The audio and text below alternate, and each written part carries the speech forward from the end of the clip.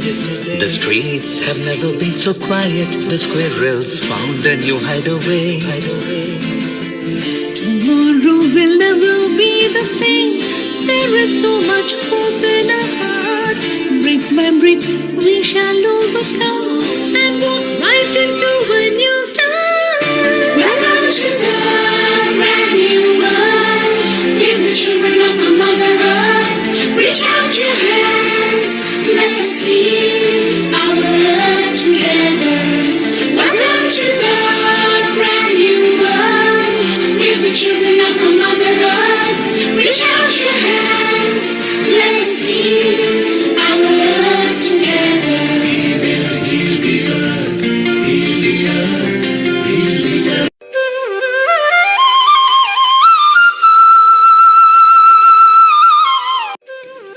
Namaste. Please join us this Sunday on a free global online episode, Ayurveda Special.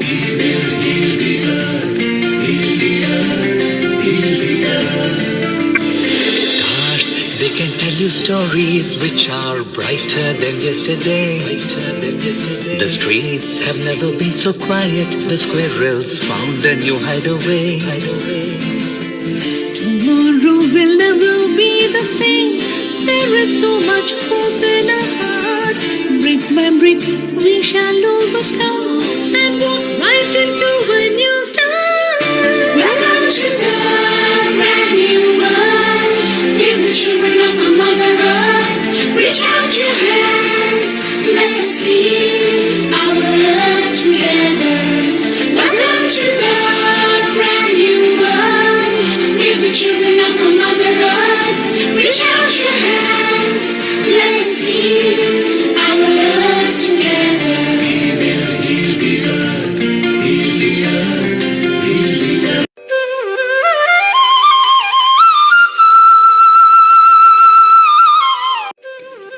Namaste. Please join us this Sunday on a free global online episode, Ayurveda Special.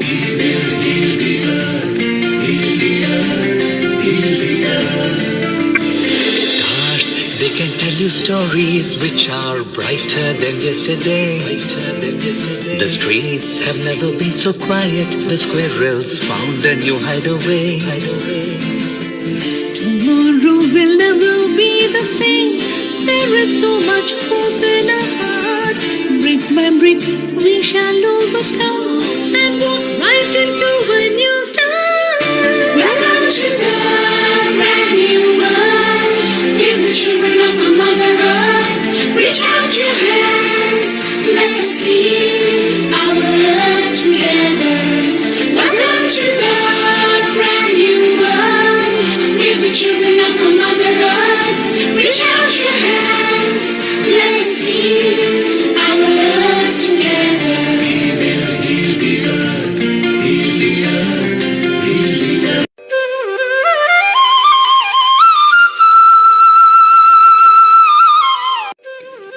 Namaste. Please join us this Sunday on a free global online episode, Ayurveda Special.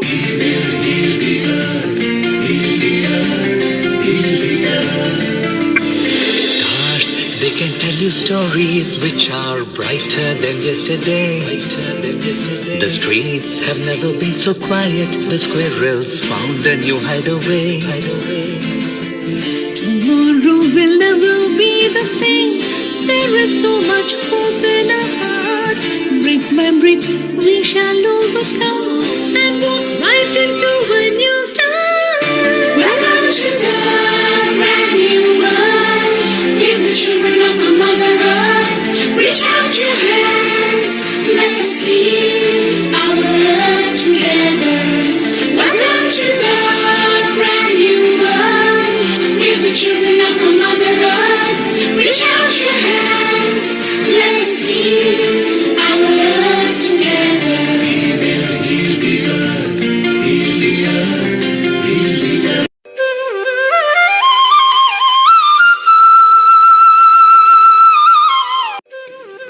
Namaste.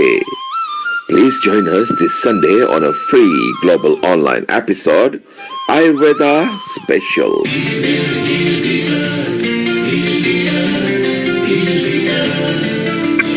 Stars, they can tell you stories which are brighter than yesterday. The streets have never been so quiet. The squirrels found a new hideaway. Tomorrow will never be the same. There is so much hope in our hearts. Brick by brick, we shall overcome and walk right into a new start. Welcome to the brand new world. We're the children of a Mother Earth. Reach out your hands. Let us lead our earth together. Welcome to the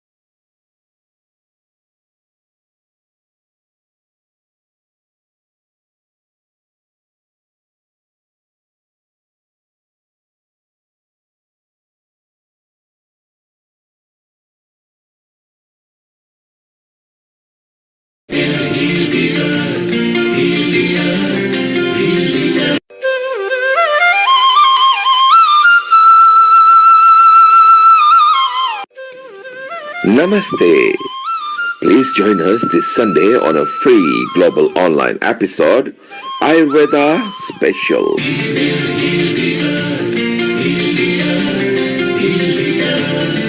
Stars, they can tell you stories which are brighter than yesterday.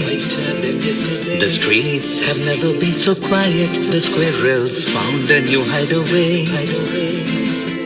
Tomorrow will never be the same. There is so much hope in our hearts. Brick by brick, we shall overcome and walk right into a new start. Welcome to the brand new world. We're the children of a Mother Earth. Reach out your hands. Let us lead our earth together. Welcome to the brand new world. We're the children of a Mother Earth. Reach out your hands. Let us lead our earth together.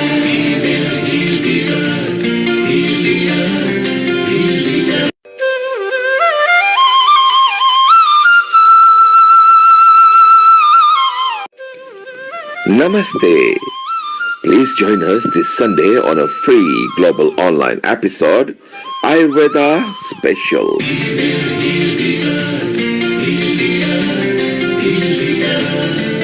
Stars, they can tell you stories which are brighter than yesterday. The streets have never been so quiet. The squirrels found a new hideaway. Tomorrow will never be the same. There is so much hope in our hearts. Brick by brick, we shall overcome and walk right into a new start. Welcome to the brand new world. We're the children of a Mother Earth. Reach out your hands. Let us lead our earth together. Welcome to the brand new world. We're the children of a Mother Earth. Reach out your hands. Let us lead our earth together.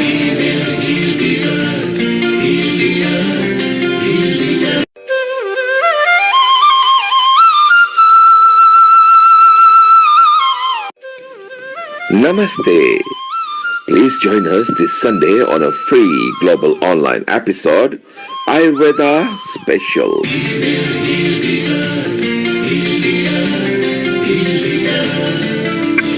Stars, they can tell you stories which are brighter than yesterday. The streets have never been so quiet. The squirrels found a new hideaway. Tomorrow will never be the same. There is so much hope in our hearts.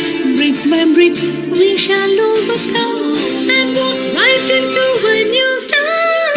Welcome to the brand new world. With the children of a Mother Earth, reach out your hands. Let us lead our earth together. Welcome to the brand new world. With the children of a Mother Earth, reach out your hands. Let us lead our earth together.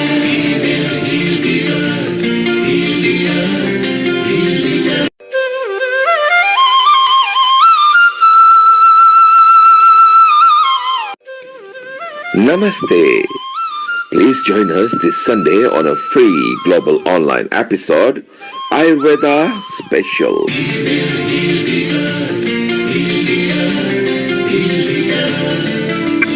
Stars, they can tell you stories which are brighter than yesterday.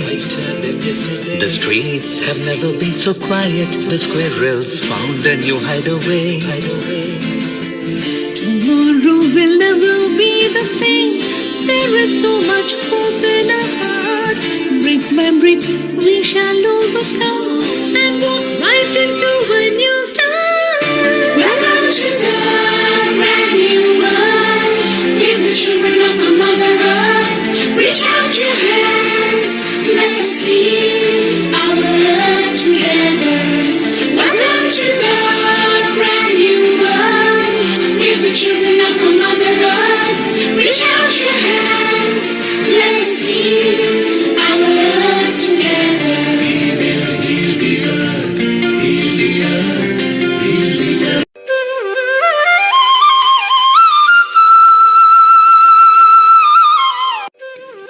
Namaste. Please join us this Sunday on a free global online episode, Ayurveda Special.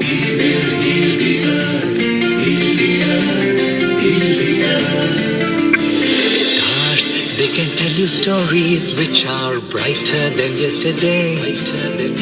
The streets have never been so quiet. The squirrels found a new hideaway. Tomorrow will never be the same. There is so much hope in our hearts. Brick by brick, we shall overcome and walk right into a new start. Welcome to the brand new world. With the children of a Mother Earth, reach out your hands. Let us lead our earth together. Welcome to the brand new world. With the children of a Mother Earth, reach out your hands. Let us lead our earth together.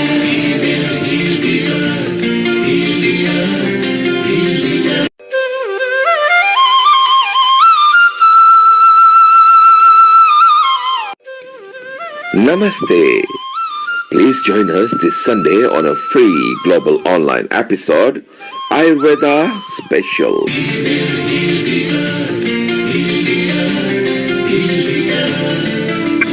Stars, they can tell you stories which are brighter than yesterday. The streets have never been so quiet. The squirrels found a new hideaway. Tomorrow will never be the same. There is so much hope in our hearts. Brick by brick, we shall overcome and walk right into a new start. Welcome to the brand new world. With the children of a Mother Earth, reach out your hands. Let us lead our earth together. Welcome to the brand new world. With the children of a Mother Earth, reach out your hands. Let us lead our earth together.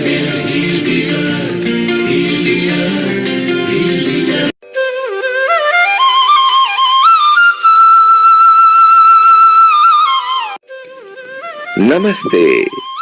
Please join us this Sunday on a free global online episode, Ayurveda Special.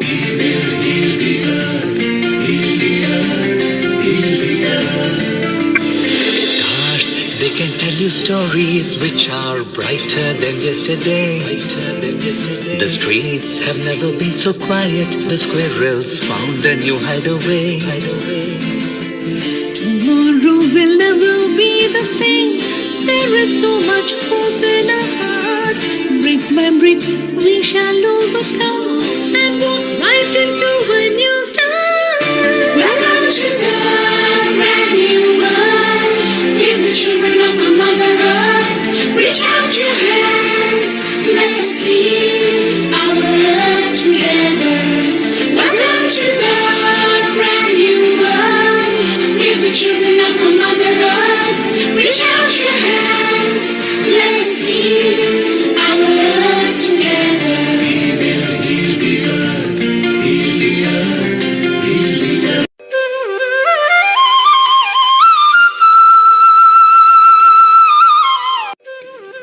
Namaste. Please join us this Sunday on a free global online episode, Ayurveda Special.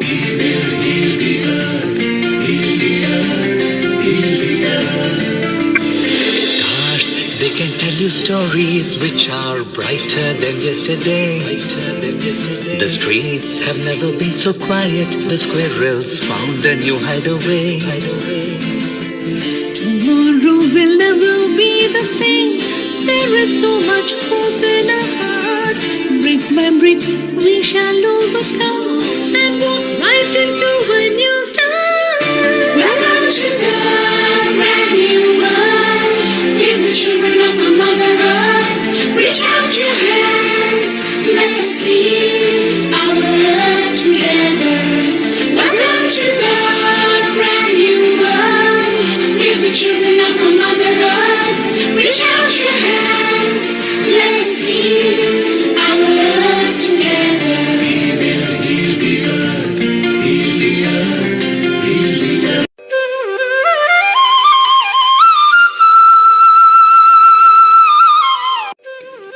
Namaste. Please join us this Sunday on a free global online episode, Ayurveda Special.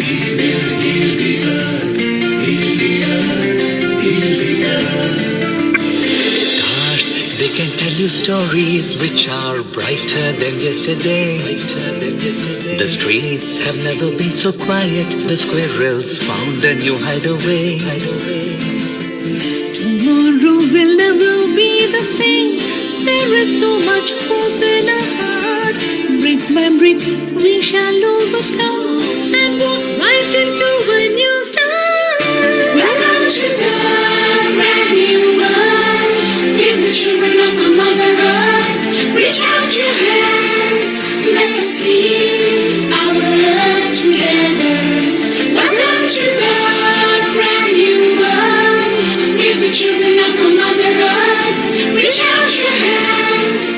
Let us lead our earth together. We will heal the earth. Heal the earth. Heal the earth.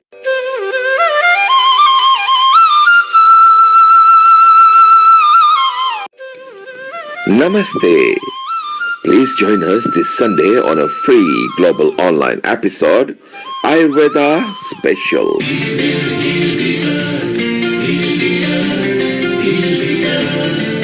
Stars, they can tell you stories which are brighter than yesterday.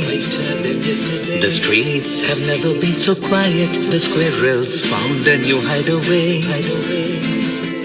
Tomorrow will never be the same. There is so much hope in our hearts.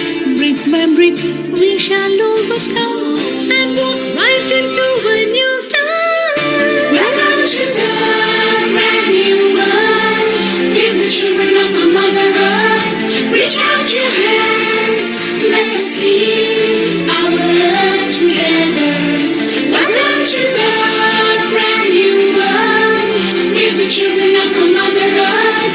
Reach out your hands. Let us lead our earth together.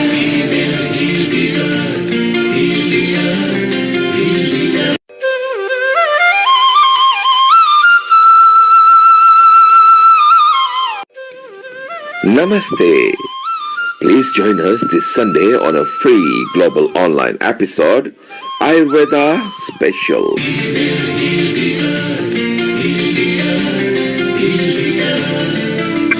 Stars, they can tell you stories which are brighter than yesterday.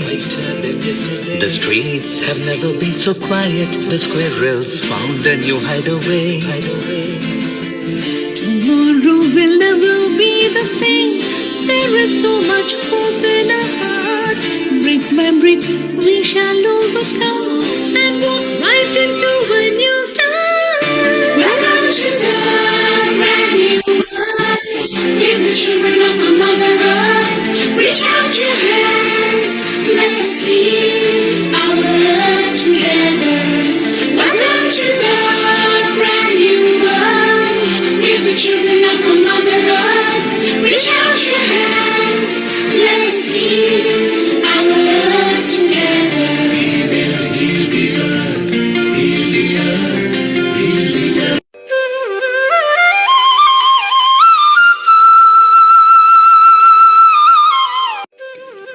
Namaste.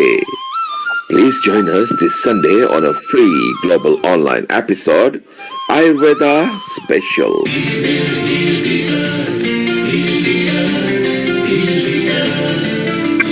Stars, they can tell you stories which are brighter than yesterday.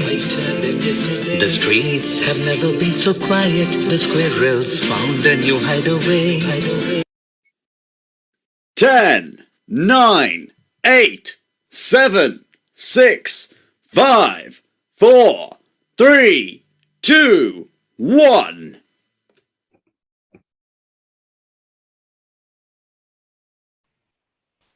Global Namaste, Rajiv. Carry on and we can begin our wonderful journey on healing our earth for the Ayurveda session. Thank you so much, Nilkumar. It's so nice to really be with our colleagues, friends, and well-wishers healing our earth. It's 141st episode, and that is very big achievement. Let's begin with the prayer to God.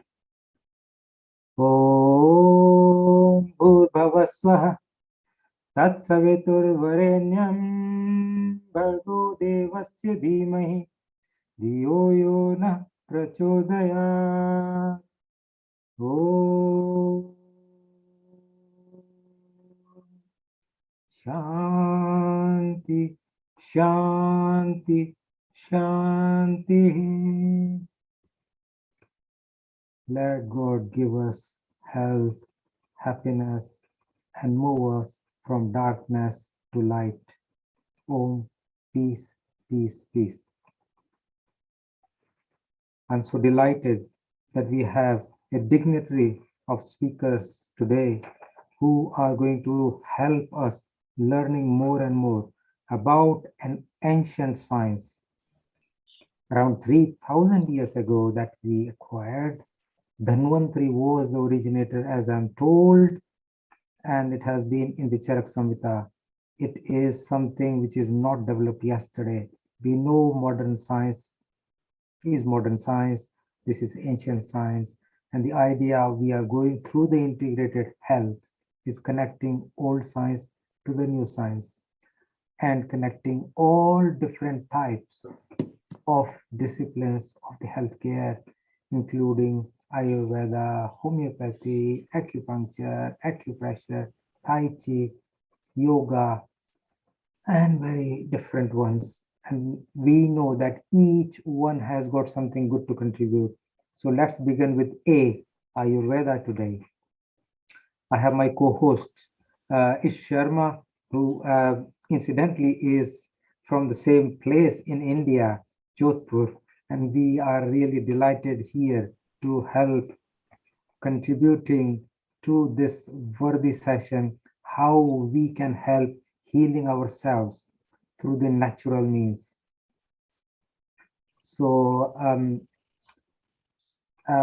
should we have a couple of words from Ish, and then I will invite our first speaker, Paljot. Thank you very much, Dr. Gupta. Thank you very much, Neil. And this is really a very special day when it comes to Ayurveda, because we have got some like very fresh speakers for this platform. And this is how the family is in an ever expanding mode. And we get a chance to hear like new versions of the same science, the new experiences coming from the same academic background. Still we like emerge as an individual, as a special mix with the given experience, with the given training, with the given inclination. And I'm very fortunate to announce that we have got with us my counterpart from the University of Latvia, Professor Shantala Priyadarshini ji, who would be gracing the occasion in the due course today. And having such an immense experience, we are bound to benefit from the richness of her credentials. And we have maintained a sequence where, very nice to see you, Dr. Shantala ji. Namaskar to you. And for your introduction, we are the two Ayurveda chairs active globally today. One is at the University of Latvia, and myself being at the University of Mauritius. And there are 11 more which are vacant and still awaiting some incumbent to go and join them. So we are a very we feel quite connected. We have never met. I have never personally met Shantala ji, but this is always an encouragement. Yes, to get to know from her what are we doing. That is how we remotely keep supporting each other and try to represent Ayurveda and India in the best manner possible. So Rajiv ji, without wasting much time, because we are quite tight today, can you please invite Dr. Baljot Kaur for the talk? Thank you, and Shantala ji. I think we're going to have a fantastic discussion today. For those viewers who are on various different type of social media, including the YouTube, Facebook Live, Periscope, and rest of the stuff, please keep asking questions if you want, and we will have our very valuable speakers who would try and give as answer as possible. Our first speaker today of the big galaxy is Dr. Baljit Kaur, and she's going to talk about a very, very important and a very natural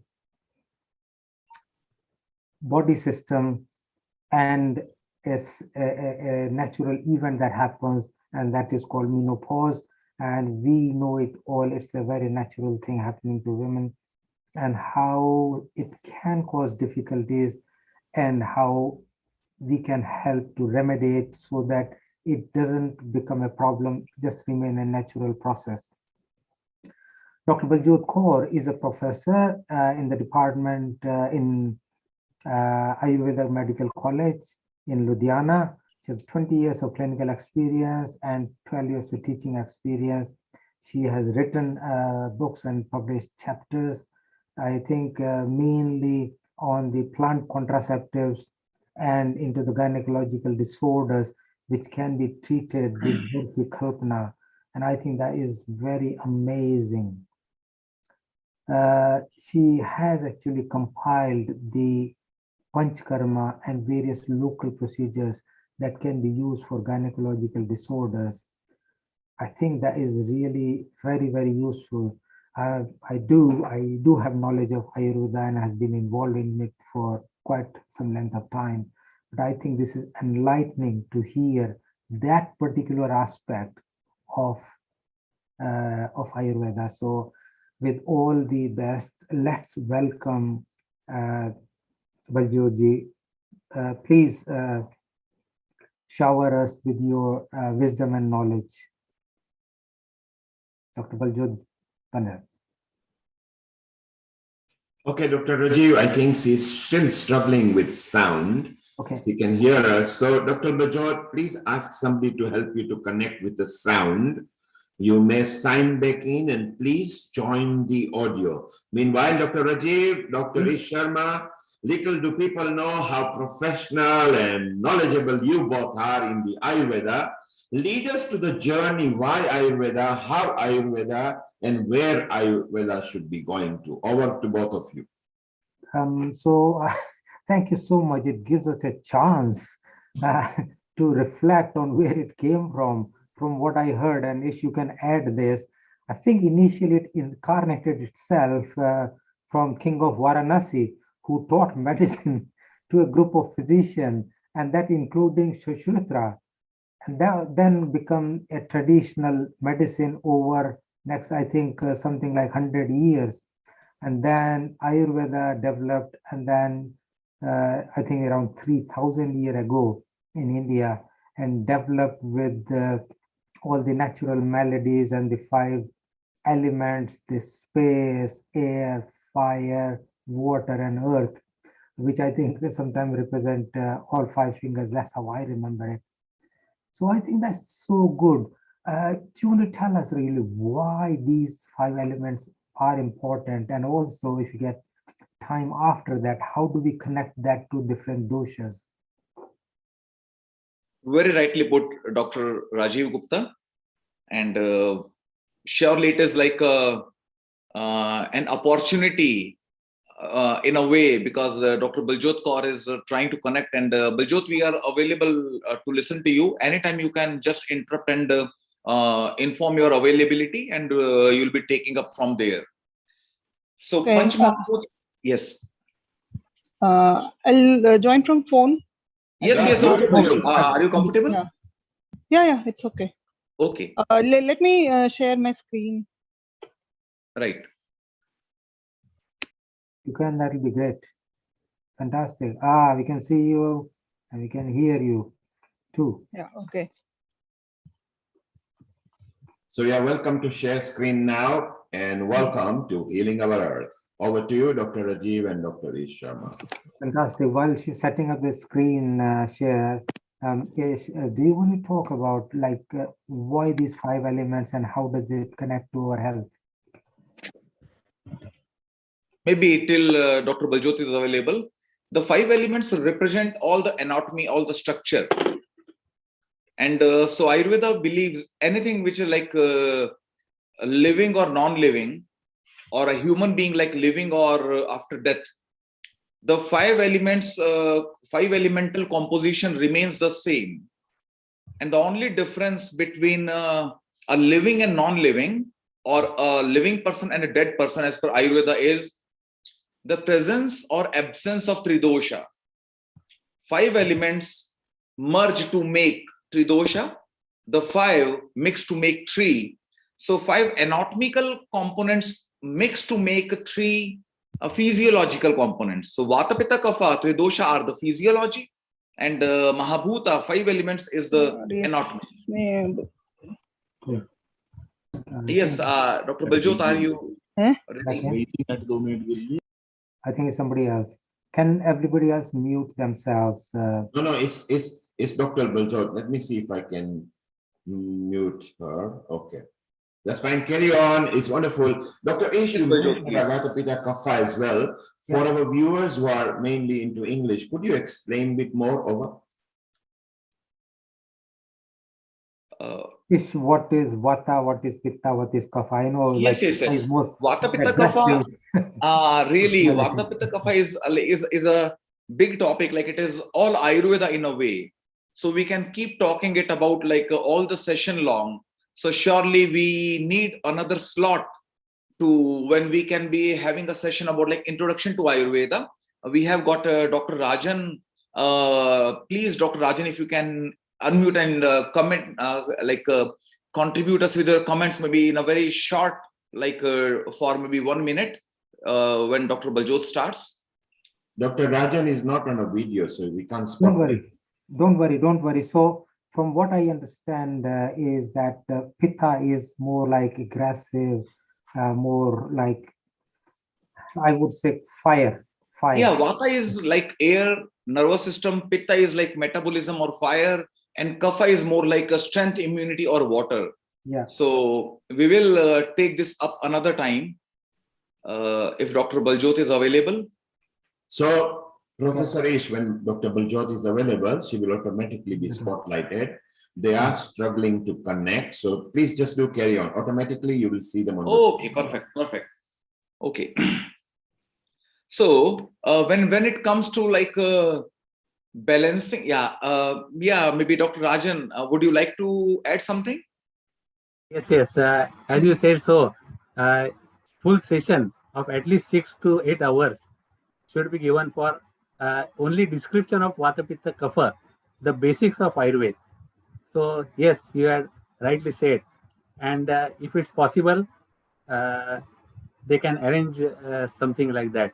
So So thank you. just Thank you. so we will arrange for it. I'm trying to use the time effectively so that our audience doesn't get disenchanted. So just for me to say, let me just add in there here. So Vata is, in my view, like a cold, light, dry, rough kind of a person, and these are the ways to identify it, because in Ayurveda, very much different than my kind of typical conventional science, where if it has got a pancreatitis, it's same pancreatitis depending on whatever, and if it is a pneumonia, it's a pneumonia for all. In Ayurveda, the same pneumonia could be treated differently for different people, and therefore that is how the Vata personality is. And on the other hand, Pitta is very different. So Pitta dosha is like fire on water, and therefore it's sharp, oil, liquid, something like that. And therefore that needs to be treated differently. And I always feel Pitta is more like an athletic person, strong, but at the same time, he's quite aggressive and tenacious. And that's how in my mind I have found, because there are different personalities, which, because I do behavioral science and emotional intelligence, so in NLP there are different type of people. So same is disc personality. This is like dominant, desirable, and active. And there is C type person who are cautious and careful, and people say they will read the Xerox copy to check it is right. So Pitta is actually a copy, reading the small things and at the same time being quite aggressive. So they're high D as well as high C. And I believe that their strengths are being quite like intelligent, purposeful, very determined, mastering the skills, and they're very strong natural leaders. On the other hand, they have quick metabolism, and they're impatient, they're prone to conflict, always hungry, has mood swings, and I believe they're very prone to acne and inflammation, and also sensitive to hot temperatures. So currently in UK, the temperature is very hot, and I've found that people who are Pitta personality are having a lot more problems than the Vata personalities. So I think that's kind of a short description while we're waiting. So I think you might add a bit more about Kapha. I haven't talked about, otherwise we can talk that. Okay. Yeah. Vata Pitta Kapha Tridosha, as Dr. Patankar told, requires altogether an elaborate session. If we go ahead with simplification, Vata Pitta Kapha is the common currency in Ayurveda. This is the common currency. For example, we have a common currency like pound or rupees or dollar, So even non-material things are converted to that currency value. Because you insulted me, I sue you with 1 million pounds, defamation case. Now, insult or respect cannot have a monetary value.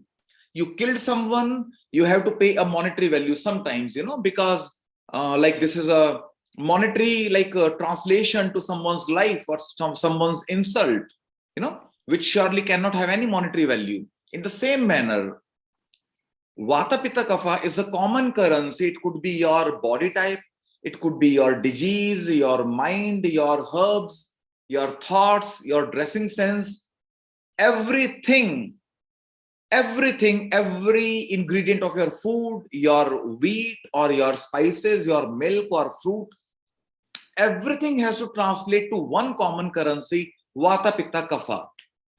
What does it do to Vata Pitta Kapha? Your age, you are a kid, you are old, you are young, you are sleeping, you are awake, you are happy, you are sad. No exception everything has to fall back to Vata Pitta Kapha, because that is the common currency. This is a simplification. And this common currency can also be Mahabhuta. Like if I have to mark you out of 3, I'll give you like 1 mark, 2 marks, or 3 marks. If I have to give you marks out of 100, then I can be more specific. Like I give you 77 or 78 or 53 or 54. The larger the parameters, the more finer, more analytical is the outcome. That is how some experts from Maharashtra, Pune, they came up with Panch Bhautik Chikitsa. That is, as we were seeing, like it is more Vata or more Pitta or more Kapha, 5 parameters are better than 3. The larger the set of parameters, the finer is, the better is the outcome.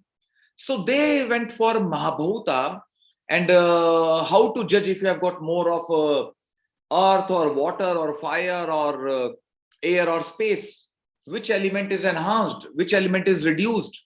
So they went for Panchbhautik Chikitsa, but original Ayurveda was about Tridosha Chikitsa, because Tridosha is the only like attribute for the living, and this healthcare science deals with the living only, not with the dead or non-living.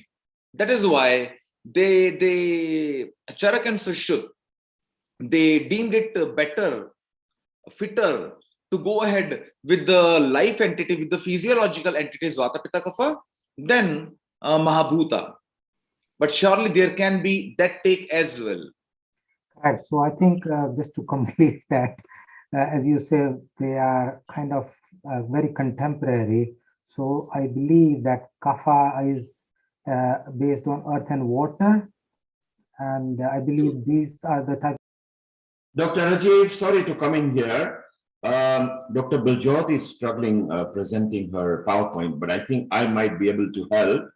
And we'll ask her to see if she puts the sound on, or Professor Ish or yourself can talk us through her presentation. So just bear with me one moment, and I will share the screen. And if you could tell me, can you see the presentation? Yes, we can see. Okay, Dr. Biljot, if you can hear us, unmute yourself and see if you can talk us through it. Yeah, hello, sir. Can you hear good. me? Perfect. Please go ahead. Can hear you. Okay. Sorry for the trouble. We got it. Don't worry. Carry on. Empowering the transition. Menopause. Yeah, with the blessings of Lord Dhanvantri and all my gurus, I thank all of you for giving me this opportunity to present my topic, menopause, empowering that transition with Ayurveda. Next, please.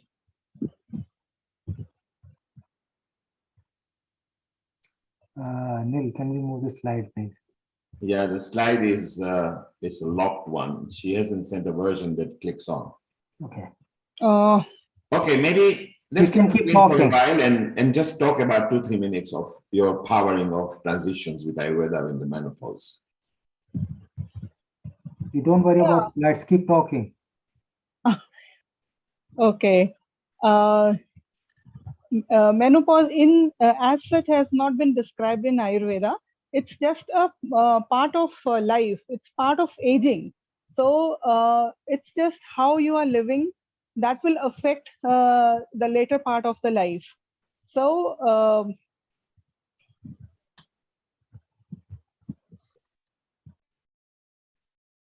We can't hear you. Okay, Dr. Rajiv, let's skip Dr. Biljot. I think we've tried our best. Carry on. Both of you were talking interesting points, so tell us more about it. Maybe we can go ahead with the Jayant, who was to follow if Jayant is available. It's fine, Jayant. Dr. Ish, Jayant's slot is in about 10 minutes, so just please carry on. We'll bring it. So we were discussing about Vata Pitta Kapha, whereas Dr. Rajiv ji was complimenting where does it come from? Where do Vata Pitta Kapha come from? Actually, what happens is when the pregnancy takes place, that is the time, as per the Ayurveda viewpoint, as per the Darshana viewpoint, as per the Vedic viewpoint, a soul would be entering the combination of sperm and ovum. Atma enters the combination of sperm and ovum, and that is the point when the pregnancy takes place. And the soul is so potent, so powerful, with its entry into this combination of sperm and ovum, the soul would be converting some non-living Panch Mahabhuta into something living, Tridosha, something physiological, quality, like holding entities, Tridosha.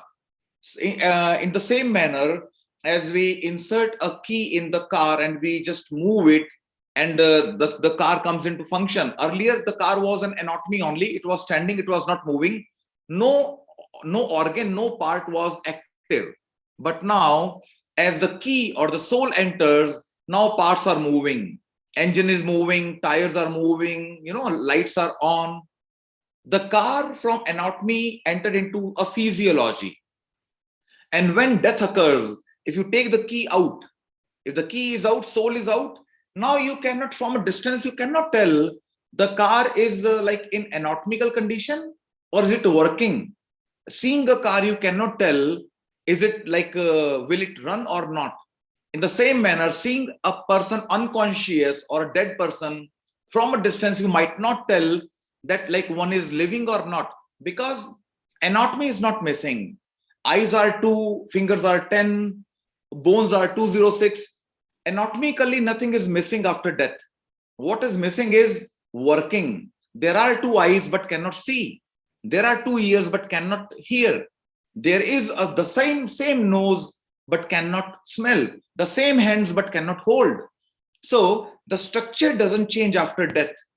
As soul leaves, the soul brought Tridosha into activation. When the soul leaves, departs, the Tridosha stop working. The physiology finishes, and the structure of Panch Mahabhuta we are left with. That is a dead body. So this is the main difference, anatomy and physiology. Maybe Dr. Raji. I think that's brilliant, and you brought the point home that, and I can relate to it. My father, I can share that experience, was ill, and he was in intensive care, and he was on ventilator. Now he was on ventilator, and I believe that he is getting the medicines. There is artificial ventilation going through the ventilator, and everything is being done. But despite being in intensive care and on ventilator, early morning, suddenly they've called that he is no more. In the typical medical signs, the heart is being pumped, the lungs are being ventilated, oxygen is being pushed. So what has changed? The body is exactly the same. True. That is the time I realized that this is the soul that actually keeps you alive. And that's the difference between a body that is alive and that is not alive. So everything was same. The whole body, organs, everything was same. But the life is given to the organs through the soul. And that is the spark. Once that spark is gone, I could see that spark going. And this is one of those things where we come to realize that there are different aspects of science in a different way, and they are not quite equivalent to each other. And the idea is how we become more tolerant to one or the other science, how we can learn more from each other so that we are more informed and get a better quality of care for our patient. Very true. Jayant is here, I think. Yeah, so, Jayant is there. While we are talking about it, do you want to give your views on it?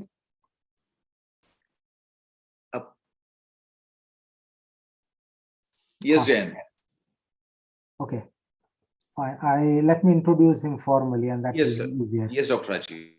So here we have Jayant Khullar. He's from India, and it's very important that he is a craniosacral therapist, which is a different type. As we were talking at the beginning of this session, that all different type of sciences or disciplines of sciences, including the traditional conventional medicine or modern medicine, Ayurveda, homeopathy, and homeopathy associated with yoga and rest of the stuff.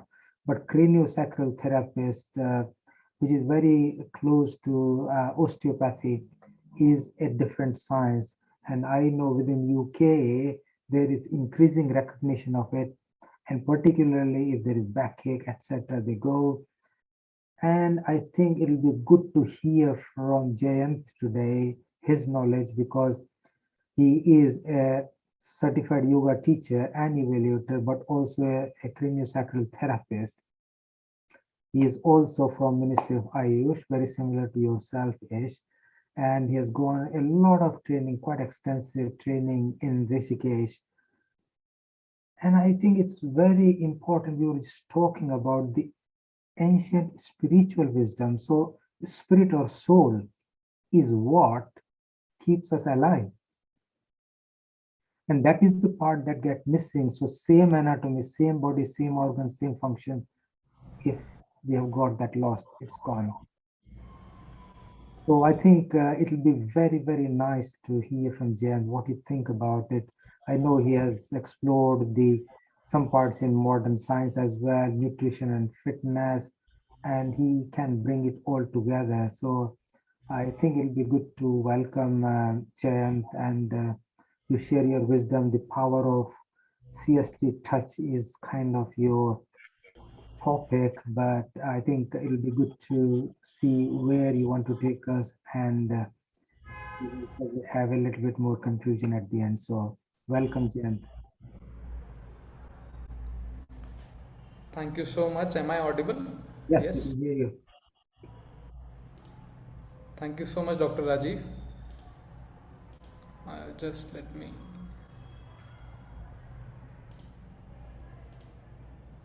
Okay. So I'm very happy, very glad to be part of this beautiful group. I was so happy to see the kind of work you all are doing, and that too not for 1 or 2 days, but consistently since so many weeks. So very happy to be part of this group. So my topic for today is the power of CST touch. And I was listening to Dr. Ish, and he just shared that I have written it down. So he said the soul is very potent and powerful, and how beautifully all these sciences are connected. Every day when I read about CST, I get to learn more and more. And this line which Dr. E said, the soul is very potent and powerful, which is there in Ayurveda, I am practicing it in the form of CST, and it is bringing wonders. So without wasting our time, I'll share my screen quickly and just share my little knowledge about CST.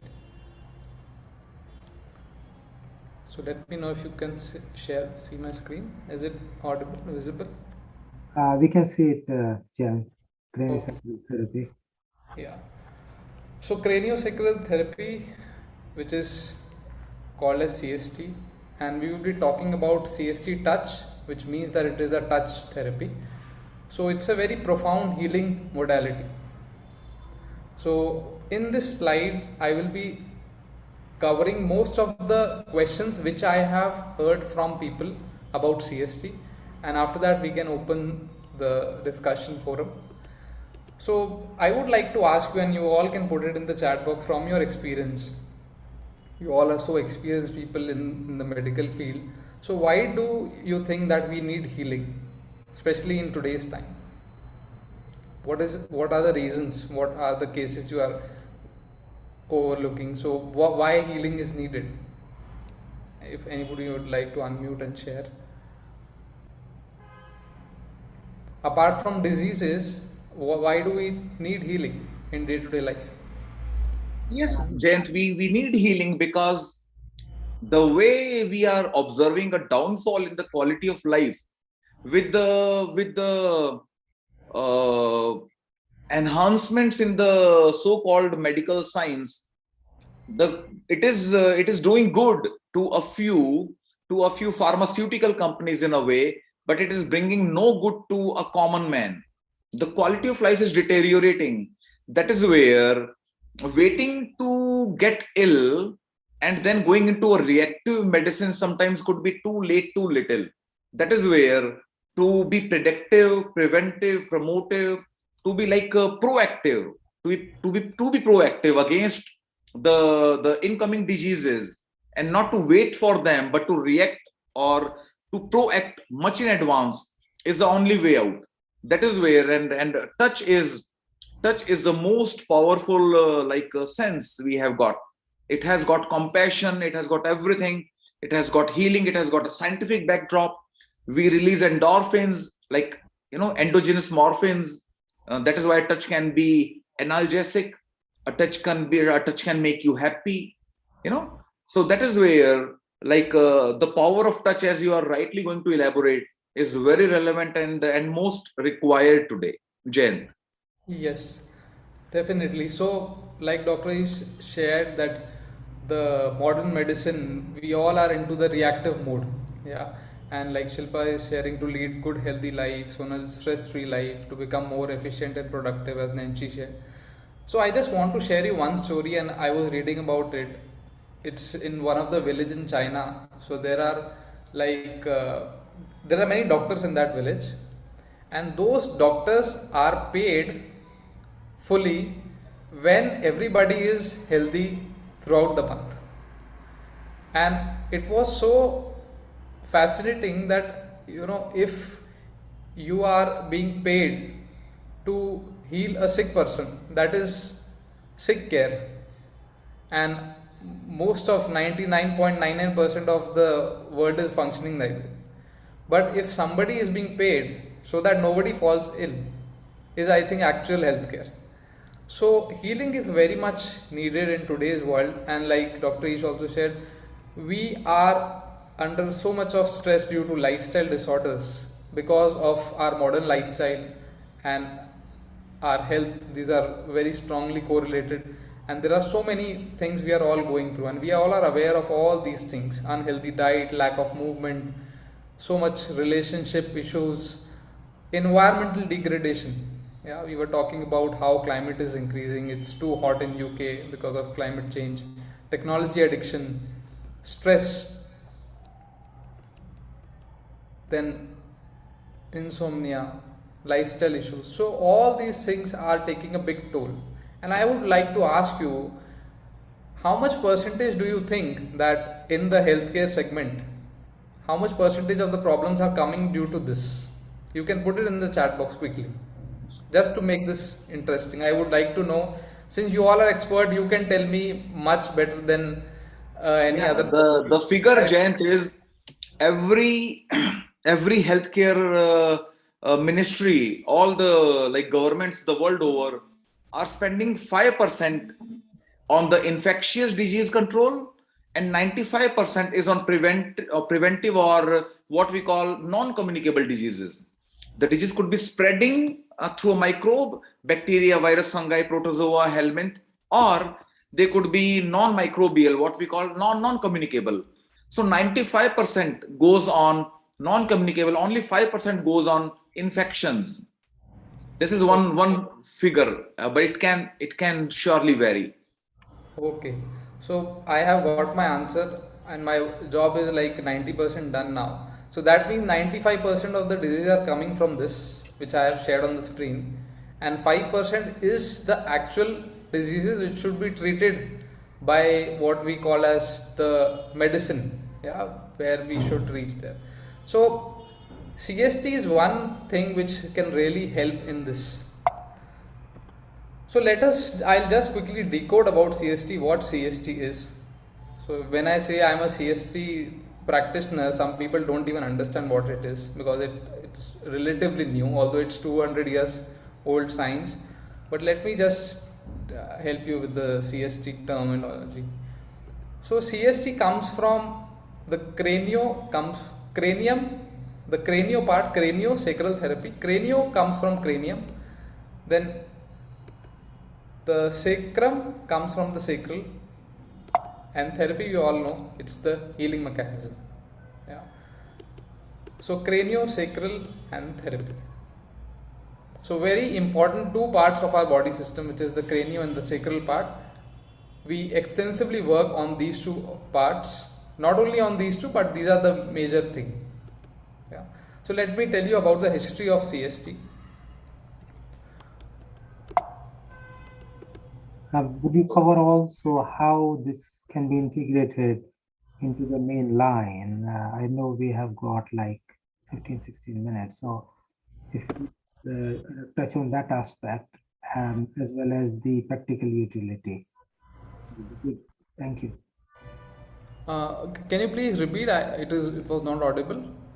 What I'm trying to say is that it's good to know the history, but also on how it is useful in the modern era and how we can integrate that into the modern science, how we can bring it together, how it can be integrated. Surely, I'll cover that. History, just one slide.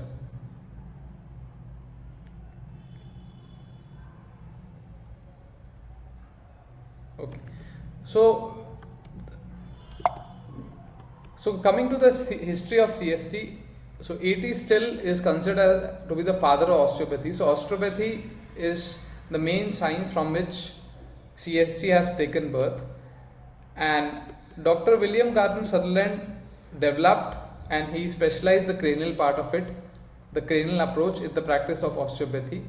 So he studied osteopathy and graduated from the AT Still University in 1900s, and during his school days when he was studying in the college, he chanced upon a disarticulated skull, and he was wondering why the skull bones, the cranial bones, resembled the gills of a fish. If you can see this, these are the gills of a fish, and there was a resemblance, deep resemblance between the cranial bones and the gills of a fish. So in osteopathy, he has already studied that there is a relationship between the structure and the function in the body. So the gills are meant to breathe. So he thought that if there are gill-like structure in our cranial bones also, then those are meant to move, to make some movement. And after a lot of experimentations, he finally gave birth to CST. These are the gills of the fish. So there are 5 major principles which he developed, and it was, the first one is there is inherent mobility of the brain and the spinal cord. So when he proposed this in 1900s, there was a lot of rejection coming from the medical field because they never considered this and they rejected it. So he also said that there is fluctuation of the cerebrospinal fluid, there is motility of the intracranial and intraspinal membranes, and there is mobility of the cranial bones, and there is also involuntary mobility of the sacrum between the ilia. So these were the 5 principles on which he developed craniosacral therapy. So about CST now, so CST is a very safe, non-invasive, it's a gentle touch healing modality. It enhances the natural healing ability, propelling you towards vibrant health. It's a very profound transformative process. So how does CST help? So it brings a good balance in the mind-body system. It helps to in deep-seated trauma also. It has a lot of benefits in the entire range of health, not only in minor aches and pains, but also chronic and acute conditions. It primarily helps to restore the balance across various systems of the body and ultimately leading you towards what we all need is vibrant health. So how CST works is, so just consider a case when somebody is not feeling well and the body system is activated to fight for the health. So during CST, we all know that the human body has a powerful inherent potential, and even when there is a disease, a trauma, a stress, the body fights for it. So CST triggers that inherent healing mechanism to bring a lasting relief from the diseases and the associated system. So with the help of a CST touch, the actual magic starts to happen. So why I am calling it as a magic? Because it creates a very, very safe and powerful space.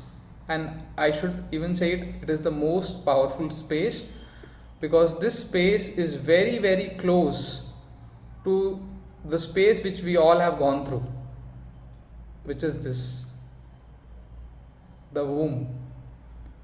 So that is the space where the maximum growth of a human body has happened, and with the help of this CST touch, we all can experience that. So what all can CST treat? I'll show you some pictures which you all can relate to.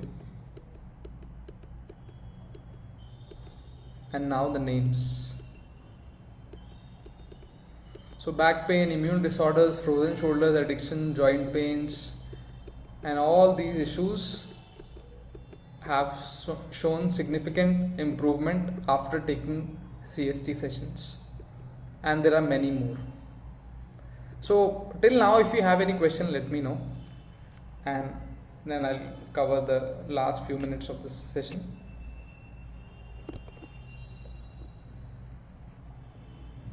It will be good to just carry on so that we can finish and then we can ask the questions. Yeah, sure.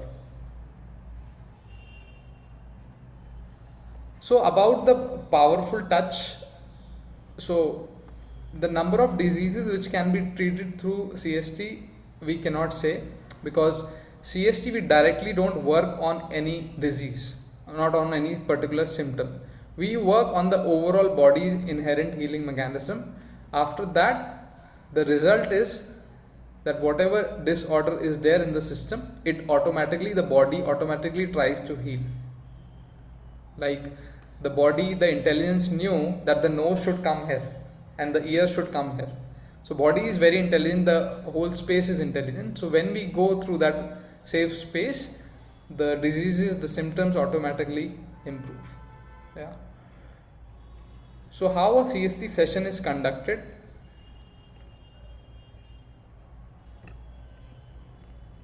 Is the screen visible? Yes, we can see it. So CST session is carried out with the patient lying down, fully clothed in a quiet and a peaceful environment. It involves a very gentle touch of the practitioner's hand. It is very gentle, not even as close to the acupressure touch. It's just that somebody is gently touching you over your, like a mother touching a baby. So this light contact may be taken up on the head, on the tailbone, feet, trunk, or any other part of the body as appropriate, as the body of the client guides the practitioner. So who all can take the session? So CST can be taken from newborn babies to elderly to young people, and it can help in illness, trauma, many stresses, strains, both physical and emotional.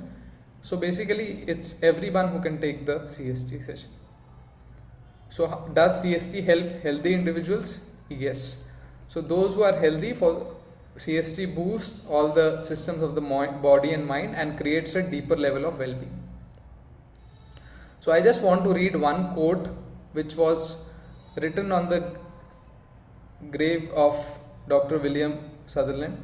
So he said that be still and know, which is, I would say, the summary of whole CST. So when you are still, when you give the inherent doctor, the most powerful doctor sitting inside us, a chance, then you can overcome all these issues which we all are going through.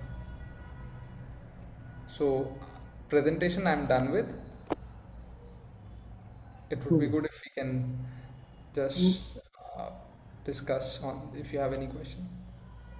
When you say that this is helpful, how does it actually differ from osteopathy? Because I found it slightly different than my understanding was. So there is osteopathy and various other things. We all do something different, which is like joint and bone manipulation. What you are describing is low touch technique. What actually does, how does it really work? Because, and what's the science behind it? Yeah. So osteopathy is the parent science, you can say. And the cranial approach of osteopathy, which specifically work on the cranial part, is craniosacral therapy. So I'm not an osteopathy practitioner, but a CST practitioner.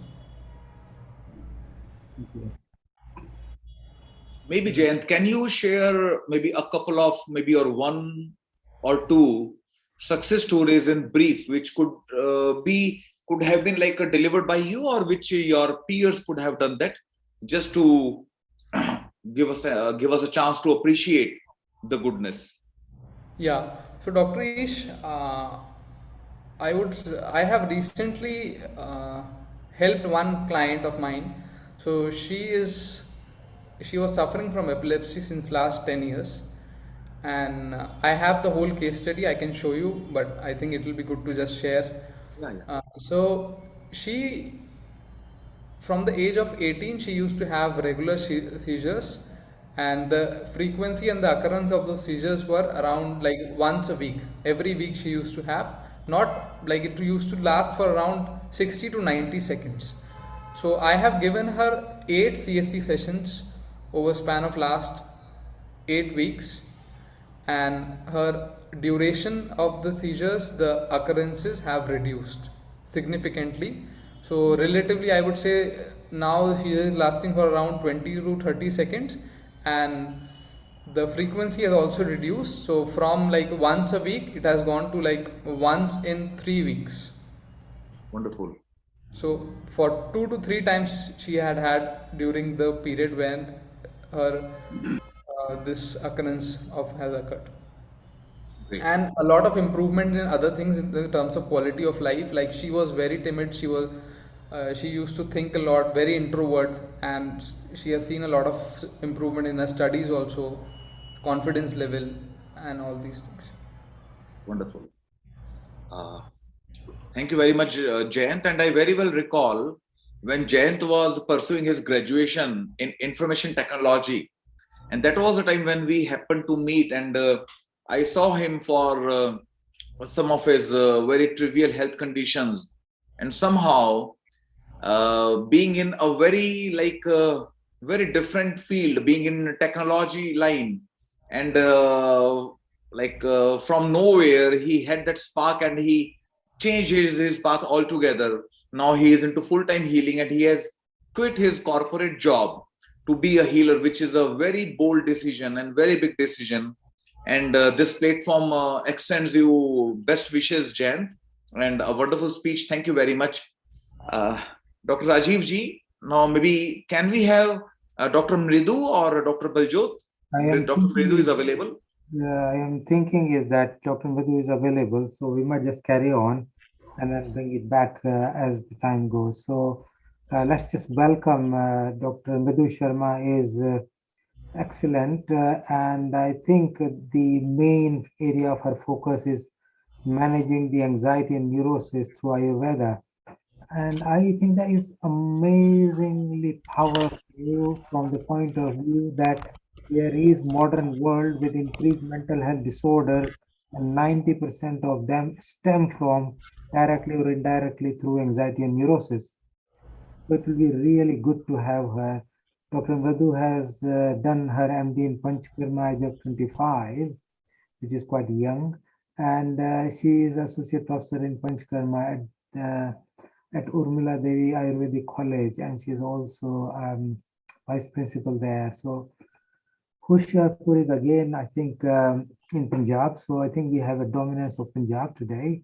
She has published 15 papers in journals, and I think she's practicing Ayurveda. So teaching Ayurveda and practicing Ayurveda together, I believe, is quite useful. So I think she's going to be sharing a lot of her wisdom with us. So are you ready, Mridu? And do you have a presentation, or are you just going to talk it through? Thank you very much, sir. I have a presentation. I'll share the screen. Cool. First of all, I would like to thank Dr. Ish for just giving me this wonderful opportunity. Thank you, Dr. Rajiv Gupta ji, for such a wonderful introduction. And I would also like to thank this organization who's working very nicely, organizing lectures in Ayurveda and promoting the health and saving the earth as well as healing of earth It's a very nice initiative. So myself, you have given a good introduction. I'm associate professor in Panchkarma and also the vice principal at Srimati Amina Devi Ayurvedic College, Hoshiarpur, Punjab. And my topic for today is managing anxiety neurosis through Ayurveda. So before discussing any kind of disease or what leads to anxiety neurosis, I just want to discuss the definition of health according to Ayurveda. Acharya Shushruta has given it. Sam dosha, sam agnishtya, sam dhatu malkriya, prasanna atma indriya mana swastha iti abhidhyate.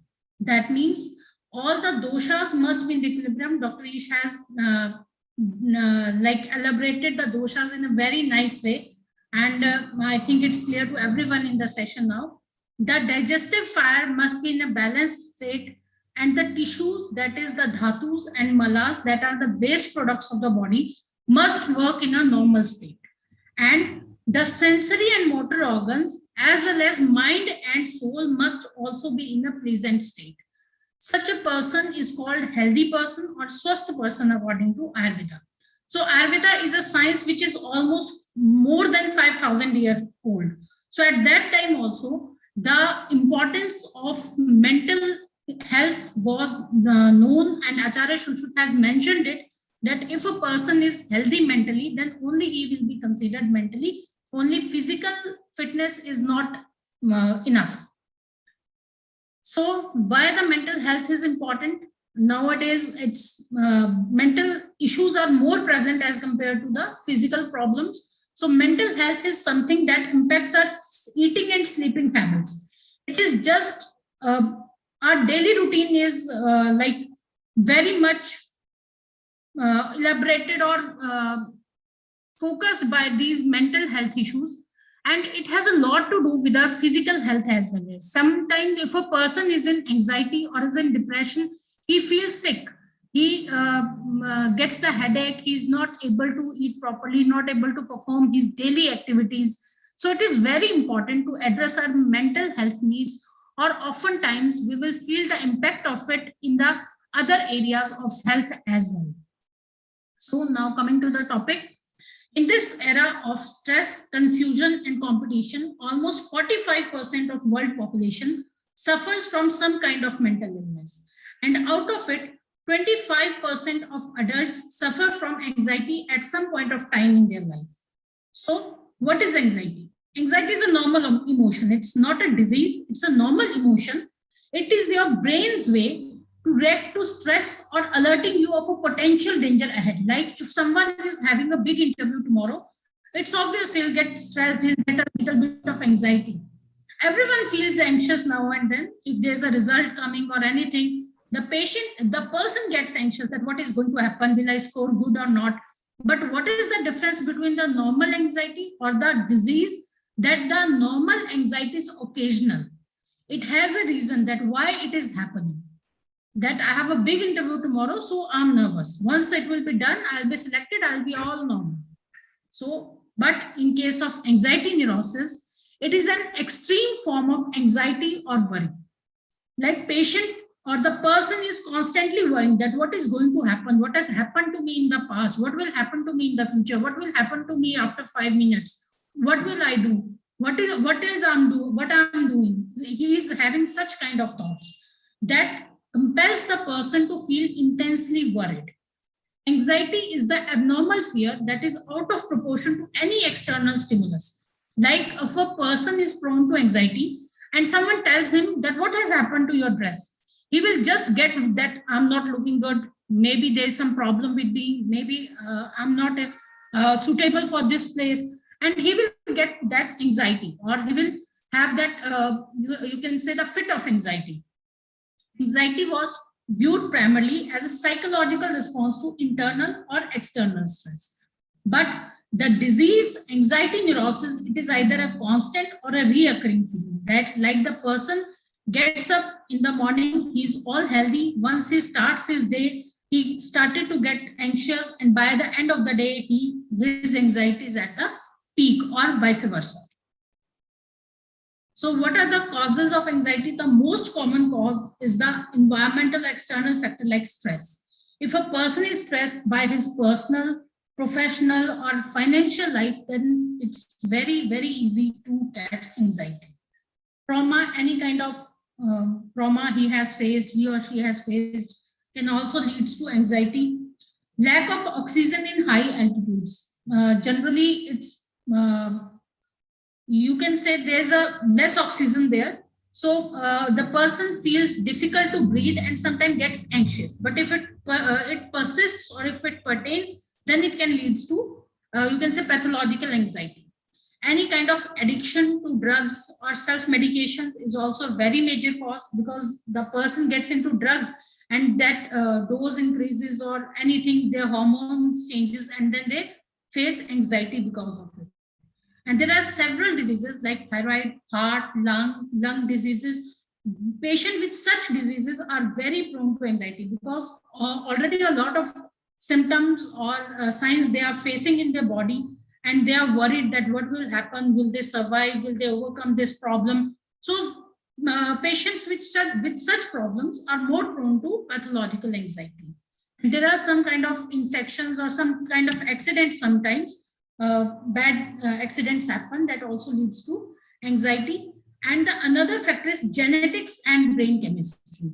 There are some kinds of problems which runs through the family, and now the new problem which runs into the families of depression or anxiety. Like I have seen many patients come to my clinic and they say, my father had this problem, so I'm having anxiety or I'm having depression because it runs in my family. So it's very normal for them, like diabetes. Many patients have come to me with this history that my father had that problem, my sister is also in depression, so I'm also in depression.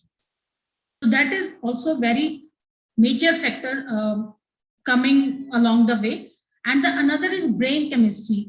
In a study, it has been shown that there are some people whose brain circuits are arranged in a way that they are overthinker and they can catch anxiety early as compared to other people. So what are the risk factors? Childhood trauma. If there is a child abuse or a sexual abuse happened, then there's a risk that the person might develop anxiety. Negative life events like the loss of a loved one or typically parents at a very young age can lead to anxiety or any kind of mental disorders. Low self-esteem. If a person is not confident in his body or is not confident in a place or event where he or she is, that can also lead to anxiety. And the one factor which I have observed a lot is being shy. If a person is a very introvert, you can say, and he's very afraid to meet people, and he has been put to such condition or position, then he might be very anxious, and sometimes it goes to a very high level. So I'm from Ayurveda, so let's discuss before treatment what is anxiety neurosis according to Ayurveda. So in Ayurveda, anxiety neurosis is called Chittodveg, and it is made up of two words, Chit and Udveg. Chit means mind and Udveg means anxiety. So Chittodveg is the anxious state of mind, or it is the unsteady state of mind where a person is not able to take good decisions or is not able to behave normally. He behaves a little panicky, a little anxious. It can be correlated with anxiety neurosis, which is a very common disease. And in Ayurveda, Chittodveg is considered as an individual disease also, or as an etiological factor for many other psychic and psychosomatic diseases. Like in it is mentioned in Unman, like that is schizophrenia. We can correlate to schizophrenia, that if a person is having an anxious state of mind, it is very common that he might develop the next stage, that is the schizophrenia. So what are the factors according to Ayurveda? Dr. Ish has discussed the doshas. So there are also mental doshas, that is Raj and Tam. So Raj and Tam are the main etiological factors for Chittodveg or anxiety neurosis. So in Ayurveda, all the diseases are caused by three factors, that is Pragya, Paradha, Parinam and Asatmi Indriyat Sanyog. I'll discuss it one by one. Pragya Prad means intellectual mistake, the mistake which is done knowingly, like ignorance. Everyone knows that eating junk food is not good for our health. but still we do it. Why? Because we are ignored about our health, or we don't take it very seriously. Then what will happen if we had a burger or a pizza? It will not affect much, but we know it is not good, but still we do it. Rebelliousness, which we say sahas, or sometimes adventure, you can say. We know that jumping from a height is not good. We might fall, we might break our leg, but still some people do it. We know that riding a bike on a jerky road for a long distance is not good, but still we do it because we are rebelliousness by nature. We are just like, no, nothing will happen to me. I'm all young. It will not happen to me. Or the forgetfulness. Forgetfulness is that we know we should not do wrong to any person for just our momentarily benefit. But we do it, and in the later stage of life, we might feel guilty about it and might develop anxiety neurosis. The next is parinam, or the seasonal variation. Seasonal variation is very common when it comes to, or is a very common factor when it comes to the mental diseases. So the external environment, it is seen then when the seasons are damp, or when there is a lot of snowfall in a place. Like I have seen a patient who shifted from India to South Korea, and he had a very good job and position at all points. But when there's a snow at that place, he got all panicked. His anxiety, he got so anxious that he left his family and flew back to India and said that I cannot survive in the cold temperature. I'm just feeling that something will happen to me. I'm getting anxious, and I'm highly to develop the depression. So unexpected climatic conditions are also, like in UK now, the temperature is gone to 40 degrees. So this also leads to some kind of diseases. And if a patient is prone, or a person is prone, he might develop the anxiety. Because all the seasonal things have influence on our doshas. Like in the rainy season, naturally Vata increases. So if the Vata increases in the mental disorders or the manas doshas, we consider Vata as Raj. If Vata increases, Raja Gun increases, or Raja dosh increases, which is also etiological factor for the anxiety neurosis. Third is asatme indriyat sanyog, that is misuse of senses. We know that looking at the mobile for a long time is not good for our eyes, but still we do it.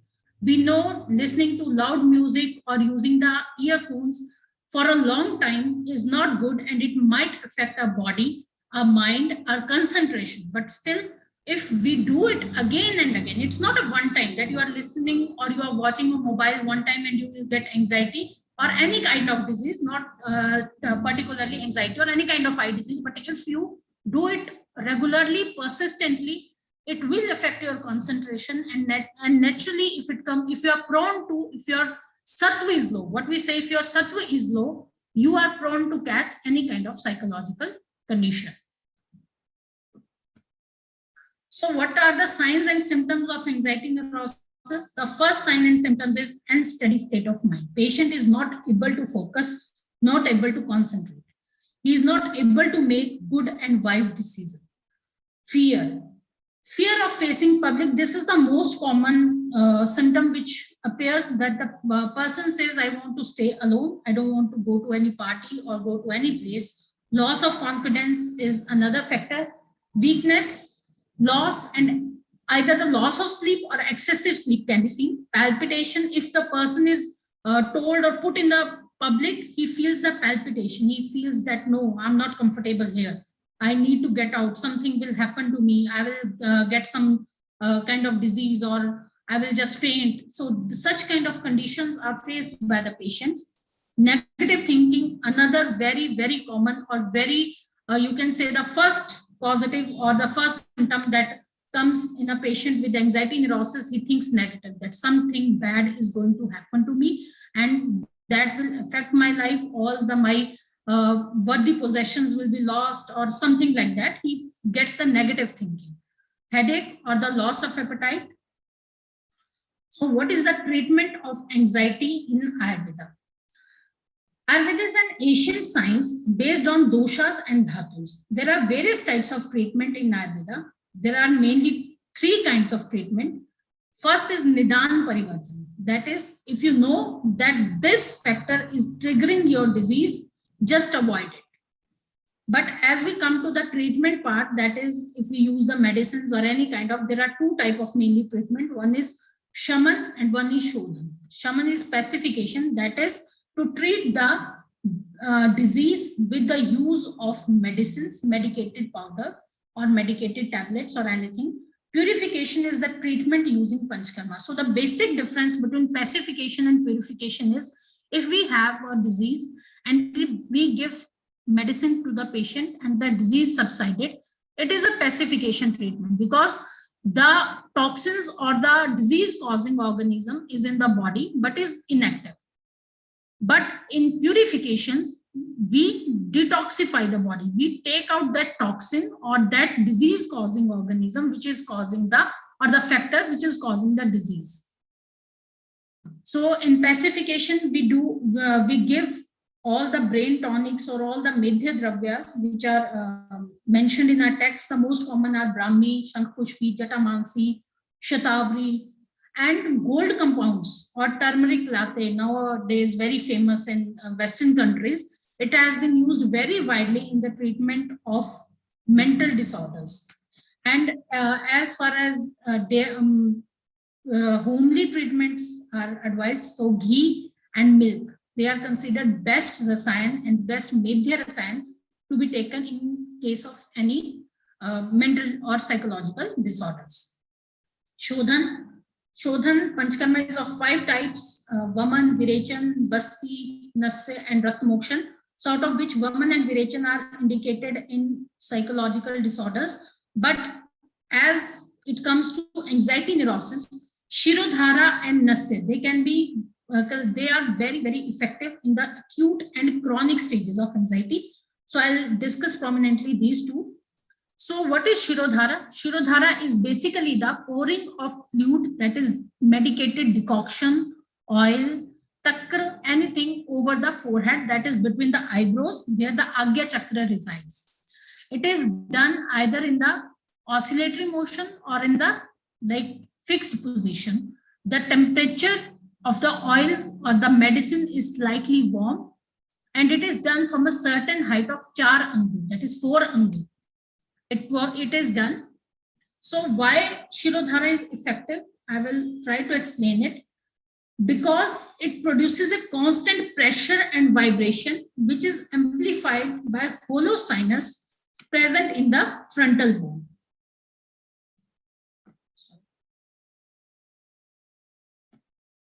That is also the site of Agya Chakra. The vibration is then transmitted inward through the fluid medium of CSF. This vibration along with little temperature may activate the function of thalamus and basal forebrain, which then brings the amount of serotonin and other hormones to the normal stage, which are increased in the stage of anxiety. It soothes the mind. And another thing, if we pour something from the height, the physical energy is converted to the kinetic energy or the electrical energy, which soothes our nerves. And pressure also has an effect on impulsive conduction. If prolonged pressure is applied to a nerve, impulse conduction is interrupted, and a part of body relaxes. And Shirodhara has 4 major effects. The first one is tranquilizing effect. I told you earlier also, patients suffer from lack of sleep or are very anxious. So the first line of treatment should be that to make patient calm. So Shirodhara does it very nicely. It has a tranquilizing effect because the oil we pour through Agya Chakra reaches the brain cortex. The second is on the autonomic nervous system. It helps in the, may also have alpha adrenogenic blocking effect. It helps in the secretions of certain adrenaline or noradrenaline hormones, which helps in the treatment of anxiety. The third is effect on endocrine system. As our mind is soothed, our all hormones, all the nervous system are basically working properly than before. It also has effect on the hypothalamus, which is responsible for the all the functioning, emotional state of the body. So if hypothalamus is properly regulated, our emotional and behavioral patterns is also regulated, and hence the patient gets relieved or shows a significant result from his anxiety condition.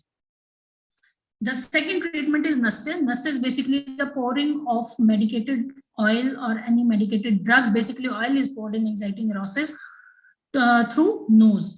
So why is it important? Because nasa hi shirtsodaram. In Ayurveda, we say nose is the gateway to brain, and it helps in the cleansing and opens the channel of the head. It relaxes the mind. It has a tranquilizing effect. It nourishes the mind because oil is used, and it is a we can say snehan karam is done, oleation is done of mind.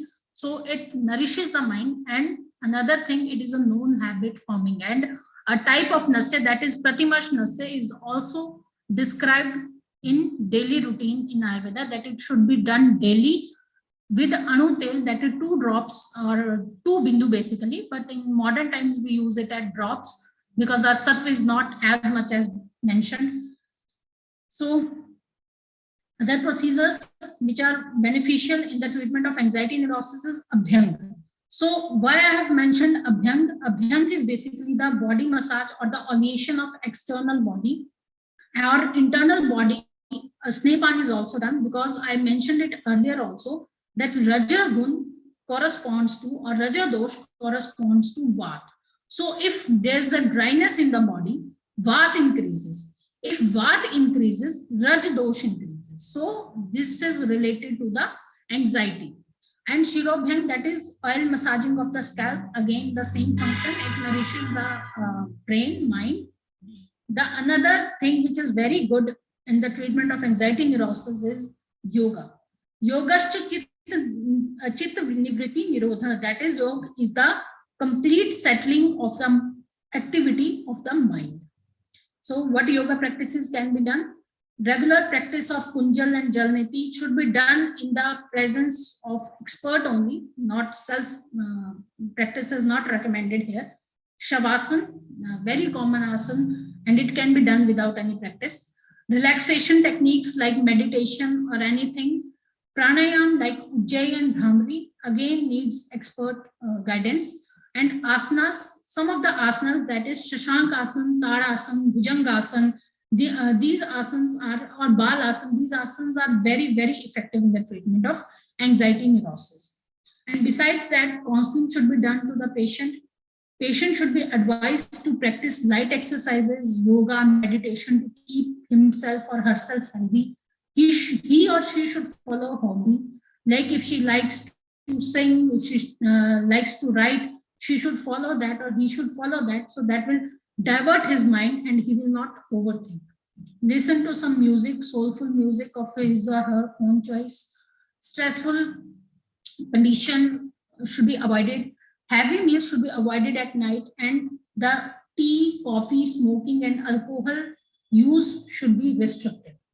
So in conclusion, I would like to say that every person almost suffers from anxiety at some point of time. It can be normal anxiety, it can be pathological anxiety. That depends on person to person. But basically, the pathological anxiety is the unsteady state of mind with or without symptoms, and it deteriorates patient's confidence. The first thing we see is change in his behavior or change in his or her daily routine. Ayurvedic treatment is non-addictive or has no known side effect, which makes it safe for the prolonged use.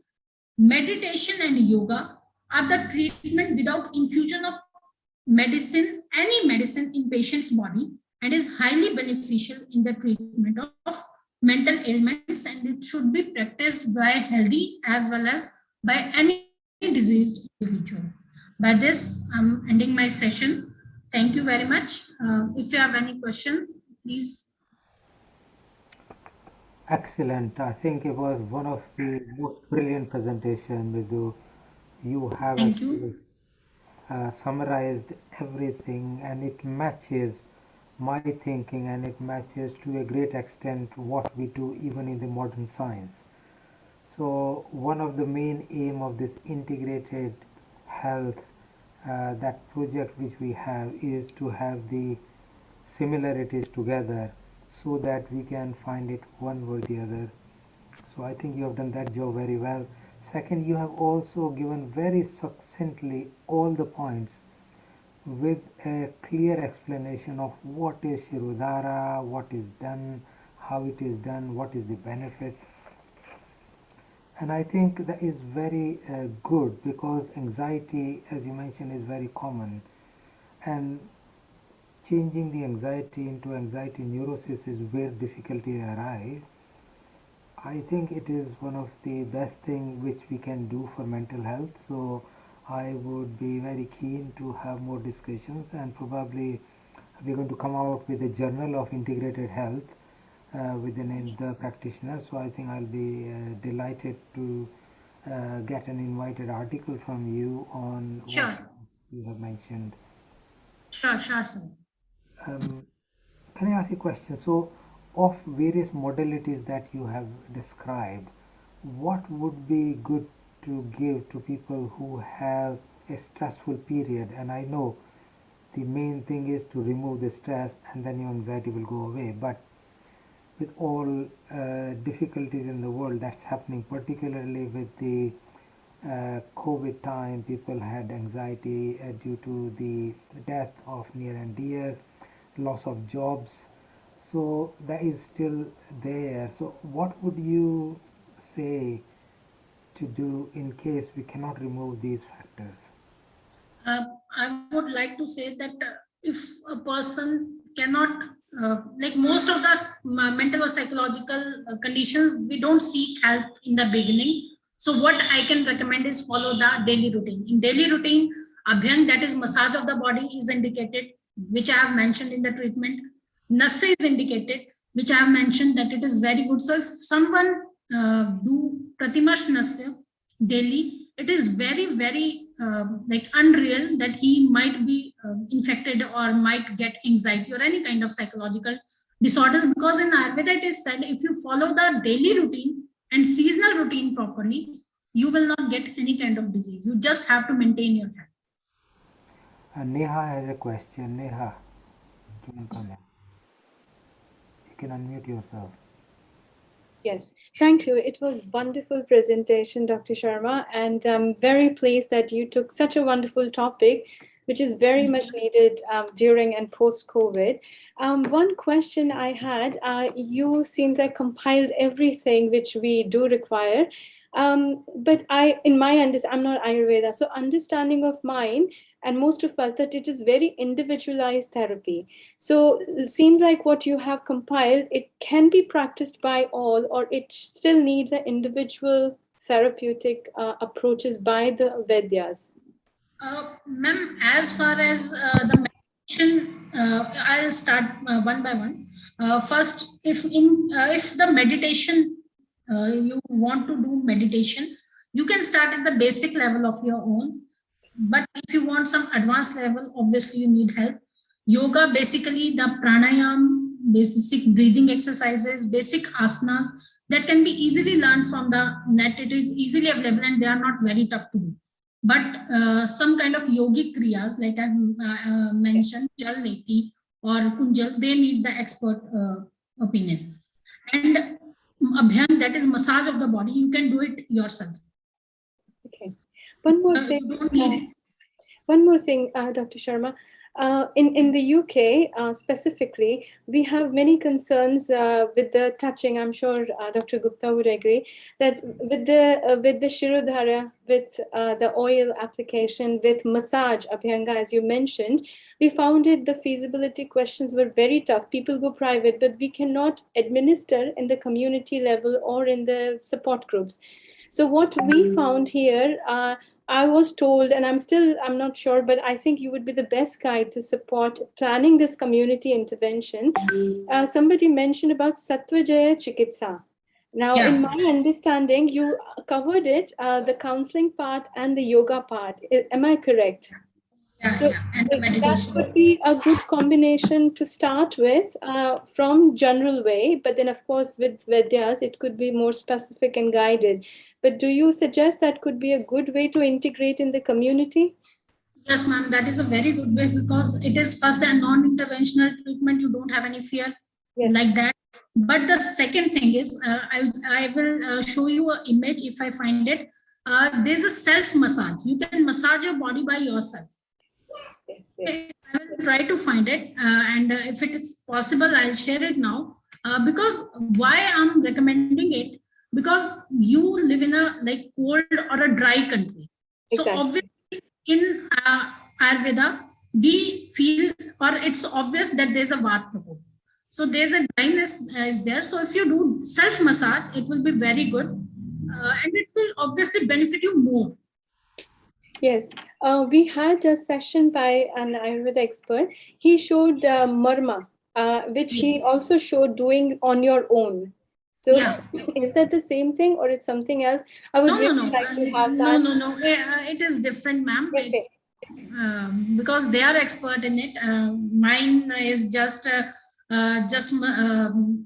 in self massage. You can only apply oil to yourself because the it will not be good to advise myself that because I'm not expert in it myself. Yes, yes. My concern is the same, that when it comes to marma or when it comes to, the specific, as you said, kunjal or jalneti, they need to be supervised. We cannot suggest, and this is my concern, that if we bring it something as a generalized management, it should be no concerns at all. So if you kindly can share the massage you were mentioning, it would be very helpful. Yeah, ma'am. I'm just trying to find it. If I find it, I'll just share it now only. Thank you. Thank you. It was really wonderful. Thank you, Seema is ma'am. with us. Seema, do you have any comment or question? And then we can ask. Global Namaste. Yes. So basically, when you're talking about self massage, I've come across something very special that's called a Kansa wand. Yeah, ma'am. Yeah, and it's got brass. It's brass, right?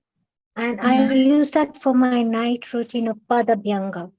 Yes, ma'am. You can use And it. it's a great nighttime self massage. And I do want to ask you. You spoke about the different, prescriptions we can employ in our daily routine, especially in dinacharya when we wake up in the morning.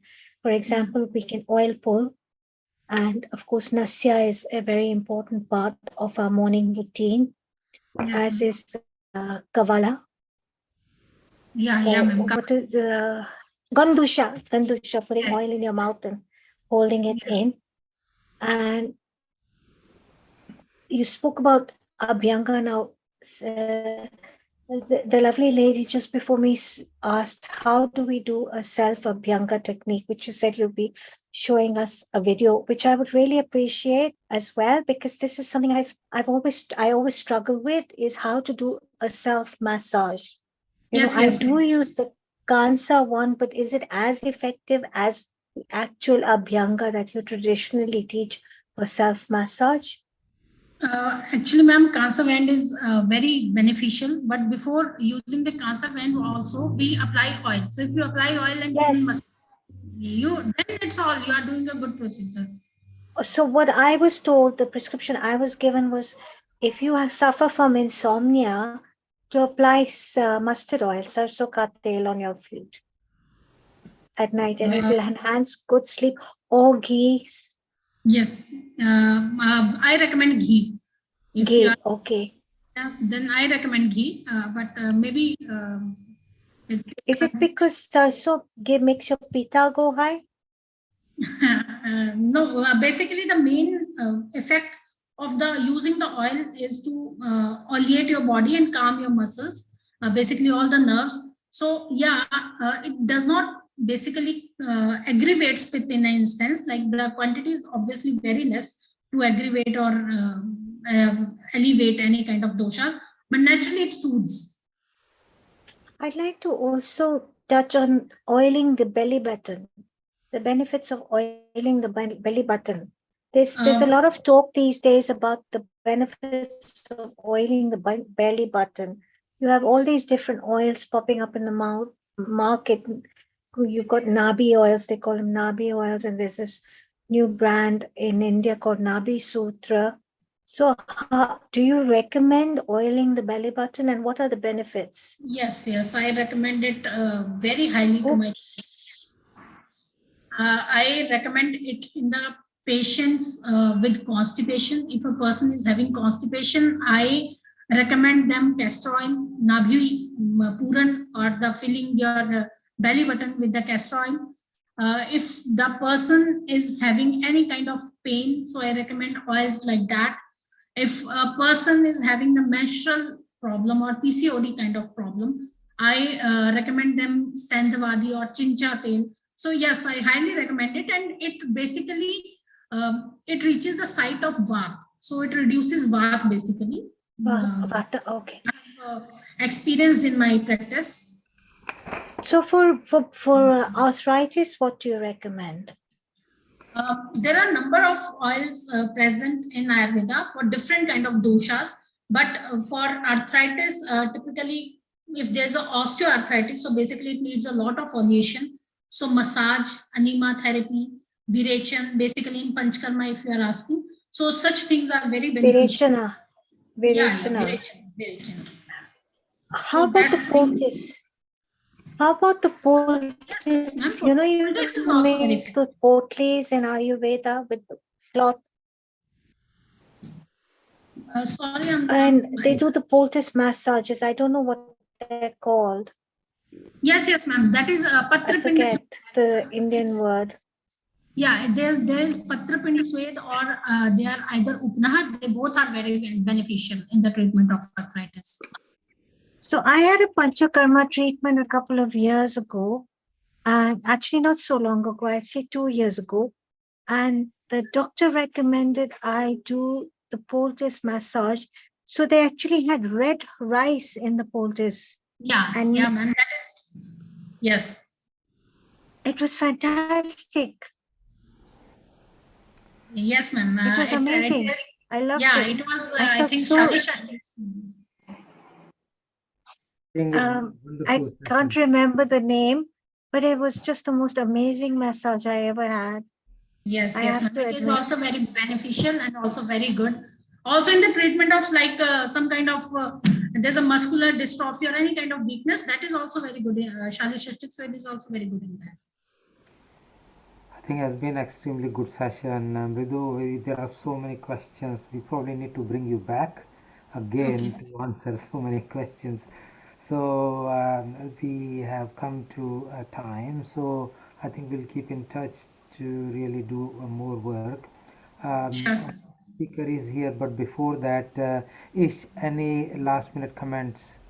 Yeah, thank you very much, Dr. Mridu. This was wonderful and very enlightening. And we will be requesting you to be present on this platform every week as much as possible with Dr. Baljot, Dr. Pradeep, Jayant, Sonika, Mamta.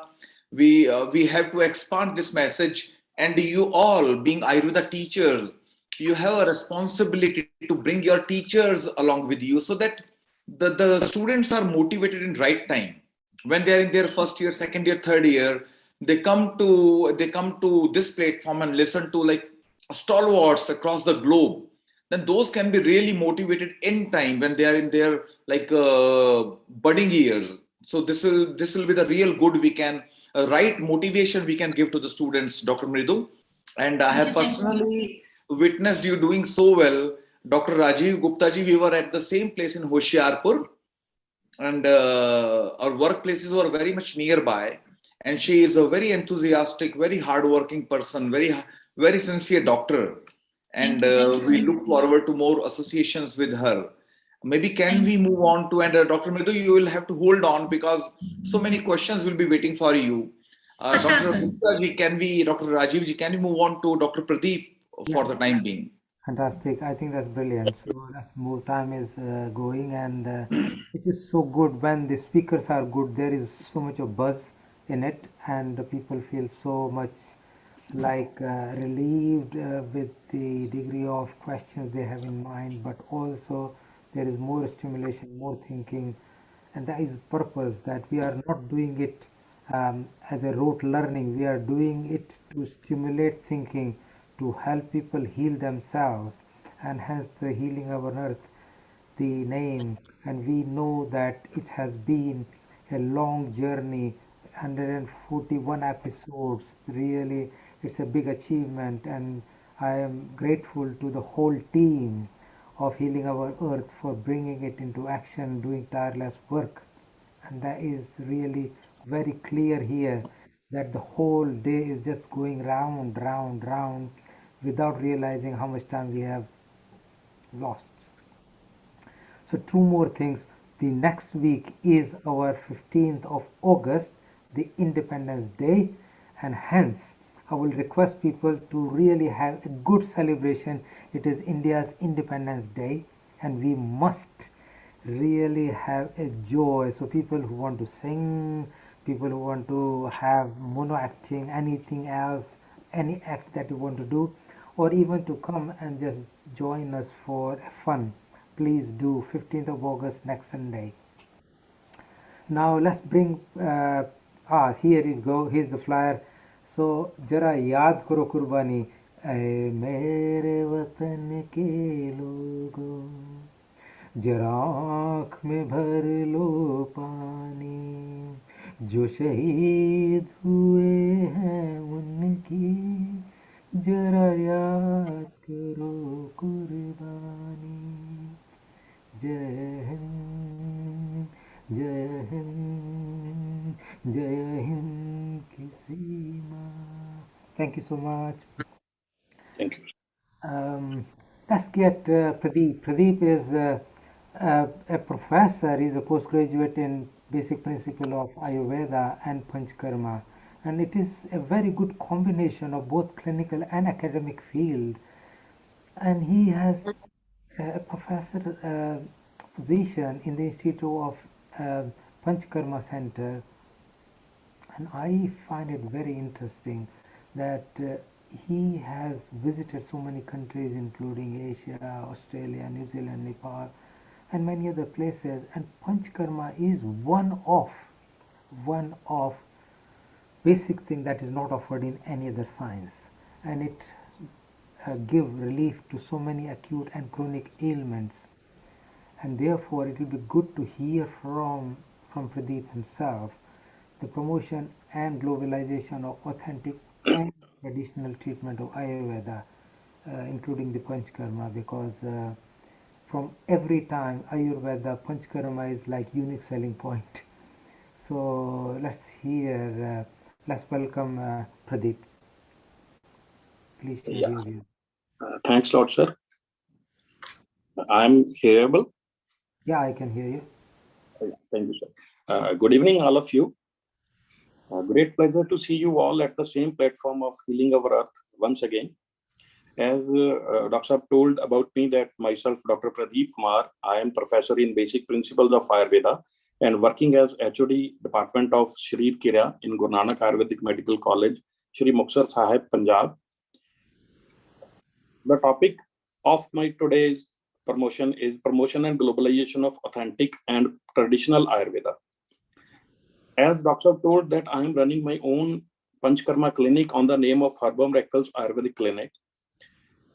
As we are talking, or we are going to talk about promotion and globalization of authentic and traditional Ayurveda, first of all, I would like to thank Healing Our Earth authorities, which is already doing this all. Every Sunday, every lectures, and it is motivating people all around the globe with its online discussions, Sambhasha Parishads, and all motivating lectures. And it is great work helping society and motivating our next scholars and graduates and postgraduates already working in Ayurveda by seeing your lectures, sir. Thanks a lot for the same again. Ayurveda is gaining popularity at the global level, and it is increasing day by day, but which is at slow pace, what I think so, by visiting a lot of countries. Because to get recognition at government levels, it is just possible mostly in India or in some neighboring countries, what I see in my practices, with free hands practice and using Ayurveda protocols in regular practice. Like, I will like to share my journeys of Ayurveda globalization along with the patients coming all over the globe from mostly Schengen countries, Asian countries, Australia, New Zealand, USA, to my place, which is not even on the map, the small city Faridkot in Punjab state in India. And I would like to thanks my guru, Dr. Ish, for giving me this opportunity for setting up a Panchkarma center. I will start my journey. And first of all, I visited in Asian countries, mainly in Thailand and Malaysia. What I seen there was some massage therapies. There I visited one center which was giving some Ayurveda style restaurant facilities, having Vata tea, Kapha tea, Pitta tea, and some Ayurvedic pranthas, whatever the style was there. They were giving some yoga therapies, some meditation purposes, and massage therapies. I liked it very much, but that was some mere the picture or trailer of Ayurveda. What I felt there, the people were doing very good. Then I visited in some Malaysia, some place in some Ayurveda center that was having some patients for Panchkarma from all over the globe. They were having one patient at that time for muscular dystrophy from Japan. There was some other patient for rheuma and knee arthritis. They were giving traditional Panchkarma, like that was related to some company. I think so, that was Kotakal. Then I seen or given some lecture in some gurudwaras, some temples there for Ayurveda. People were very enthusiastic, and I got some local products on the name of herbs, blended herbal oils there, but not some good medicines from very good famous companies, you can say. But that was just, I think so, that was just commercial angle of that products. I was eager to get some raw herbs to give some treatments to patients on the honorary basis, because I was on the visitor visa mostly, and I was not allowed to do work there. So, but I got some ready products and raw material there. Then I visited in Nepal for some international conference in some Ayurveda college, Tribhuvan University. There again, I seen a very big scenario of Ayurveda, a lot of enthusiastic students, a lot of people, before people visited there from India, and that was a big deal for globalization of Ayurveda. Now these days, a lot of colleges, a lot of societies are working in Nepal, Kathmandu and other places for globalizing and promoting authentic and traditional Ayurveda with its Ayurveda curriculum. And they people are allowed also after graduation to visit in India for post-graduation, like Dr. Ish is sitting in Mauritius, and there people are allowed after graduation for post-graduation and graduation in Ayurveda in India. Then, with the blessings of Dr. Ish, I visited with him to Schengen countries for some Ayurveda tours, and there we visited for mainly ISRA, which was working for Ayurveda. There, we taken some lectures there in Netherlands. We did one clinic in Belgium with Dr. Ish. We gone to France and Germany. I visited in Tübingen University in Tübingen in Germany. There, I visited a very good and great herbal garden where I seen the herbs from all over the globe. But people were using those locally. Again, the same scenario. I have not seen any ready product or any good center there. Only merely massages were there or some spa treatments were there, what I seen in the Germany. But I heard a lot of lectures on globalization of Ayurveda, or I heard a lot of people talking about this. They are saying that there in some universities, there are some running courses in Germany, which are giving some authentication to the Ayurveda courses. But again, it is not allowed at the free hand service. Actually, as all, we know that what globalization stands for, as it is exchange of topics, culture, and ideas.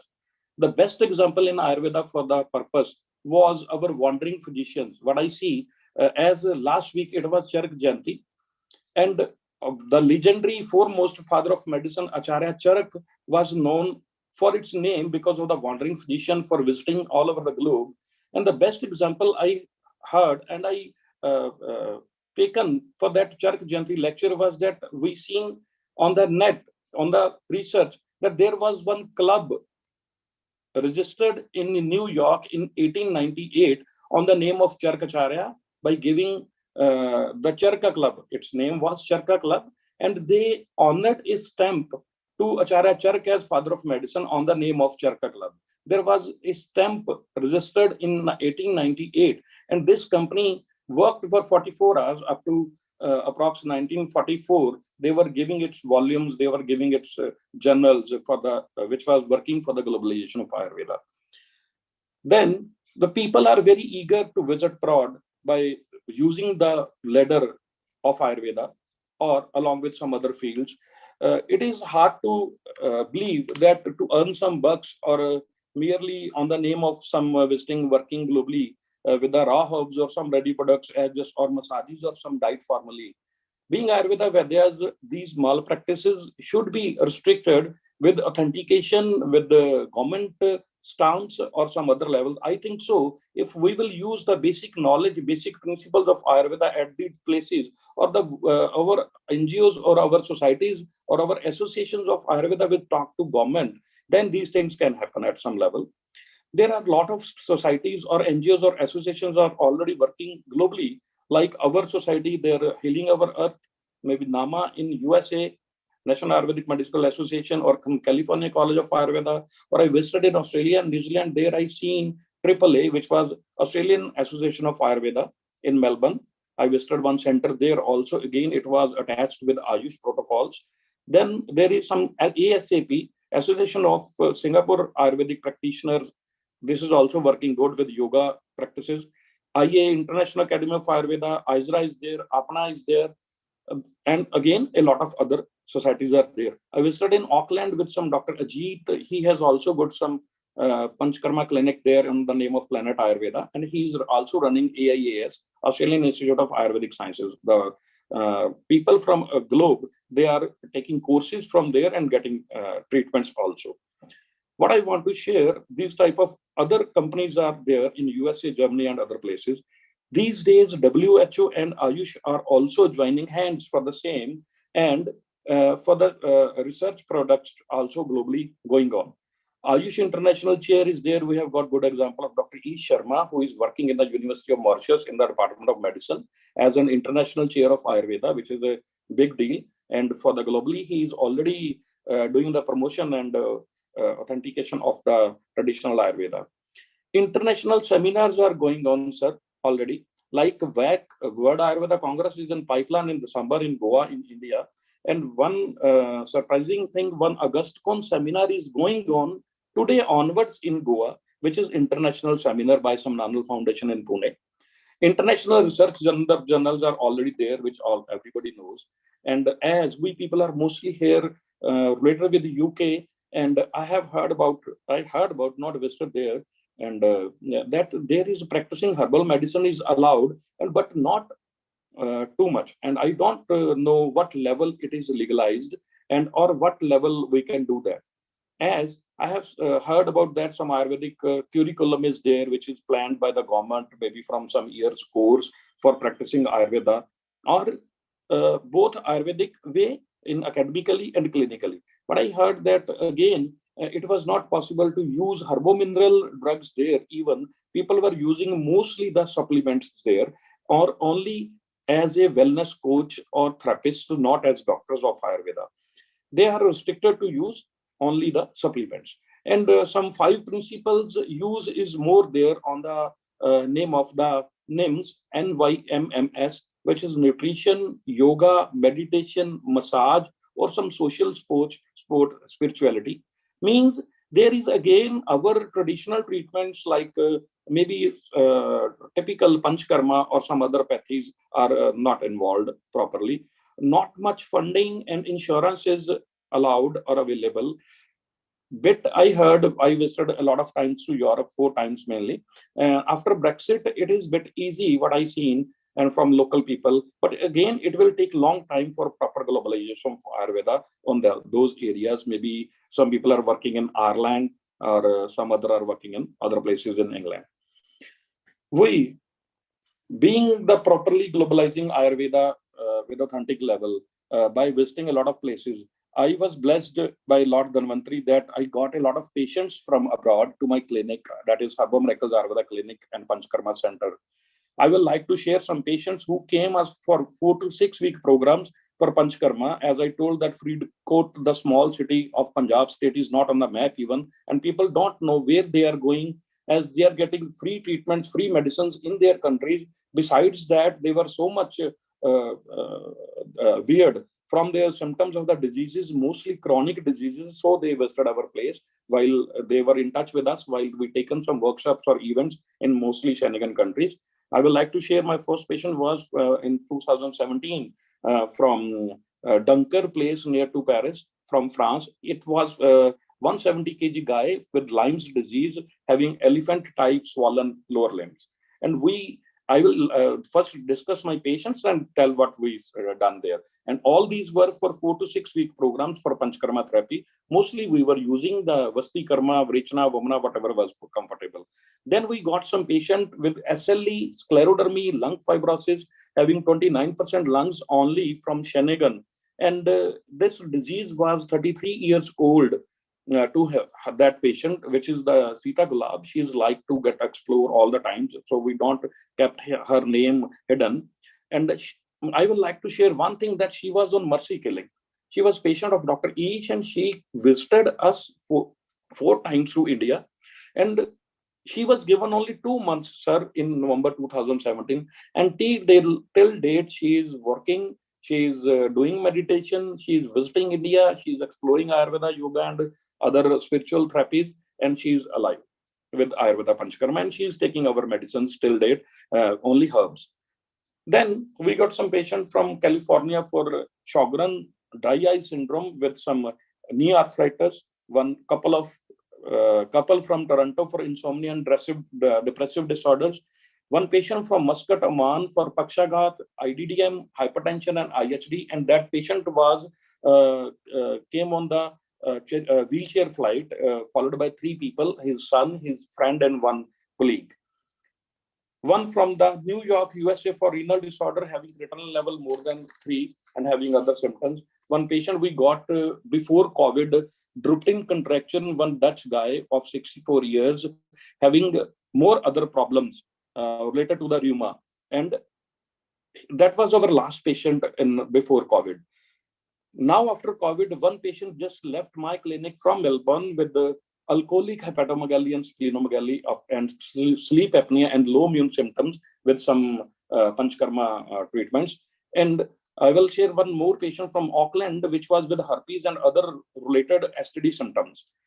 Like these, we have shared a lot of other patients like coccydynia, osteoarthritis, GERD, or myomas all over the body, or arthrosa, and one with the RLS, which was restless leg syndrome from Holland only. I am sharing all these patients as we are talking about the globalization of Ayurveda. Maybe it is the sharing of the culture or ideas or some treatment protocols. Maybe we are visiting abroad, or people are coming here in India. As Ayush has also made some protocols these times that people will be easy to visit India for Ayurveda treatments. Last Modi ji government has done something about this. And like that, people can take courses, and we people can move to India, move to other places. Like this, all in these cases, which were not allowed, the challenges mainly abroad India for doing Ayurveda and fully practices, like we were not recognized fully abroad in these places where we visited in the countries or neighbor places. We were not given the perfect prefix as doctor. We were just a therapist there or some practitioner. We were not having some direct license. We were not the open practitioners with free hand with some Ayurveda protocols. Like in Holland, we were not allowed to do Nruhavasti at proper, it's with its full pace. No fully raw herbs or ready products, even import is very tough. And I was surprised this time, one of my package from Holland and one of my package from Australia came back after custom. I don't know, it was properly packaged and stamped with the full documents. Like these, a lot of challenges were there. I shared my patients because it was easy to let them treated here with full herbs, with full consultations, with full team of doctors, with proper stay and easy food. Whatever they were spending in their countries for a month, that was enough for them to visit India along with treatment and their bread and butter. So I shared all these things with you because this was not easy process for our team, for our Ayurveda people to get globally recognized. But this is the dream of everybody, that our traditional system of medicine, our this holy, what we will say, charitable, जैसे sir ने बोला कि पुण्य देने वाला, what is the our pathy should be spread all over the world with the full this full heart. As at last but not the least, I would like to share one line that Ayurveda can be promoted from the basic level by spreading and exploring its basic principles from our original Indian old traditional texts like Charak Samhita, Shushra Samhita, Vagbat Samhita, and other treatises, as it is also now globally authentic spread of Ayurveda that these books have been written in Arabic language, Persian language, and in some Dutch languages are there. Dr. Ish also written some books in Dutch language for Ayurveda, for Ajra Institute and other places. And I have, when I visited in Nepal, I seen that Charak Samhita in Nepalese language there. And so we can, in collaboration, do it all. This process could be very slow, but it will be long lasting. Thanks a lot, sir. I think that's brilliant. Ish, do you want to kind of add a value to it? Yes, sir. Thank you very much, Pradeep. This was really enlightening. Your experience, like where did you start from, and how did you proceed with your dedication? And you reached out to the globe literally. You went to so many countries, and you saw the patients. You fetched them back to India, delivered good results through a combination of Western awareness and Ayurveda treatments. And I remember you presenting your students with your patients, like as you bring your patients to the students to motivate them. Can you tell something about it? Yeah. So when the patients were visiting us, we were taking that patients to our institute. Like earlier, I was in some institute in Moga, and right now I'm working as a professor from 4 years in Guru Nanak Ayurvedic College. We take our patients 1 or 2 days to our institute to motivate our students, our scholars.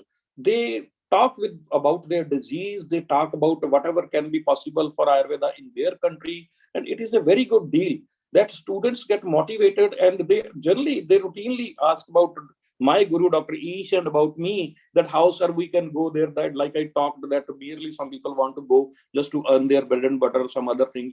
But we can do these things at very, very good level. Like if I told my students that I will not be available maybe in the next month, they again asked me that, why, sir, you are talking like this? I told them that after these inspections and all these exams going on, I will be again visiting to Australia, because a lot of patients are waiting there to get consulted honorably, because I am not ready to do openly work there on the visitor visa.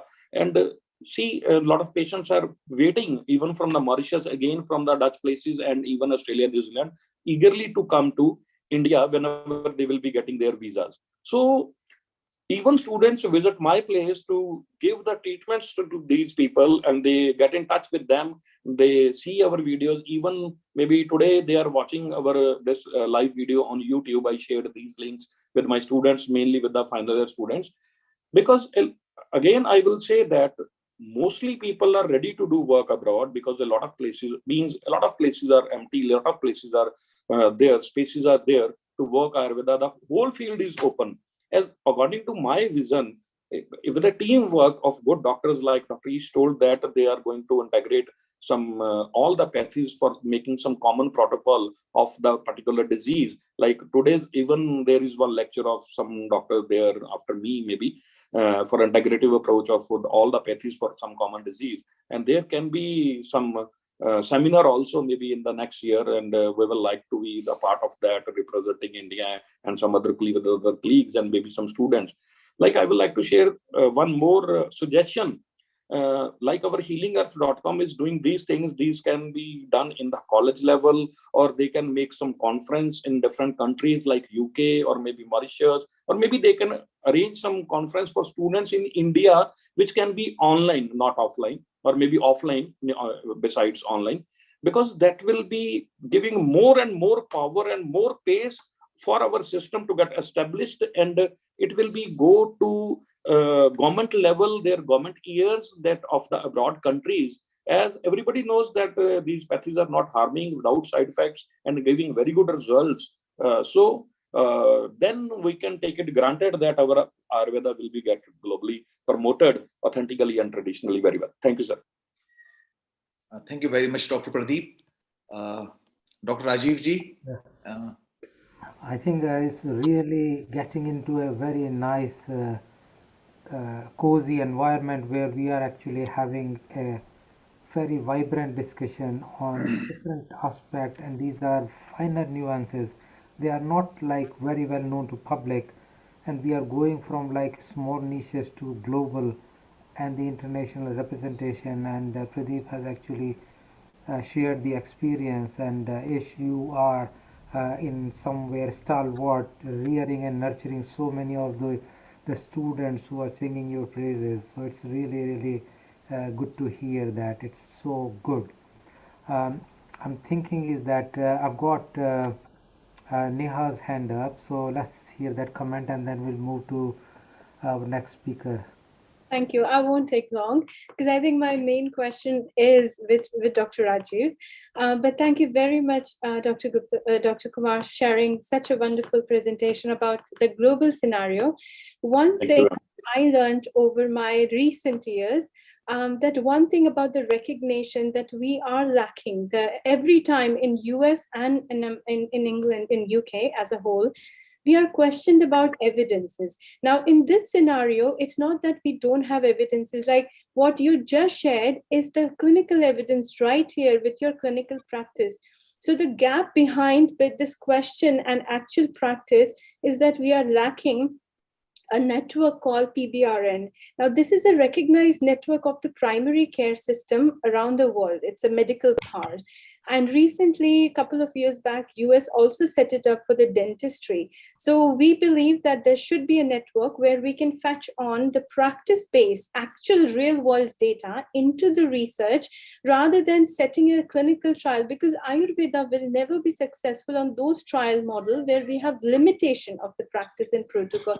It's individualization. So I'm very glad that it's just very recent, last month, the first PBRN of Ayurveda was set up in England, and we are fetching up all the practice-based data. So I think that should change the scenario. But my question with Dr. Rajiv, and not just Dr. Rajiv, but of course from the clinical side in NHS. Now, do you think, Dr. Rajiv, that what wonderful work all the physicians do, and if we gather practice-based research data, which is very kind of acceptable way of doing it. It's not something we are doing observations, but it is actual research methodology. So then do you see a possibility that we can integrate at least into the primary care or in the community care? I think it's extremely good question, slightly difficult because it is still has got a long journey to do. But my personal view is that in the first instance, we have got a foundation which is based on research. So I don't see any reason for it not to be applicable. I know there will be patches of application. It will not be universally applicable. We have got people who are part converted. They are part of our Healing Our Earth and the International Organization of the Integrated Healthcare. So people, when they believe in integrated healthcare, they need to believe in this. And if we are providing scientific data, I'm reasonably sure there will be people who would be up for it. And in primary care, I know some of our GPs are part of our Healing Our Earth, and they will be delighted. And we should have a discussion after the session in order to design a strategy so that we can have stepwise implementation. It probably a few pilot sites and then multiple sites, and I don't see, because it's going to save money. Currently NHS is deprived of money, so it will save money. It's scientific, it's evidence based, and it has got some endorsement. And more we apply, we can collect more clinical data, and then we can really go to CCG. And in some way I am dreaming of that day where we will compel CCG to implement it in benefit of the public and the healthcare. So I am pretty sure, Neha, you will. Just a very quick note at the end, just to again add on. There is a network called Social Prescribing, and I think all the GPs do a wonderful support for this network. Do you think, and I'm not talking about, of course, we understand the concerns of NHS in terms when it comes to supplements, to the herbal, because they are quite risky for us to recommend to the patient because safety and ethics come into as a barrier. But if it is about the diet and lifestyle, again, with the concept of Ayurveda as a whole, rather than what we do right now, then in the social prescribing, could that be still possible? Because even if that part does happen in the primary care, I think that will open the doorway for the further research, even in the trial setting. Now, this is a wonderful platform to brainstorm, because we are researchers, we are physicians, we are practitioners all together here. Then on my bit, I can get the ethics approval. But on your bit, if you think that, okay, social prescribing is feasible, and we have all the practitioners to design the feasible model for UK and system like where we have limitations, then it could be a very good collaborative work to actually integrate Ayurveda into the main practice, mainstream. Now, again, it's a question of how we do it, but I know, I'm sure you all in your able guidance will be able to do it. Just to answer that question, Neha, we would definitely do it. And if you stay till end, we have got a very good speaker from Italy who is going to talk. He's a primary Ayurveda practitioner, but he has done work on integrating into the modern medicine. So I think that will be good, and we will be able to do it. Let us hear from Milind. He want to say something. Yeah, hello everyone. Lovely to meet you all. It's the first time I've come onto this platform.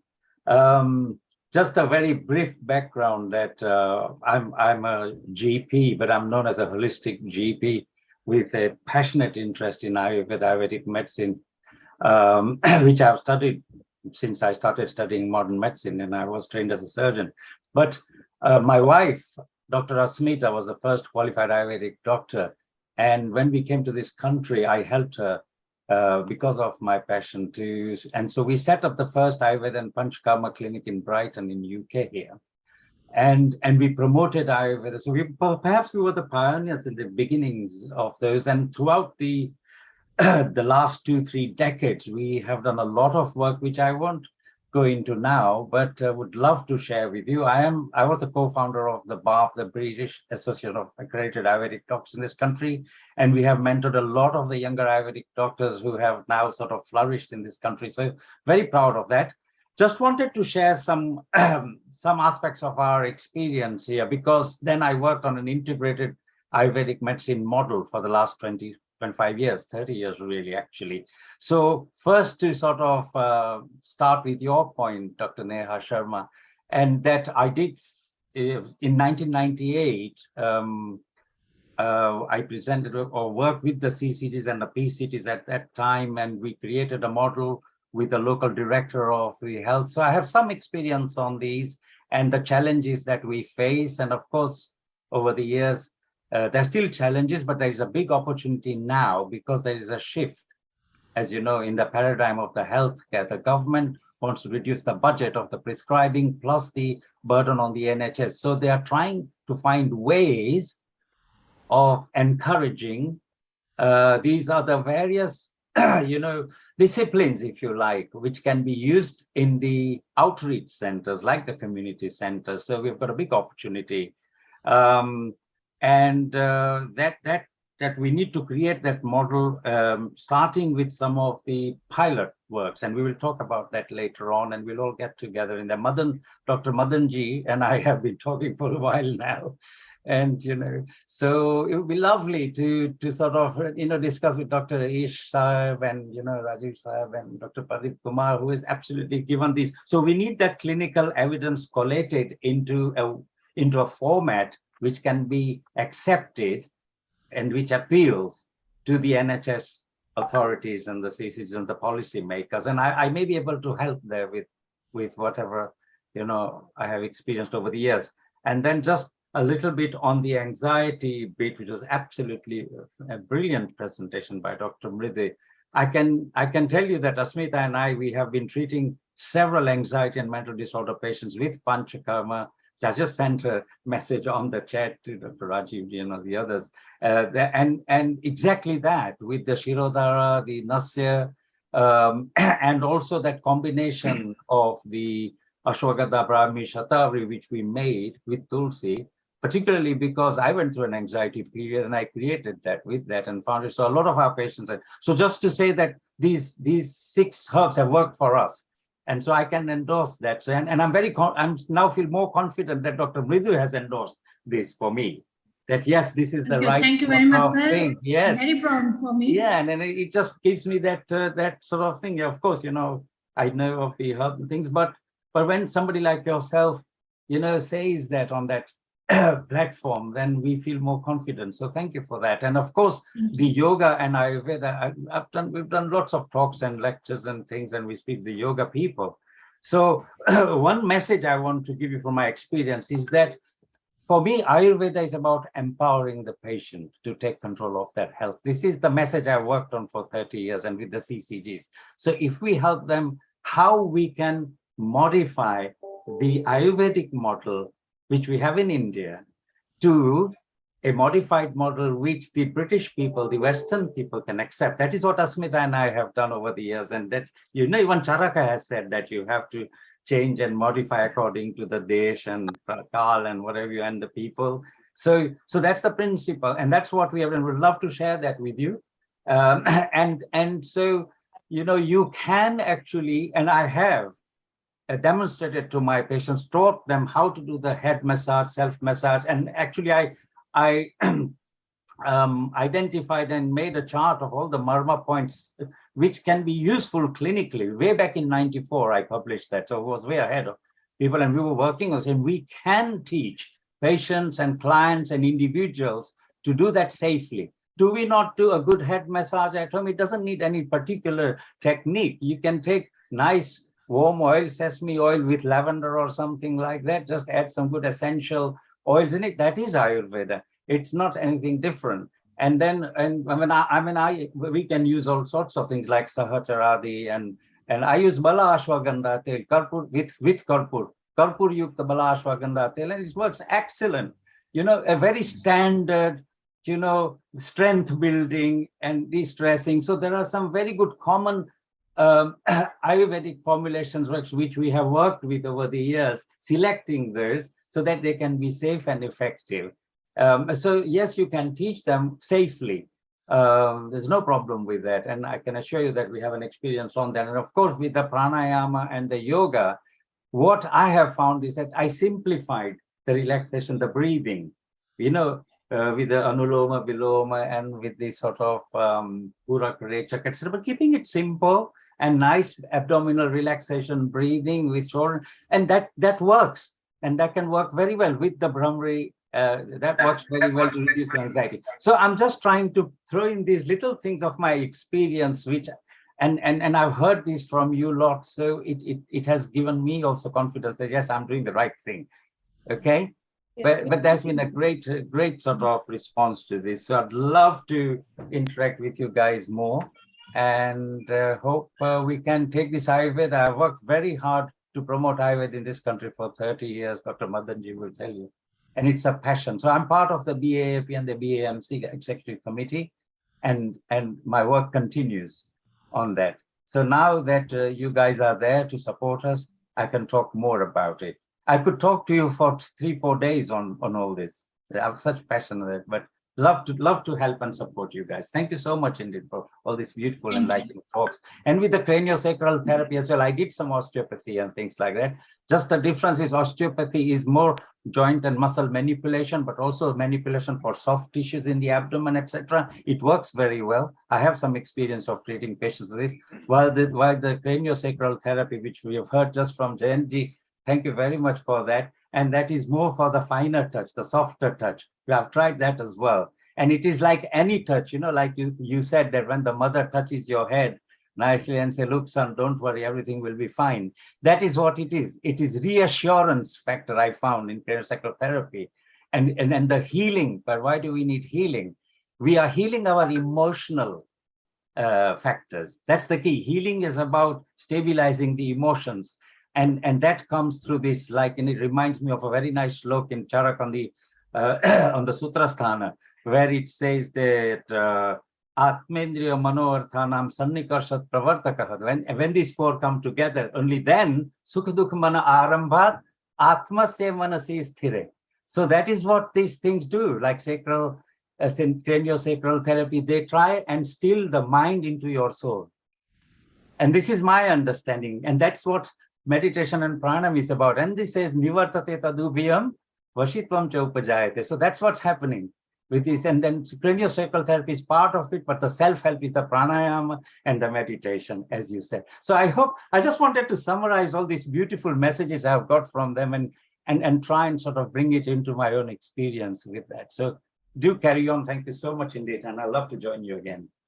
I hope that was useful. Very useful, Dr. Milind. Thank you. Thank you very much. It was wonderful. Milind, actually, we have another Milind in our Healing Our Earth, who is a GP, but a holistic GP, is very much into it. And I'm so glad we found another Milind. And from your talks, it looks like you are a part of us, and you have committed to us, because we have been doing a lot of work over past several months, almost in fact a year and a half now, on building these groups. And we are in a stage where we are having, and actually I and Ish were talking yesterday or day before yesterday, that we are ready to have a smaller group, Ayurveda, integrating Ayurveda with conventional medicine and with other things, and what is the evidence, how we can make it effective, and taking it to the next step and next step and next step till we get to a stage where it is integrated. It's a big task, but a doable task. I firmly believe in it. I'm putting a lot of my time, effort, and energy into it, and I'm glad that I've found people who are like-minded. So I think after the session, within next week or so, we should try and form that group, a small group of around 8 or 10 people who are focused on getting it done. As you know, as I know, that eventually, if we have enough evidence and we have got money saving technique, there is no reason they should not accept us. And then you have been doing it and using it in your clinical practice for such a period of time, and Neha has done that, and she has given a previous talk on that, how mental health disorders which are rampant within the health system are consuming so much of energy and time of the mental health workers, that can be prevented coming into the health system. They can be treated in community. Why are we not doing it? So let us all meet together. We might actually have a separate Zoom session on it so as to have a further progress on it. So I'm delighted that we have people like you. So let's meet afterwards and get some more ideas into it. So I think from my point of view, it looks like it's coming to what I call it like a peak of everything melting together, and we are having such a hot, nice discussion. It will be really brilliant to see that. So, Mridul, I think there is, to me, mental health is very easy go area. There are so many people with anxiety, depression, and then we've got a degree of psychosis. Let's leave psychosis alone to deal that. But anxiety and depression is so common. Yes, sir. What do you think we can go without any cost-effective assessment to start with, and then we can have some cost-effective interventions? And I'm opening it to Neha and Milind, myself, Ish, and Jen, and whosoever else is in the panel, how we can crack it earlier, and we take some niche project, not the whole thing, just two things, anxiety and depression. How do you think we should tackle The very first thing is to realize that there is some change. Most of the people ignore by that they are having some work pressure or some midlife crisis, so they ignore that condition. They don't realize it early that there is some change in their behavior. Maybe they are a little bit more stressed than usual. They generally take it like, oh, I'm having a lot of work stress or tension. Maybe because of that, I'm behaving like that. A lot of negative thoughts are coming. So people usually ignore it in the initial state. So that is the very first treatment we should do. We should realize that there's a certain change in our behavior, and only the person who's experiencing it can say that yes, I'm feeling some change and I don't know what has happened. My all life is good, but I'm having such kind of thoughts or such kind of emotions. What should I do about it? The second thing is to have a proper daily routine or have a proper routine of your life. Like I have seen many patients with depression who just sleep almost 16 hours a day and are all awake at night. So that should not be the thing. Most of these things, the bad thing about psychological disorder is it is in your thoughts. Nobody can see it. Nobody can feel that what you are thinking. It's just what you show, it is shown. So first of all, you have to take a step for self-healing that yes, I'm not feeling good, but I have to change it. So the first thing you have to do is get up and make a routine, follow the proper healthy routine. Get up early, make your bed, take shower daily. These are the basic steps. Basically, everyone does this, but the person with depression or anxiety, they generally miss it. If they have to reach office at 10, I have seen many patients to get up at 9:50 and then run and do nothing, not having their breakfast or anything. So the first thing which we can do is follow a daily routine, and it will be very good if you follow it according to Ayurveda or according to the seasonal or daily routine is advised. And I personally recommend that use of Nasse and Abhyang because Shirodhara is not a procedure which you can do yourself, but Nasse and Abhyang, these are the massage, these are the procedures which anyone can do. Maybe you will not massage your body properly, maybe you not massage yourself the way the other person can do, but still you are getting the oil, you are getting the like oleation and bath is pacifying. So basically you are healing and you can see the change in 21 days. I have realized that in many of the cases, sometimes I don't give them any medicine. I tell them to just massage their body before bathing, and I've seen change in their behavior because I might.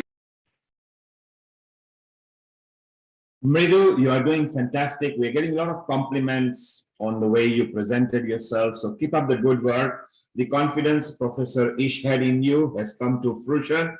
So Ish from Mauritius, thank you very much. Rajiv, Maurice, what we're going to do now for the next 6 minutes, I would like to go around the panel. We want to remind people that the viewers are actually on the YouTube, Facebook, Twitch, Periscope, website, and social media, and Twitter and places like that. So these are just invited guests. We'll go around the panel here, and in about 90 seconds, could you tell us, because the audience is anywhere in the globe, so don't think as an Indian, don't think as a British, don't think as an African, could each one of you tell me your 5 favorite Ayurveda products that can be readily available at home that one should be consuming? And then after that, is Ayurveda or can Ayurveda be harmful in any form? So we start first with Jayant. Jayant, you can unmute yourself. Your 5 favorite Ayurveda that can be readily available in any country on the earth. Okay, so I'll go first with the Anutel, like Dr. Mridu mentioned about Nasya. So Anutel is one. Second is sesame oil, again a very good for Abhyanga. Then third would be favorite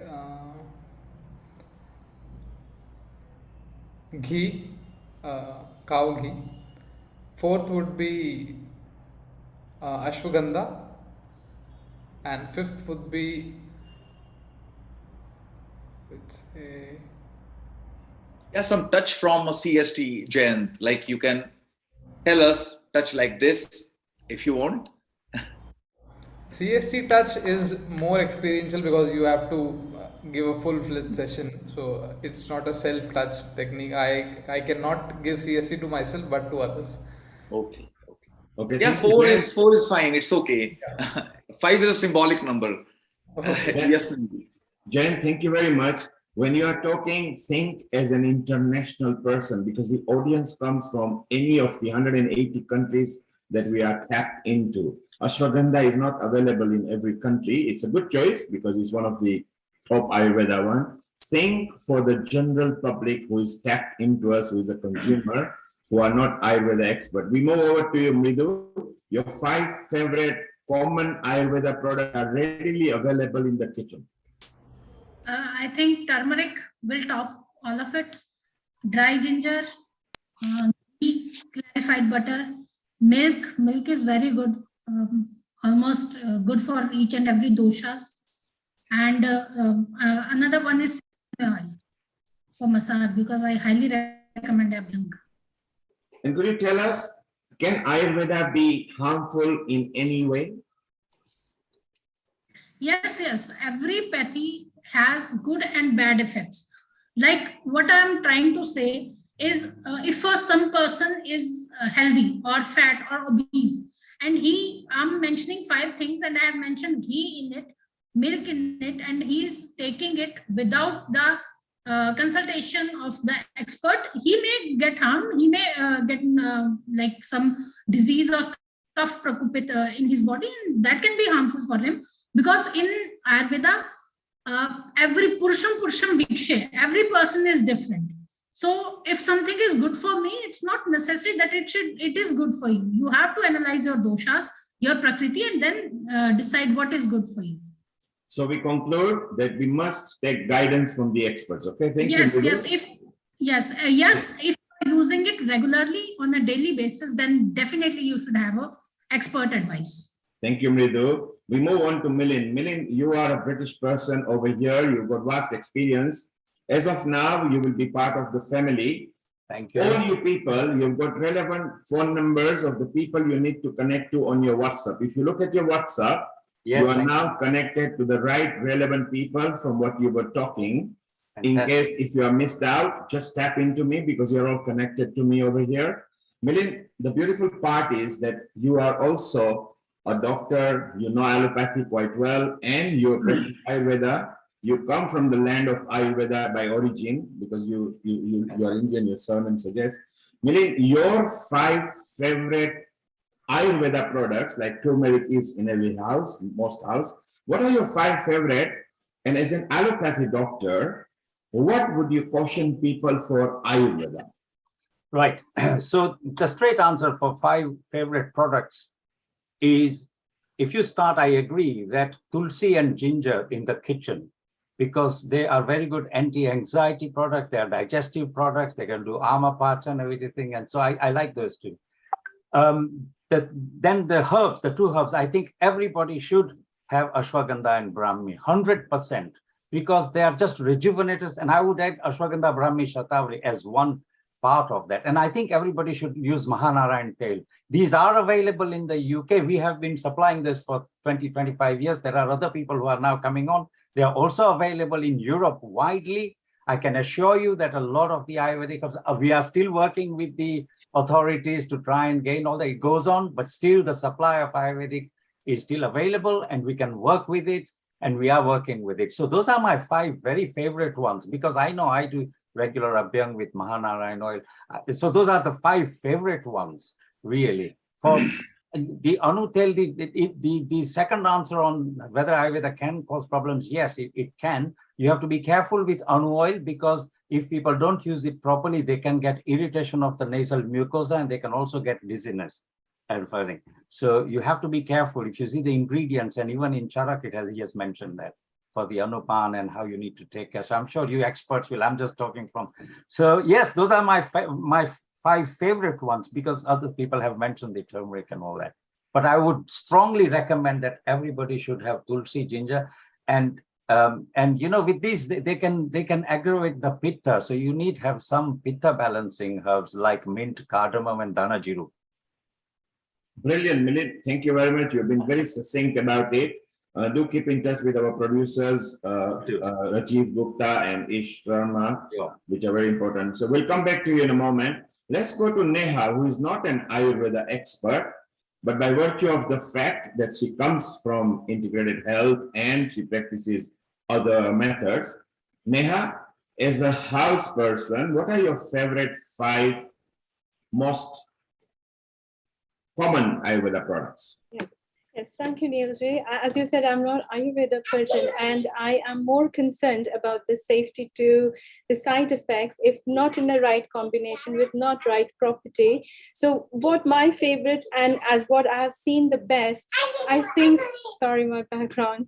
What I know the best, and I would suggest and recommend supervised, but of course, dietary modification, very simple, very effective, and it can be used by all, simply changes in the diet, whatever availability. Sorry, is that mine?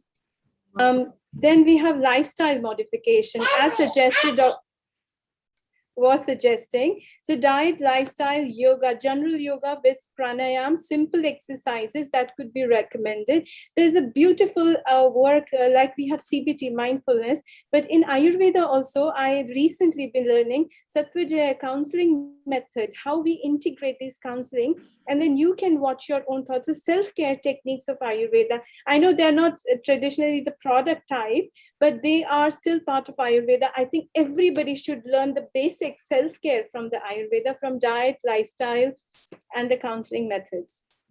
Thank you, Neha. Stay around, and what we do at 6:30, once again, we are going to have a common round where everybody can join in.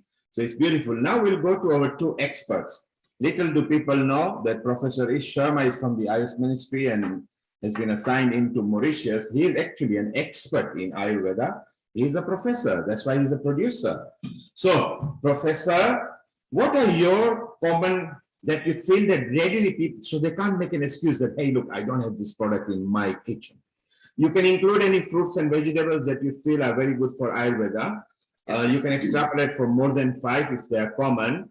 And your final thought on today's session so far. Yeah. First of all, because we discussed a lot as triggered by Dr. Midhu Sharma, anxiety neurosis. So my one word suggestion would be, if we have to prevent anxiety neurosis, if we have to prevent stress, then we have to educate each one and everyone about unrealistic expectations. That is the biggest triggerer.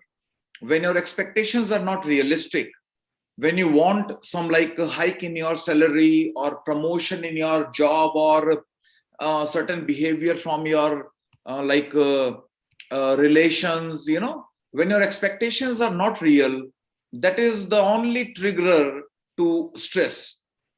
That is where you have to re-establish your expectations, your priorities, and you should know that the world might not be behaving as you expect. So this is one thing which can be really preventive and wonderfully told in Ayurveda, that the mental fraternities, mental qualities, sattva, rajatama, these are changeable. So with proper education, training, experience, you surely can change your mindset. So maybe someone, if we all, because we all are healers, if we all start telling the world about being realistic in expectations, someone can listen to us sometime, and really one's life can change. Now coming back to your last question, Neil, what are my takeaways from Ayurveda, 5 top takeaways which apply to the world. The most important will be, wonderful products are told by all, ashwagandha, brahmi, shatavari, ginger, and kurkuma, all are they are beyond doubt, those are helpful, and those are, most of them are available everywhere, including Mahanarayana Tel and sesame oil told by Jayant. My take would be, overeating is killing more people than starvation is doing. We all are dying of overeating. We all are overnourished. We do not know what is real hunger, and we keep on eating by clock. It's 8 a.m., it's breakfast time. We are hungry or not, we eat breakfast. 1 o'clock in the afternoon, it's your lunchtime, you eat. You are hungry or not, you will eat, because the wall clock says it's 1 o'clock. We are ignoring the body clock and we are driven by wall clock. So I believe we have to go for periodic fasting, which all can apply. Leave some food for those who are hungry. Wait for real hunger, and this strongly applies to all. Why do we eat? Yeah, please. Professor Ish, I would like to add this. Before you feel tired, drink a glass of water. Before you feel hungry, drink a glass of water. Before you feel thirsty, drink a glass of water. Before you get up, drink a glass of water. When you go to sleep, at least half an hour before, drink a glass of water. Water is a very good therapy. Thank you, Professor Ish. We'll now move to our resident doctor, Dr. Rajiv. Before we move to you, let's remind the viewers we are going to go to a very good expert in Latvia, introduced by Professor Ish Sharma, who is going to help us today because we are all struggling with our eyes, watching a lot of smartphone, a lot of Zoom sessions, lots and lots of phone, smartphone, etc. So if you could stop your share, Shantanala ji, please. We'll go it after you are introduced, please. If you could stop share your screens. Shantanu ji, if you could just stop. Yes. Okay, I will break it now. Don't worry about it. Okay. So Dr. Rajiv, don't worry, we can extend our chat with Shantanala because that's the today's most important section today is going to come about our eyes. Our eyes are very much struggling with so much watching smartphones and tablets and phones and Zoom sessions and working from home. But Dr. Rajiv, what are your 5 favorites and what tips could you give us? And then we move on to our Latvia guest. So I think again it is such an exciting session which brings my memory back when I was like spending a lot of time reading about Ayurveda in concurrence with my medical studies. So medical college in a heavy time consumption, but then this was going on. The things which impressed me was the cardamom powder, which is a natural thing, and there is good evidence. It's also called the Elateria cardamom, and that is queen of spices, and we can use it. But the powder shape increases the uptake of oxygen into lungs and reduces pneumonia and all recurrent infections, and that is excellent. It is also known to reduce the blood pressure, and recently has been found to reduce the Helicobacter pylori, which is a cause of major stomachache and pain and gastritis, which is not treated with the thing. So I think in my view that is one of the brilliant thing. Second thing is licorice, and we have used licorice for a long time for our throat infection, but now there is an increasing evidence for reducing inflammation and increasing the immunity and fighting against the bacteria and viruses. My third one is cumin seeds, and I eat too much. My wife keeps saying, "Why are you eating?" But I like it, and it's very good for digestive system. It reduces irritable bowel syndrome. It controls blood sugar far better than any other medicine in diabetes, and overall is a simple thing that can be used regularly. Further to it is Triphala, which I think I'm pretty sure Shantala would emphasize. When I was young kid, 5-10 years old, I was told with Triphala you can wash your eyes and that helps the eye health. But also it has got systemic effect and is very good for increasing the longevity. And last is Ginkgo biloba, which is a natural herb, and that is actually similar to Brahmi. Increases your memory, it decreases your nerve construction problems and neuropathy. So I think these are, in my view, top 5. That's the question to it. And my even more emphasis is on breathing. I'm a big fan of breathing. A proper breathing and proper pranayam is amazing. Anulom Vilom, Kapalbhati, and Brahmari. I teach all the patients who come to me in the clinic, and I teach them Kapalbhati to reduce the weight. I do a special clinic called obesity clinic or weight management clinic into the NHS, and I teach them that take a deep breath and breathe out. And basically, because it is massaging your tummy, the fat which is deposited into tummy, particularly the belly fat, reduces tremendously if you use it regularly. So I think we should welcome now Shantala. It's just amazing. So yes, Dr. Rajiv. Let's go to the highlight we were waiting for. Everybody's struggling, which is our eyes. I'm now getting lots of response on the WhatsApp groups that is set up. So they are voting which are the best 5 products. So at 6:30, maybe we'll try to declare to the people which they think are the 5 best products. Go ahead and please introduce our next wonderful guest who is going to help us how to soothe our eyes. Yeah, so I mean, it is such an amazing opportunity to have our Shantala Priyadarshini, who is from Ministry of Ayush, and she is in Latvia, and she is with us, and we have communicated to each other over past couple of hours on how well we can introduce this session to introduce the eye health. She has particularly interest in eye and ears, and she's a postgraduate from Rajiv Gandhi University of Health Sciences, and currently is in Latvia with the Ministry of Ayush.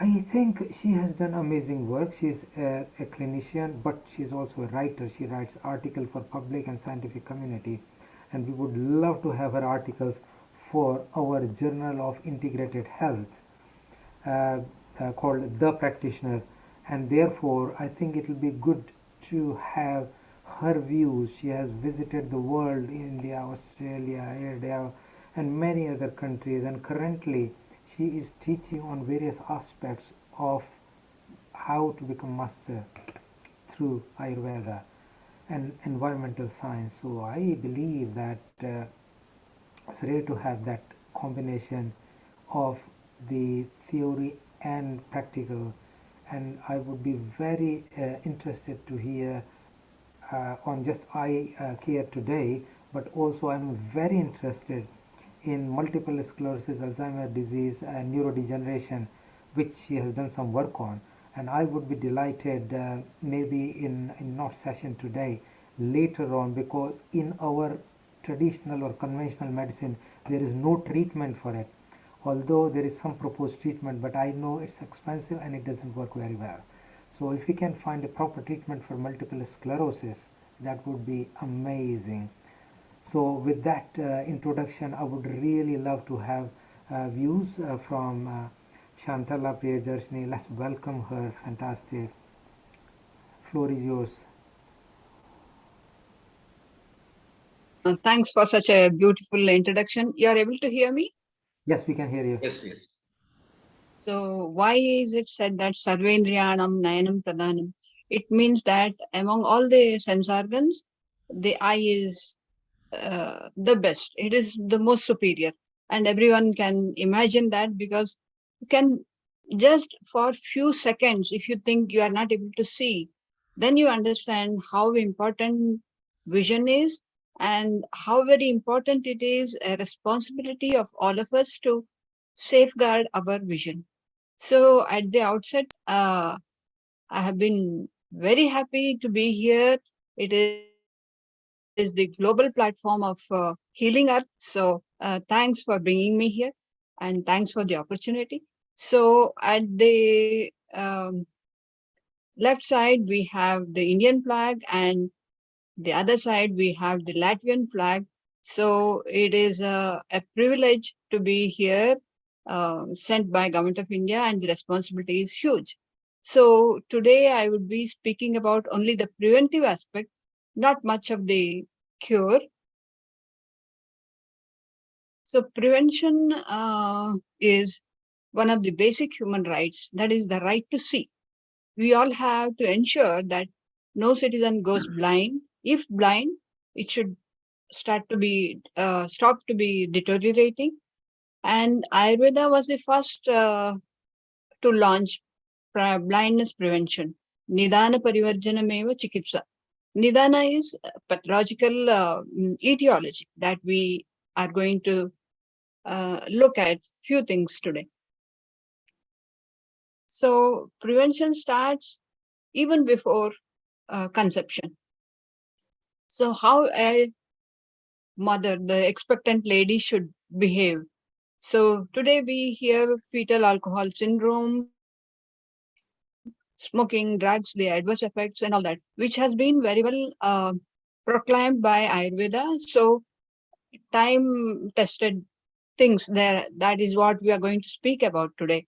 So one needs to be very healthy, very happy, to have very good eyes for a lifetime. And vision is to be always protected. So nutrition for the eye during the first trimester, as all of you know, we hear about the thalidomide tragedy, but instead in Ayurveda we have something which makes life not only easy, but it helps in morning sickness. It is a rasayana also, what we call as the Madi Phala Rasayana.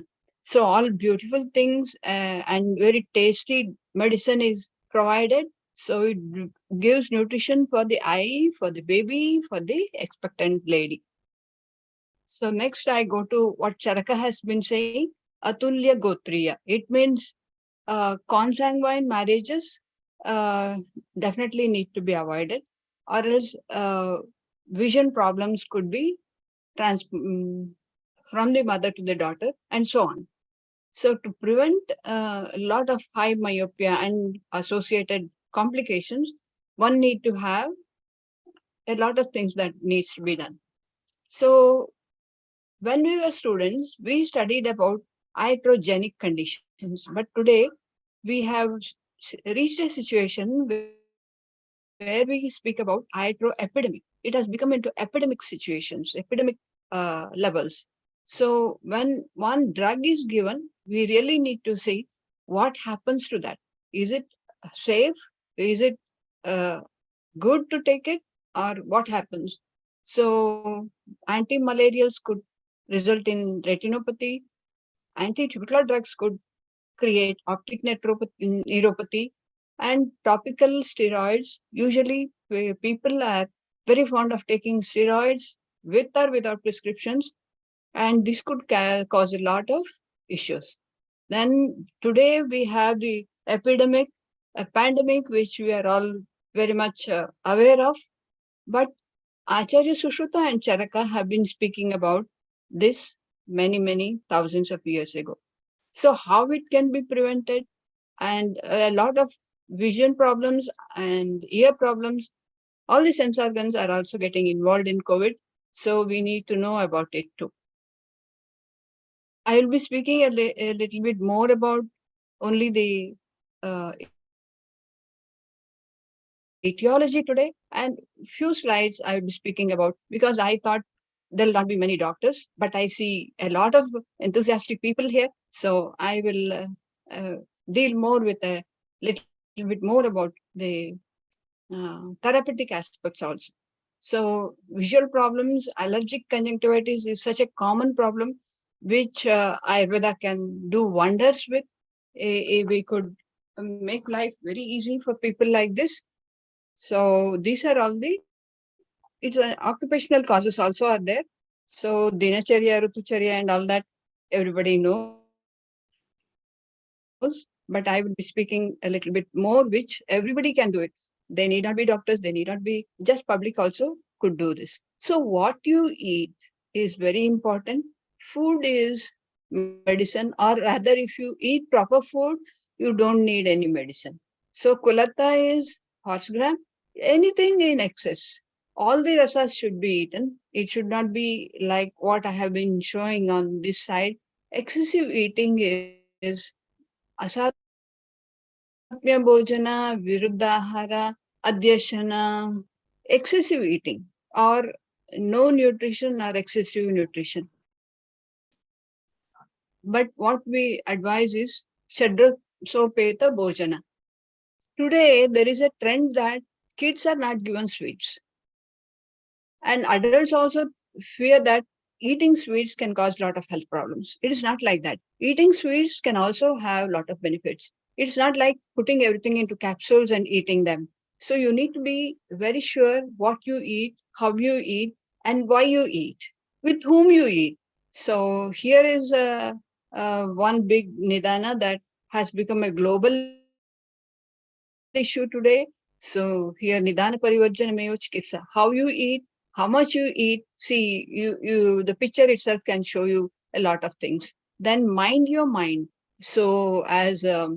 Mrudu Sharma has been speaking about anxiety, here is something which starts even in very young minds. So there is a lot of rat race going on, and myopia could be the result. Anxiety neurosis can be in different forms. So mind your mind is what I usually tell. And this is something which everybody overlooks. Either a very high pillow or a very low pillow or no pillow. So here are there are more than 100 ecological factors that Ayurveda has put, and you can't get anything apart from what is said in Ayurveda.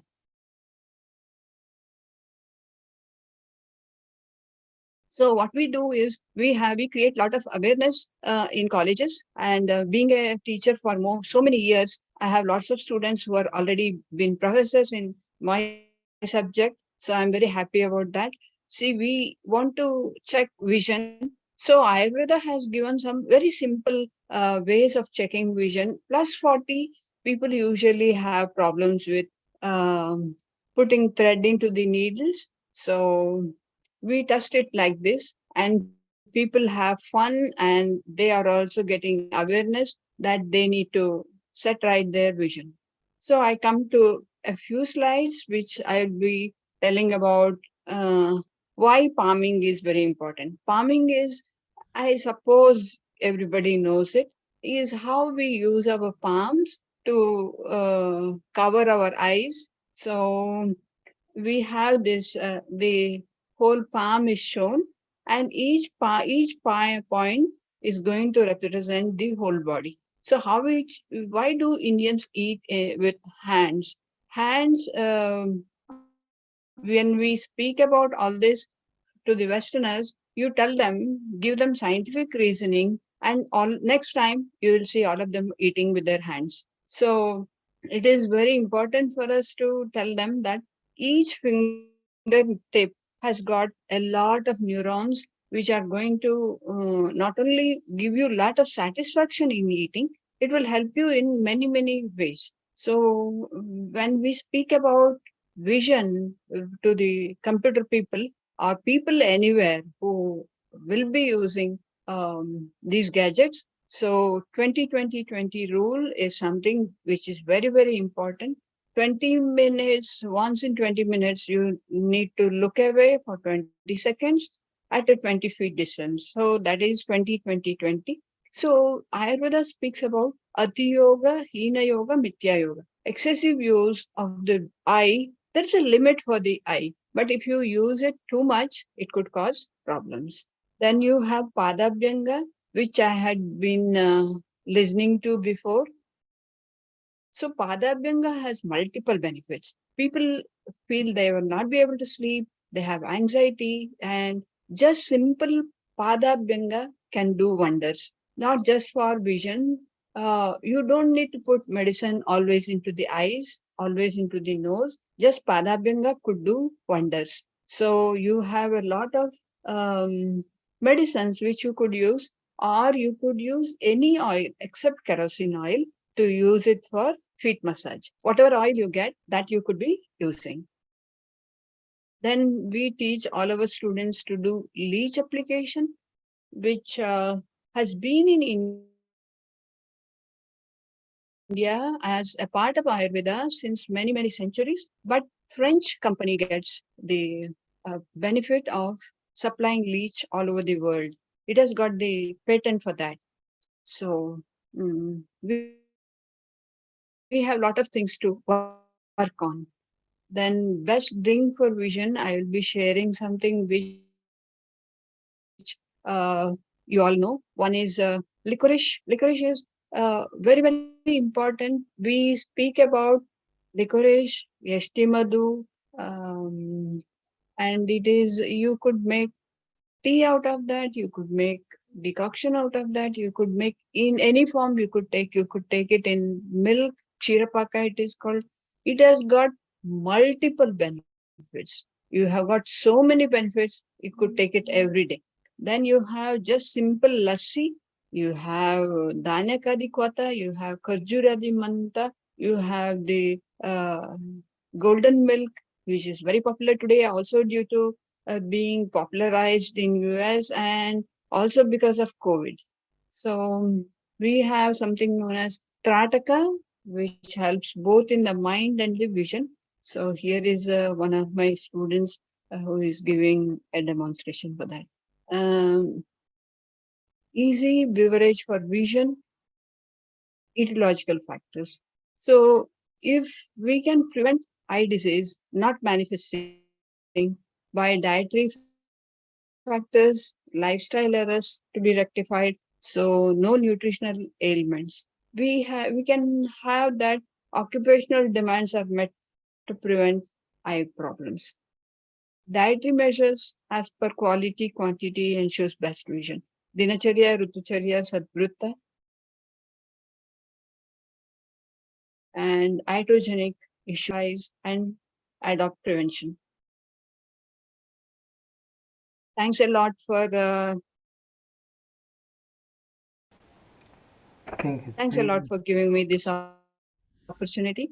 And if you have questions, I would be very happy. I think it was amazing.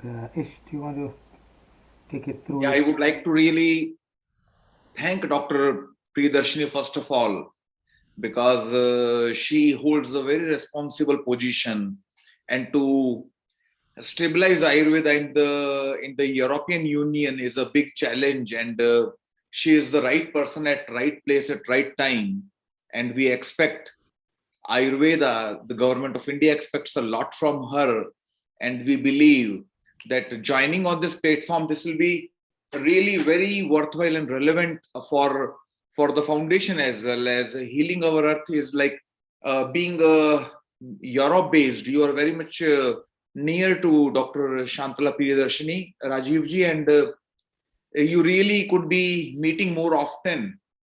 She could be traveling to you, you can travel to her, and you can really pull off some miracles, because as per the the policy paper 2030 Indo UK relations, the agenda number 32 highlights about Ayurveda and Ayurveda only. Ayurveda products, getting Ayurveda doctors into UK, Ayurveda into national health services, Ayurveda and yoga research.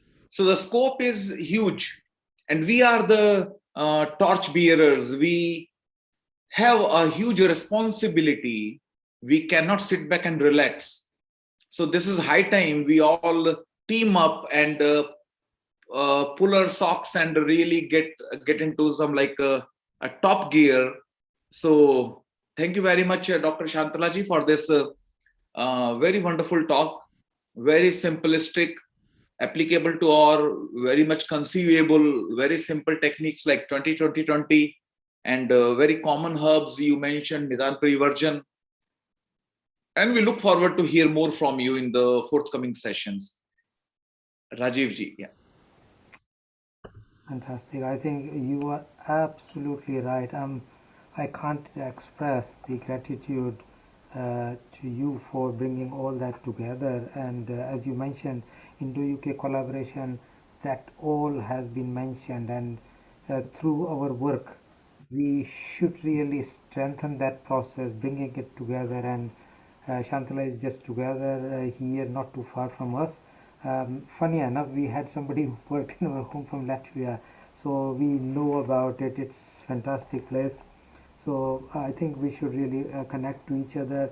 And 3 points that you have mentioned are extremely important. The first one is getting Ayurveda into health research, which is extremely good. So we should work on it, and through our collaborative group, we should do that.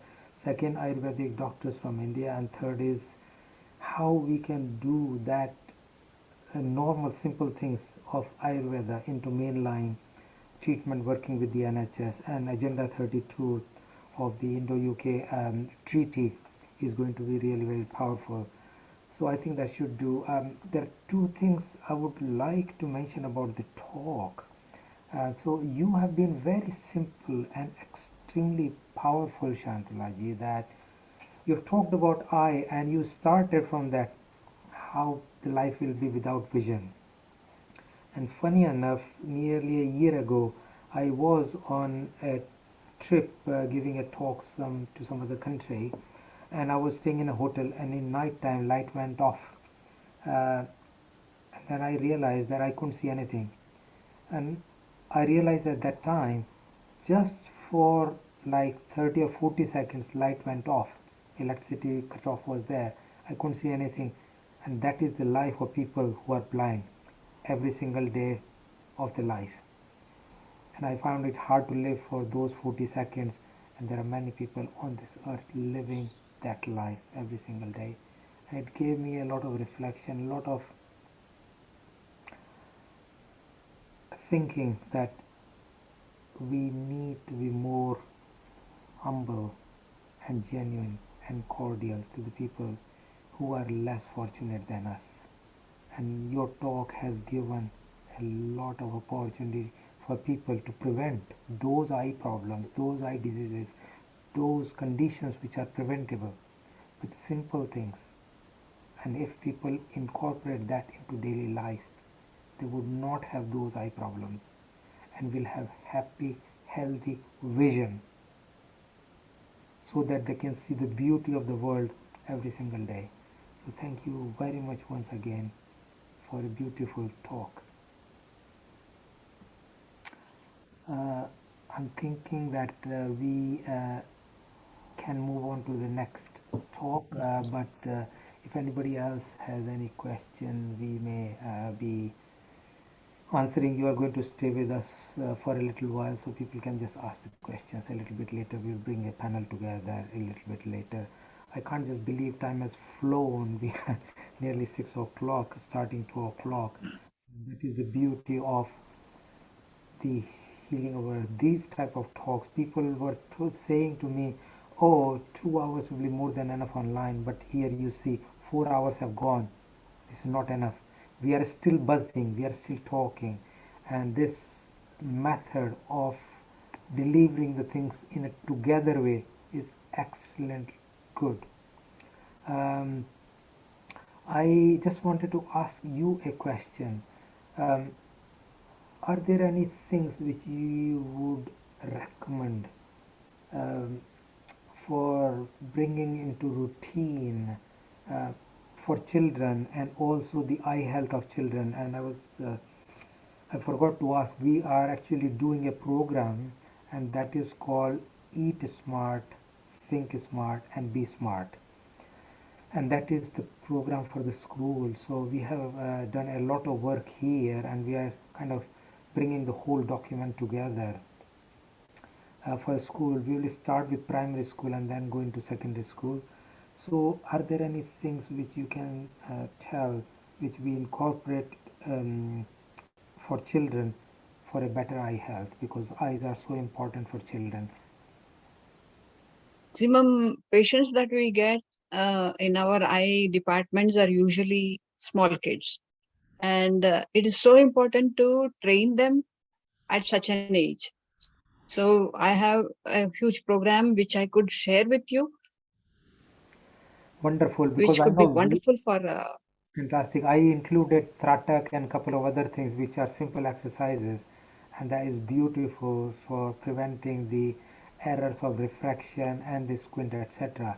But I think you would know a lot more, so it will be great to share, and we would be loving to incorporate into the program. So beautiful, beautiful, beautiful. If there are any could mail it to you. Thank you so much. Any last minute comments, Ish? Yeah, really, I think I spoke a lot. And again, I can reiterate one request to Shantalaji to ensure her availability in our next sessions also, and with variety of topics, the vast experience she has got. She has been an expert with like curriculum framing. So she can be a very right person to tell us what can be a right like academic module for various groups, where what can be delivered to whom. So there she can be a real point person, and we can have a session about it next time, like how to how to be like the most relevant to various sections like students or maybe corporates or housewives or elderly. So we can be targeting more specific groups regarding like heightening their awareness towards preventive and curative medicine. Brilliant. Here, I would like to add one bit of news. We have more than 500 branches of Arogya Bharati. Arogya Bharati is a branch of RSS, which is doing immense work with regard to health and hygiene of all the people, even at the urban and rural areas. And it takes care of all sections of. So that would be my pleasure to be of any help. And I'm so happy that I'm here in such a great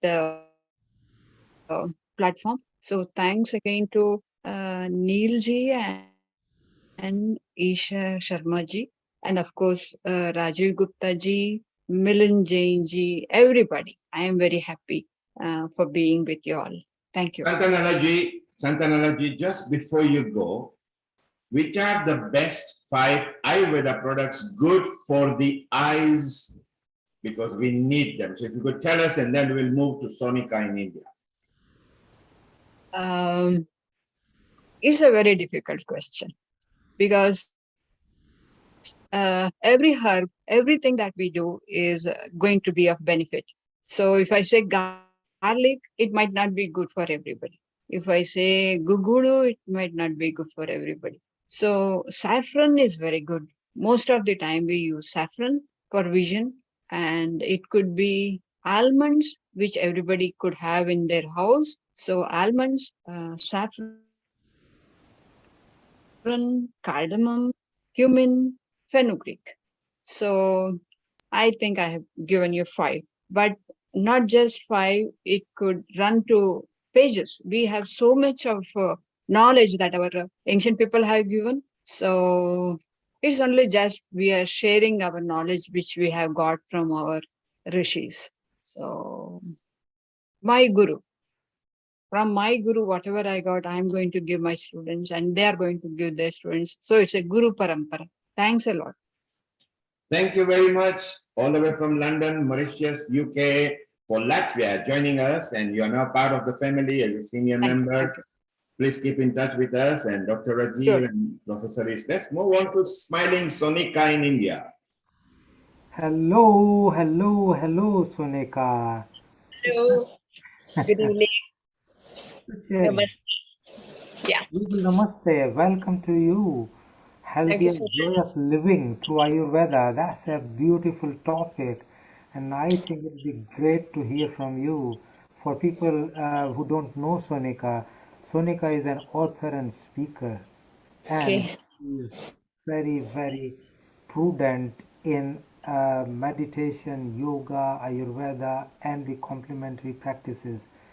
She brings the contemplative practices together and is one of very prominent Ayurveda professional in India, writer, columnist, and working as a holistic healing coach. So I think she is very proponent of women and she takes care of women healthcare. Her listing is actually one of those where she is mentioned as a awardee, and International Women's Day Award has been one of them in her cap. I think she's going to talk of something very, very useful because disease and health are two other spectrum opposite to each other. Preventing the disease, as we have been emphasizing all day, is a very important part. But keeping healthy and happy is the other important part. So she's going to highlight healthy and joyful living. So welcome, Sonika. Please share your views. Thank you, Doctor. Should I start? Yeah, please do. Please do. You are looking nice and smiley and pink. Nothing better than that. And You make me happy. joyous living through Ayurveda. First of all, good evening to all of who are present over here. Special warm wishes to my co-speakers, the mentors, and all the people, the audience who's listening. And it has been great that how Ayurveda is healing the world and supporting each one of us. And my topic is a little very easy and go lucky kind of a topic, that healthy and joyous living through Ayurveda.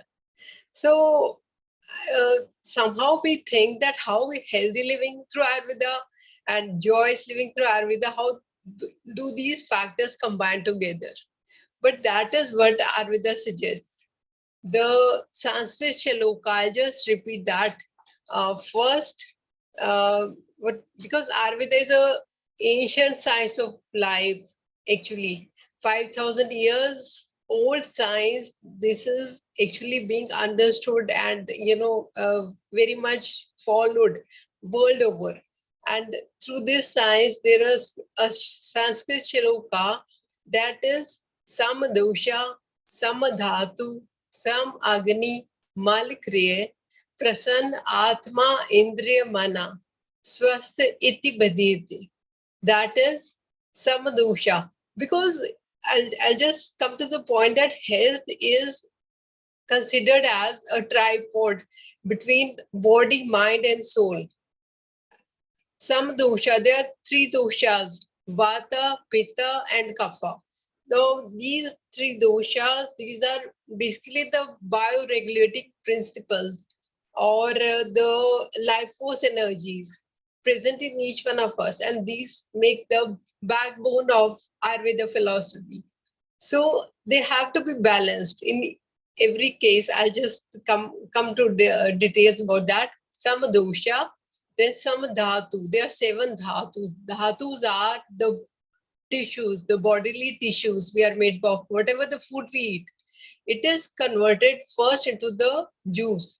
These are the 7 tissues or dhatus: rasa, rakta, mas, med, asti, majja, and shukra. Or it starts with taking the food and it is first converted into the juice. Rasa, rakta is the blood. Mass is the muscle. Med is the body fat. Asti is the bone. Majja is the bone marrow. And shukra is semen in males and avam in females. And then there is an essence of all these 7 dhatus. One after the other, these are made up of. But then there's an essence called as ojas. And that is what keeps us healthy. That is our natural immunity we can focus on. But a good diet will give you a good system that puts on to the better ojas formation in the body. Then some dosha, some dhatu, some agni. Now agni also has to be balanced. Now what is agni? Agni is the bodily fire, and there is not a single agni. There are 13 agnis. 5 agnis are of the Panch Mahabhutas. The 3 doshas, they are made up of the Panch Mahabhutas because we are all natural beings. We have to be made from the nature. That is what makes us completely natural. And the 5 Mahabhutas or the basic fundamental elements, these are Akasha, Vayu, Agni, Jal, and Prithvi. These 5 elements, they have their separate agnis. So 5 agnis are that, and there are 7 more agnis from the 7 dhatus or the body tissues. Rasa, rakta, mas, med, asti, majja, shukra. I just told you what. So 7 agnis from that, and 1 major agni, that is the gastric fire, the Jatharagni. And that these 13 agnis take care of the health of an individual. They have to be balanced. I told you some dhatu, some dosha, some dhatu, some agni. Then is mal kriya. Mal is the body waste. They have to be excreted from the body. The urine, feces, and sweat. Mutra, purish, and swed. They have to be removed continuously. The cycle has to be on. Only then we can actually be healthy. But the second doesn't stop here. It has to be a combination. It is healthy and joyous living. So it has to be prasanna, atma, indriya, and mana. Atma is your soul. It has to be in the state of bliss, in the state of healthy, happiness. And indriyas are the sense organs. Shabd, Sparsh, Roop, Ras, and Gandh. All the five senses, the sense organs, they have to be balanced in the happy state, and your mind. That is mana. So, exactly the definition of health is you have to take care of all the parameters as a tripod. It has to be the body, it has to be the mind, it has to be the soul. All the three, when they work together, a person can be healthy. And that is how a person, because in Ayurveda, it's about the basic roots, the definition of health. I just told you, but then what is our, in a human philosophy, our entity is the Sanskrit shloka. Again, I have to repeat it only. That is the health is considered as first the body would be dosha dhatu mal moolam hi shariram. If we consider that, if we look at a tree, we take care of watering the roots of the tree, because once the roots are watered, the tree can take care of itself. The branches will come very nicely, the fruits, the flowers, everything. But then you have to take care of the roots, and same is in the human body. You have to take care of the roots. And what are our roots? We don't know about our roots, but then it is mentioned in the Sanskrit shloka. That is dosha, dhatu, and mal. Dosha, the same three doshas I just told you. Vata, pitta, and kapha. Vata is air, pitta is fire, and kapha is flame. So when the three doshas, they are balanced, they make up our roots. Doshas, dhatus, the seven dhatus are the body tissues I told you about. Rasa, Rakta, Mas, Med, Asti, Baja, and Shukra. And the Mal, they have to be moving out of the body. These are the excretory waste. Whatever the food we eat, it is converted into these malas, the urine, feces, and sweat. They have to be moving out. So that is how a person can be healthy and content. And basically, if a person needs to be healthy, he can just follow some of the, I've just noted on some points, some basic dominoes that you need to maintain for a very easy and healthy living. But then you have to consider that if you are taking care of your diet and lifestyle, that is shaman. Ayurveda is basically, it has been into preventive as well as curative. Both the factors are there. If it has, this science is actually taking care of the health of a healthy individual. That it focuses on the preventive aspects of it. And then if you have a disease, then there are so many natural elements, minerals, herbs, home remedies that can be used. And when the medicines have so much of these natural ingredients that help to relieve a person. And another thing I would say, because the Ayurvedic treatment would be either shaman or shodhan. Then shaman is, you take care of your diet, you take care of your lifestyle, and then you can have a thorough health in your system. But then sometimes you have to go in for curative therapy. That is the shodhan. The thorough detoxification has to be taken care of. And for this, we have Panchakarma. Panchakarma are the 5 techniques, the 5 different techniques that are used. Vamana, Virechan, Nasya, Anuvasan Vasti, Niruhan Vasti, all these 5, the vomiting is induced, or the purgation is given, the nasal erhines are given, decoctions which would be decoctions of medicinal enemas are given, or the oil decoctions are given. All these ways, going through these therapies, in the way they would help you for this, and then a person can be relieved from the ailment that he is having. So that is how the shodhan can be given to him. But I just knew that there's very little time. I have to, try to give as much as possible. So we are understanding that it has to be healthy and joyous living. Then how we can be healthy? We're going to take care of our basic doshas, vata, pitta, kapha. I told you that 5 mahabhutas, or the fundamental natural building blocks, they make up the 3 doshas.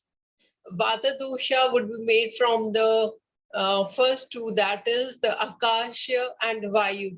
When they combine together, they make the Vata dosha. Fire would result from the Pitta dosha would result from the fire.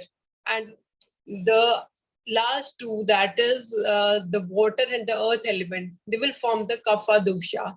And then they come up in the bodies, and they form the basic, I told you, the our backbone basically, so that we have to take care of our basics so that we can be healthy.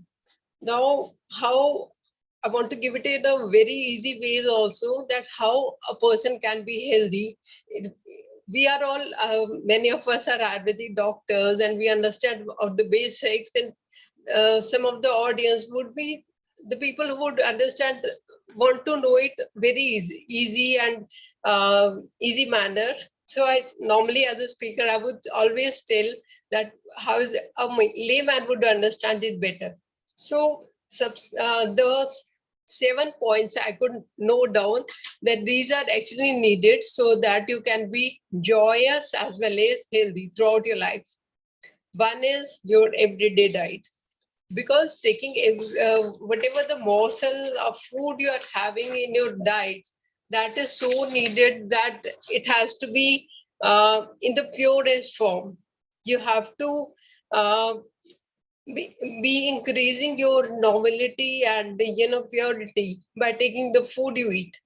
I told you, because it converts into the dhatus, and then your ojas, that's going to take care of your immunity levels. Everything depends on starting the food properly. Try to include, one is try to include some water, not with the food, but after say half an hour, before or after, and that is with food. And otherwise in the whole day long, it has to be 8 to 10 glasses of water. That is a necessity. I've come across so many people who this is the first factor that is actually needed in the diet. And then there are the 6 days that has to be included in your diet: madhur, amla, lavan, thick, katu, and kashaya. All the 6 days: sweet, sour, salty, pungent, bitter, and astringent. So, and try to include them in your daily diet, and take your food which is fresh, and it has to be appealing to taste, and it is not hard on you. Of course, the taste is good, but then it has to be easily digestible. So take care of the food you eat every day, and take care of the second point I would say is your everyday lifestyle.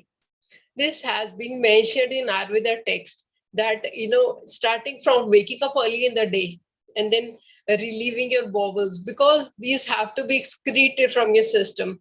The cleaning of your face and your teeth, and going for oil pulling and some oil gargles. This is so much needed, and you can use some prasadana, that is the application of perfume paste also, in your everyday routine, and regular bathing. And the third point I would say is take up optimum exercise and yoga. That is so needed. So every day you should be going out for either you can have a brisk walk or going for some yoga asanas and yoga poses and pranayama or the deep breathing techniques. Anyways, you have to, be releasing sweat because sweat has to go out of your system and then you can be more healthy. The fourth point that I have thought of sharing with you, that is favorable rest and sound sleep. This is also very much important. You have to be healthy, both physically and mentally. It has to be, you have to be in a happy and healthy state.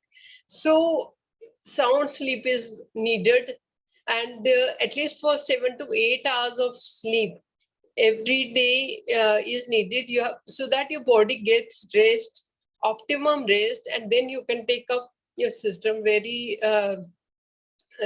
regularly, because you will be replenishing the daily loss of energy in your system. Number 5, I would say take some herbs supplements.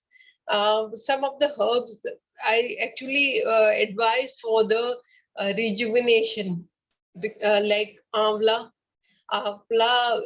Emblica officinalis, and Harad is also good. That is Terminalium chebula, and Guduchi is one of my favorites. Dinospora cordifolia, and then ashwagandhas also, because I feel it is a body and mind boost. So Vithenia somnifera, and also some include some natural diet ingredients like cow's milk. That is really good. Honey is good, and then you can be taking some ghee. Ghee, I would really suggest ghee or the clarified butter. This should be included in your daily diet. Try to keep away from diseases following these easy diet tips also. And also, one is these herbs helps to enhance your health and vigor, and then they also keep you away from the early signs of aging. From the debility of aging, you can save yourself. Number 6, I would say, is take to massage as therapy.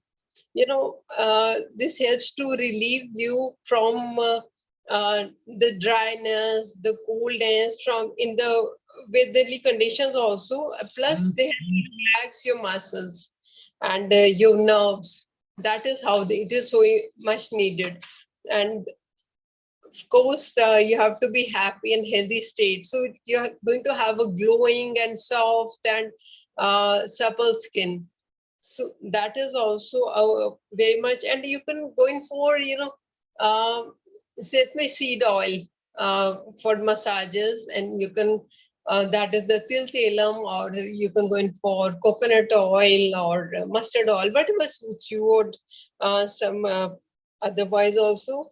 And what I would suggest is, as Ayurveda therapy would say, that at least 3 parts massage every day is needed. One is soles of the feet, that is Padabhyanga, and then scalp of your scalp also, and then around your ears. So these 3 parts, if you are giving yourself a nice massage every day, this takes care of the optimum massage that is needed per day. And number 7 would be optimum mental balance. This is also very much needed, because a positive mental attitude, this is considered very much necessary for, so that you can enjoy your life as a human being. So, and for this you have to take some enlightening experience, take some comforting experience through divine tranquility. I always suggest, please sit in meditation for some time, and Ayurveda actually suppose that yes, you have to keep yourself, you have to empower your mind, body, and soul. And in this human life, it is possible for each one of us taking care of our bodily conditions, and taking care of trying to prevent ailments as much as possible for us. So I think I've been telling a lot about healthy and joyous living through Ayurveda. Uh, do I have more time or it's done? What do you say? Yeah, Sonika, that was wonderful, and I believe we can take up some time for some discussions and interactions. And you really kept it to very simple, and the flow was wonderful, and I believe it related to all. And revisiting these simple tips really could be helping many of us. So great to have you, and maybe Rajiv ji, if we have got some questions, we can open the floor for Sonika. Yes, certainly. I think it was very, very good, very practical, very simple, simple techniques, and I think it was very good for me. I've got 1 foot in conventional medicine and 1 foot in Ayurveda, and still it was very good. And one of the things that we are trying to do is to incorporate the two together. It will be very, very nice. My question again is a little bit focused that A, how do you see the two integrating together, Ayurveda with the mainline medicine? That's one. And second is also for school advice about young children. What tools and techniques can we use that we can give these tools to young kids to improve their health? Maybe, yeah, This Sonika, is please. Okay. our program, Eat Smart, Think Smart, Be Smart program. Yeah. And what was the first question you said? First question is integrating Ayurveda. Ayurvedic medicine is one With discipline, the modern medicine. and the modern medicine or allopathic medicine is the other one. Yeah. And many people don't like each other. That happens. So the best part, what I actually like about Ayurveda is focus more on preventing disease. There's so many, things that you just need to, I think in my talk I've told them that these are the 7 modules, and Ayurveda suggests so strongly. Of course, you have to go in for curative, and now world over the people are understanding that they want to be natural. They understand the basics of we are total natural beings, and that is how we can relieve ourselves from the ailments also going forward. Thorough detoxification, taking good diet, taking good lifestyle, that is all needed. You can prevent ailments from touching you. I've got a question from Suryakant. So we can bring him in, and then we will continue the discussion, and hopefully soon we'll bring our loved Biju from Mauritius. Biju and Ish have worked together, and we were actually talking together yesterday for a long time. But before that, let's get you to answer, I think, some question which Suryakant was trying to push. I don't know he is still there or not. So, welcome Biju. But before introducing you, I would give one more opportunity to Suryakant if he still has any question. And if not, then I will just bring Biju in. So, again, Sonika, it was wonderful talk, very practical, very simple, very easy, and I think I will appreciate. Over to you, Ish. Yeah, okay. Thank you, Rajivji, and thank you very much, Dr. Sonika. And Thank you so we look forward to associating with you more regularly. And we have got a lot to hear from you, because you have been an awesome writer. So maybe if you would be introducing, some crux, some gist from your books, that will be much. more than enough of an education for us and information for us. And maybe Rajiv ji, we can welcome Biju for really much awaited discussion about this possible retreat. Fantastic. So, going before Sonika, if you are such a good writer, we would welcome you to write an article for our forthcoming journal, The Health Practitioners, because we really need. And in fact, I was thinking that we can dedicate one of the issue to Ayurveda. Because Okay, wonderful. such Let me know. Yeah. Thank you so Sure. much. Our lovely Biju Vijayan, a man from the island who is primarily focused, a successful entrepreneur, and has done a lot of work in field of Ayurveda, primarily from business point of view. Has established Ayurveda. Is a business administration graduate from IITM Bombay, 20 plus years of experience in various business management, and particularly his focus is Ayurvedic wellness. And I had a discussion with him on several occasions, and we are planning to establish Ayurveda in UK. And we had a few discussions, and some more need to happen before we go into that successful venture. But before that, I would like to tell a few more things about him.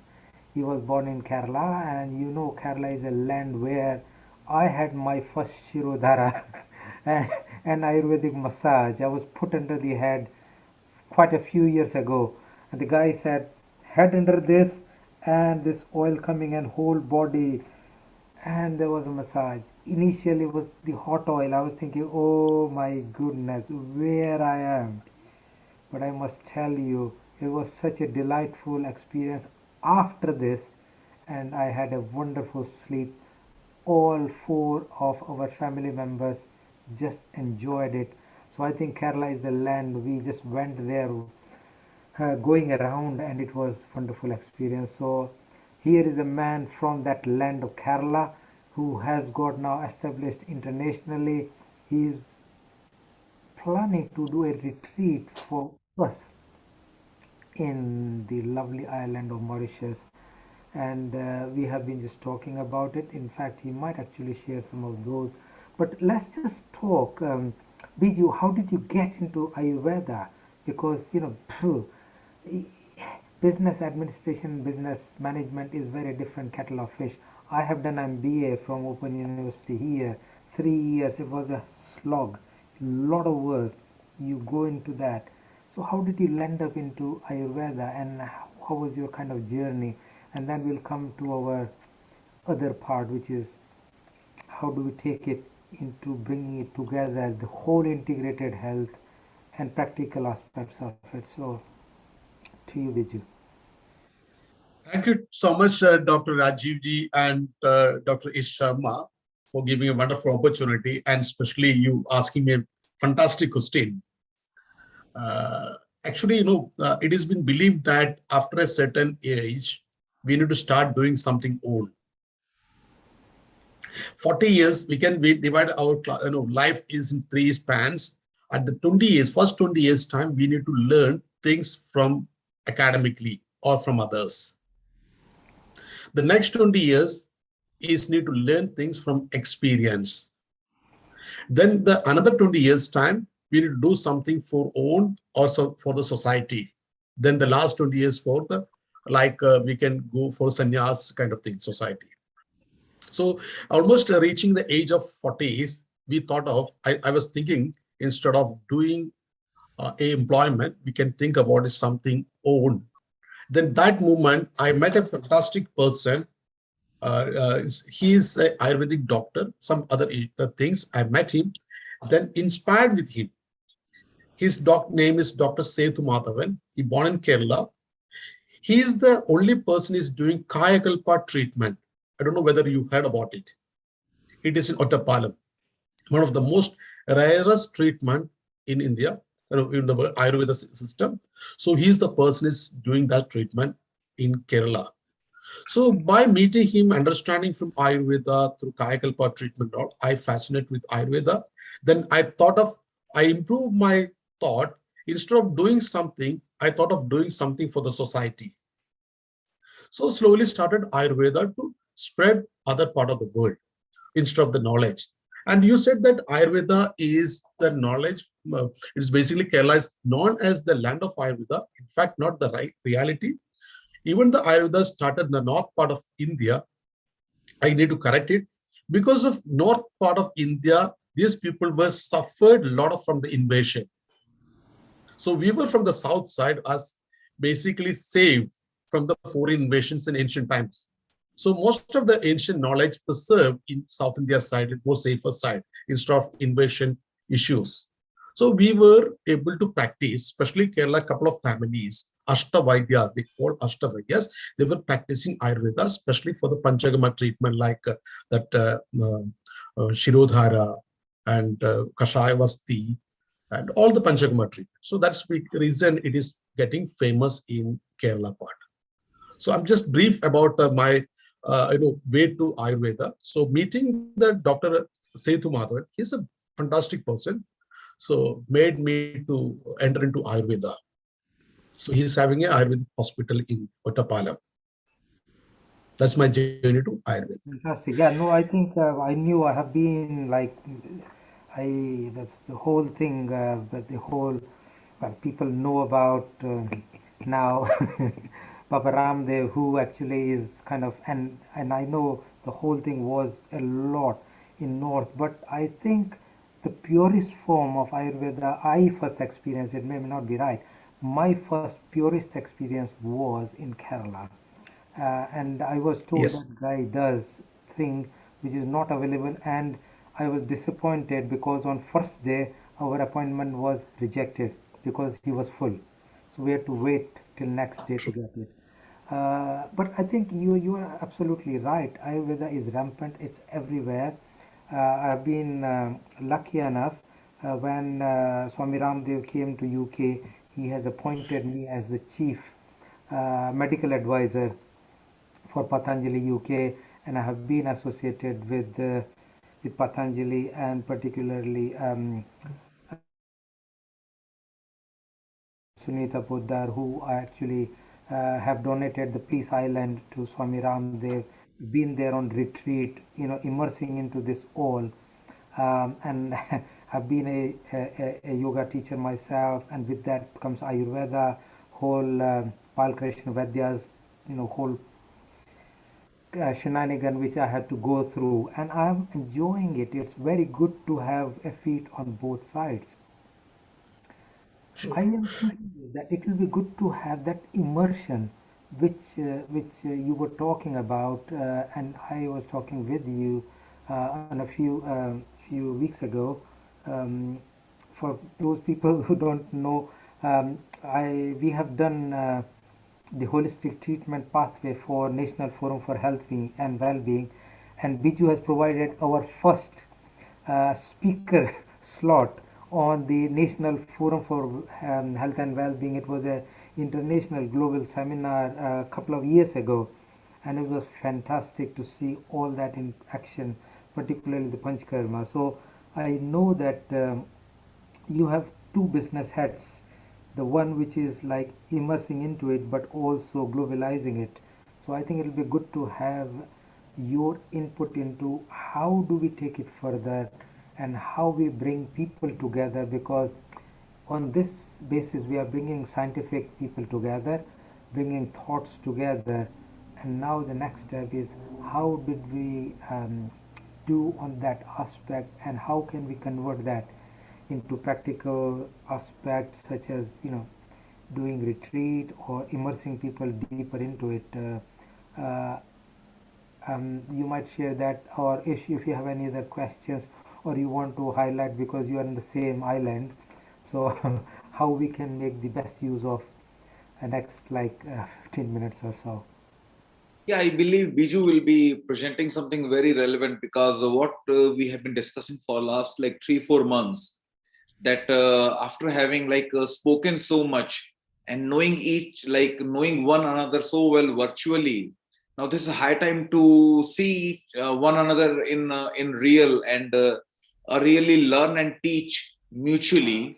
So maybe Biju can present one concept and we explore, because this will be very important, very relevant to all. And then we go on to Dr. Mamta from New York. So Dr. Rajiv ji, you in the last discussion, what you mentioned, I wanted to tell you, most of the Ayurvedic practitioners, even in Kerala also, they are very good for the treatment, but expanding their business, they are not that much of professional and approach.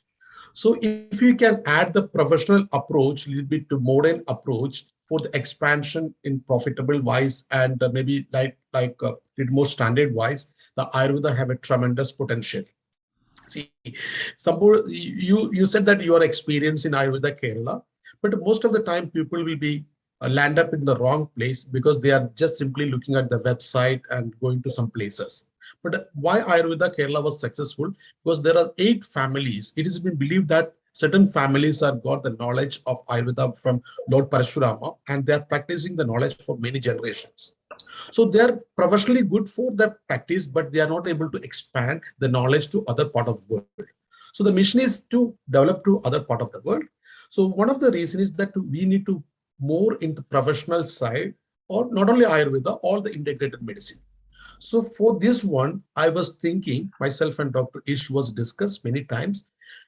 We are meeting almost 150 plus occasions, weeks for this Ayurveda time. Now it is a time we can meet together and join together and share the experience and practice each other, and by cross training each other and gaining each other.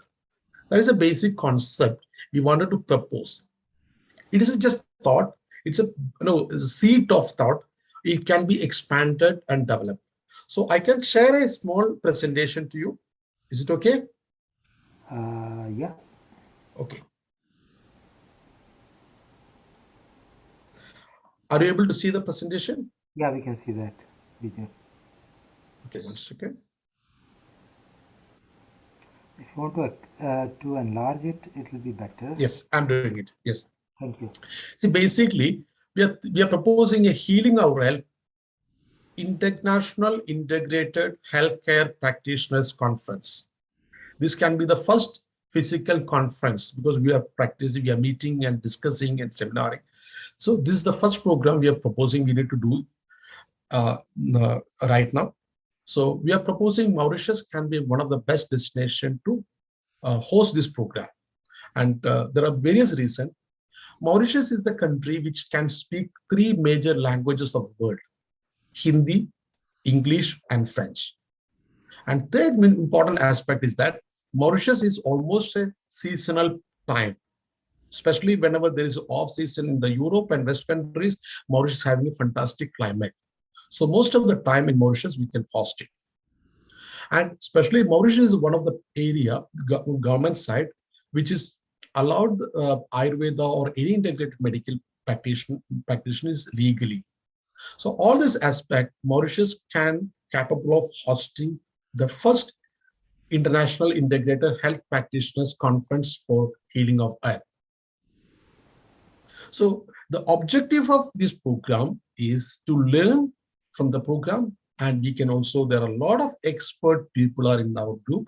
They can teach, and also apart from the academical things, we can experience by practicing, and physically by practicing it, it can experience almost all the integrated medical systems via also a holistic living. This is not only theory, because we are doing this program maybe 3 days or 4 days with an exactly holistic living approach with cross training each other, which means that suppose if I have an Ayurveda knowledge, I have to share to the other people Ayurveda knowledge, and somebody is having another knowledge, they have to share it and the other person experience about it. So this is the way it is been, this program will be charted out. And the expected outcome from this program would be improve the sensitivity towards other system, because many people knowing about the other system, they heard about it, but never experienced it. Once you experience that, your confidence level will be very higher about other system, because it's maybe very far away from our own country. Through this one, many Ayurvedic practitioners, holistic practitioners are in our group. We can expand our mind, which means the knowledge and spirit towards the other system. And also we can enhance our practice. Of course, when we are learning for the new system, slowly, if it is successful, we can implement that system also in our regular practice, and of course, enhance our income too. Without income, the practice cannot be successful. So that also part of that. And this program, the most important thing is the target segment, who are the participants, it is exclusive for the integrated healthcare practitioners and researchers, educators, clinicians, and therapists and trainers. So these are the target segment. Very selected group will be practicing this program.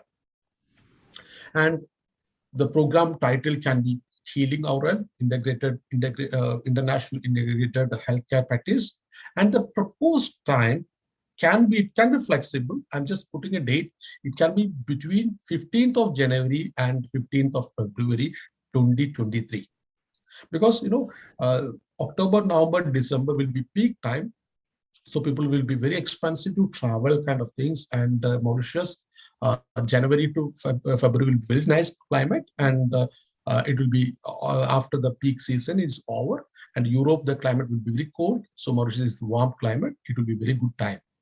And we can propose, of course, Mauritius. And one of the major reason we can post it that we got Dr. Ish Sharma in Mauritius as a very expert person, very supportive and true believer of Ayurvedic living. So we are proposing the program into two programs. One is exclusively for the integrated healthcare practitioners. This is a cross training workshop because not more into the practical and theoretical side.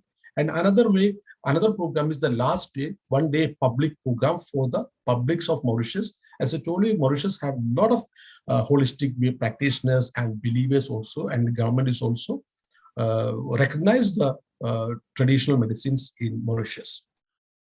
And as I told you, the first program, cross training program, selected number 25 to 30 and not more than that. And the program timing is planning 3 to 5 days, not more than that. We can select according to your opinion. And public program will be 1 day program. It's a general publics of Mauritius, and we can have at least 10 international speakers from our group. And I know there are a lot of fantastic speakers. The Mauritius public can hear from you. The complete radio and TV will be broadcasted because it can reach out the public. So whether we are speaking Hindi or English or French, the public can understand. So it will be a fantastic program. That will be a 1 day program. So altogether, maybe 3 to 4 days or 5 days. And the workshop which we are planning, actually the workshop we are living according to the fundamentals of our holistic way of life with the natural. We'll be preparing our food with natural food and organic food. And we have expert nutritions and cook chefs, so they can advise people to prepare our own food, especially not hotel wise, but we can do natural food. And we are starting our day, early day, with the yoga practices because many people may not be having that one. We heard about it. We are living in the 3 days time according to the holistic way. And followed by there will be theoretical classes and seminars, workshop, and cross training from the integrated practitioners all over the world. And of course, we have to arrange a practice of Panchakarma treatments, which we can host in Mauritius. And Dr. Rajiv Ji was telling that he experienced the first time in Kerala. Similar practice, many people can experience from here, all the Ayurvedic Panchakarma treatments and other systems as well. As I told you, we'll be very strict about the diet in Ayurveda holistic way. So similarly, our lifestyle will be in the 3 working days, workshop days, will be holistic practice of food preparation, and we can share our cooking and cooking classes, which food, what food, because Mauritius you can get all the ingredients easily for the preparation of food and kind of things. And apart from the classroom training, these 3 days we can also have a couple of outdoor wellness activities because Mauritius is a very beautiful place which can explore the nature. Because of Panchamahabhuta principle, we can really explore in Mauritius. That is also the clubbing altogether. We can structure a fantastic 3 to 5 days of workshop activity in Mauritius, which will be amazed experience in everybody's life.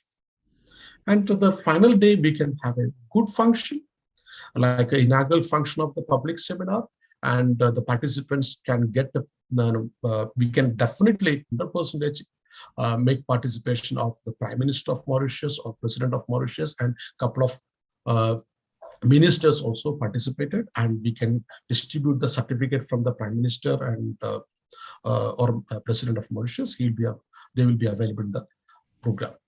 And of course, we got a very good connection with the WHO Traditional Medicine Board and Ayush department also. They can also be part of our program, public program, and they can also they can also provide a couple of representatives for the program. It will be international reach. We will get a very good international reach for the program. And of course, our own, we also have around 10, we can select 10 to 15 good speakers from our group. They can also speak out very well. And after that, all of you have get a good opportunity to explore the Paradise Island of Mauritius. It's a fantastic, beautiful place with the skies, sand, and sea. We can experience that also in this program.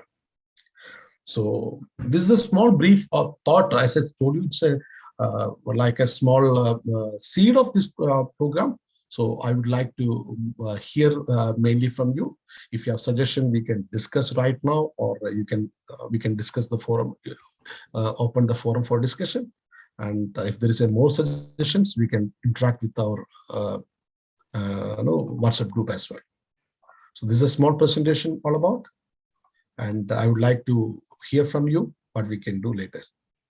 Thank you so much, Biju. I think it was excellent idea to really get it off the ground, because we have been talking about it, and effectively to bring people in same hall or same venue to have that heart-to-heart discussion and have the practical experience of different disciplines of medicine is extremely good.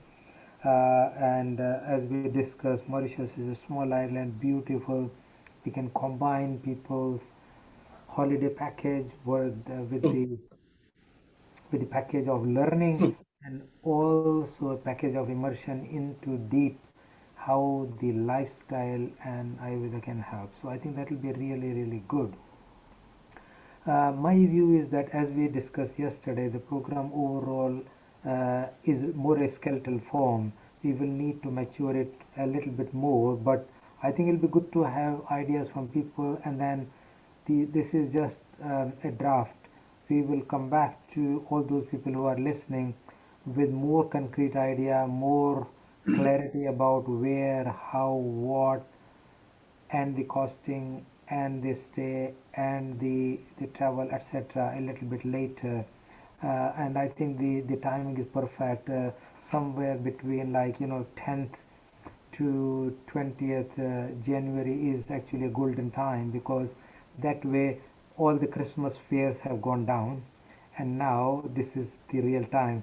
By February the holidays, I don't know, in UK half term starts and blah blah blah and probably many other places, so that's golden time. We will probably do that, and I can see at least say 10 or 15 of us very keen on going it further.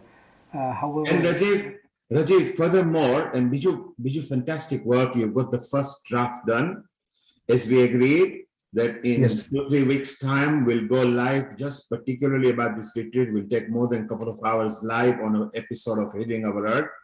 We will, once we discuss the potential venues, we will actually show them and take a tour and show them the wonderful Indian Ocean country of Mauritius and the hospitality of the people. We'll actually get Gayatri, the presenter at MBC, the attaché from the president to welcome people. Let's include all and make it a very good, complete 360 experience for people. So it's not only spiritual, social, educational, but also fun, holiday. And together, when they come back home, they want to just ask us, when is the next one? Absolutely. And the fact that Ish will be able to bring in so much value from an educational point of view, and Biju yourself and Ish, Biju, you will actually work that each one of them gets a nice Panchkarma one-to-one treatment where Rajiv can look and say, hey, it was me 15 years in Kerala, now you get it done. So it will be very good. And then method of communication will be very simple. we will share among lots of groups and see, and the option of the dates, end of January, beginning of February, which is beautiful because everybody's back. What we will do, we will agree with the venue, 2 or 3 potential 5-day dates, and see which is the highest take-up, and then we'll lock it. And then we'll give an extended option for people who want to see the local community, the local market, the local fruits and veg, the local sightseeing, which brings a complete experience. And then we can put up a package, not just for a couple, not a single, not a couple. If there's a family, we can plan something for them. So let's experiment. Beautiful parties, we are there on the ground because you, Ash, Ish, Gayatri, Saivani. I mean, in fact, we got about something like 19 people who are connected to Healing Our Earth. And it will be so beautiful. So Rajiv, Ish, well done. Let's just extrapolate this further. This is our first draft. The next draft can maybe include pictures and more and further better particulars. One of the Chef Daksha, who is here, who has just commented. Our producer, kitchen producer, Seema, who Daksha knows very well. She's already aware right now. She's watching us in Hong Kong right now because it's gone past midnight there. Our team in America, Sharon, Wai Ching, who still haven't seen the package yet.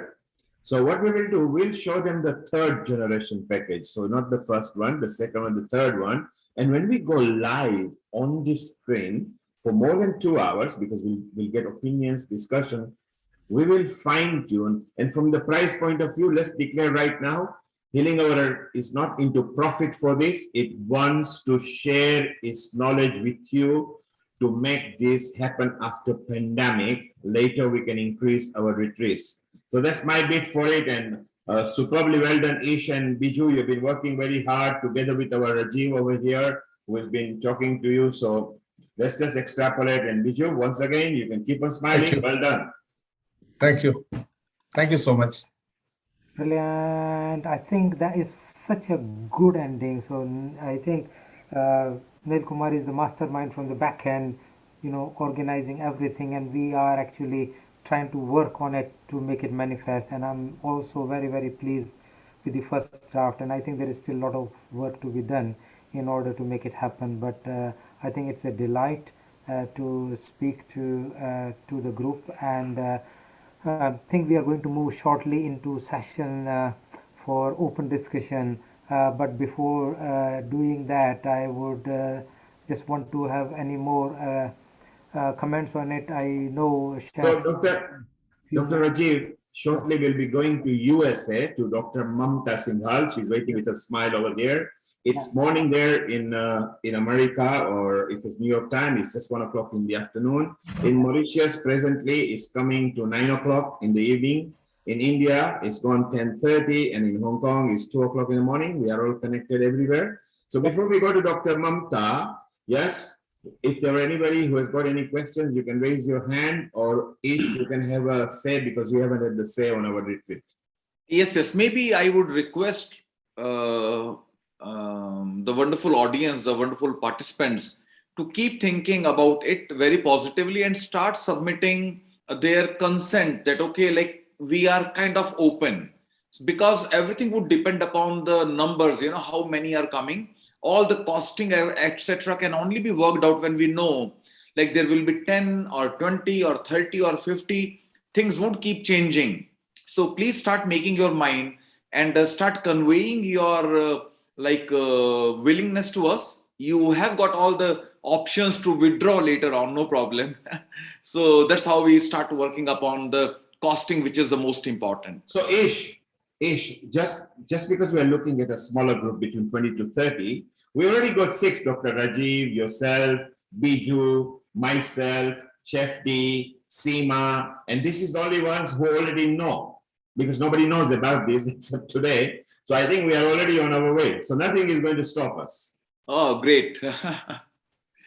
We got Madan, who is our resident panelist, and he has got something to say. So here we go. Madan, you are yours, so you can unmute yourself, please. Ish ji, namaskar. Rajiv ji, namaskar. Biju, wonderful Thank you. Enjoyed that very quick, very brief presentation. And Thank you you. have given us the skeleton into which we can hang many things. And Ishji already knows, is engaged with the diabetes issues. And so my only comment at this point, a wonderful skeleton that can be taken to many parts of the world. In my chat box here with our Shantalaji, I suggested we could take the outline you have given and we can play it out in the Baltic region also, in a very beautiful part of the world, number one. Number two is to see if you can distill, Ishji will help us with this, and also Rajivji will help us with this, distill it into some very strong themes. Metabolic disease is one thing, you know. So Ishji already has access to the big, large number of people with this complication. So you can actually engage in that theme and it will attract a global audience.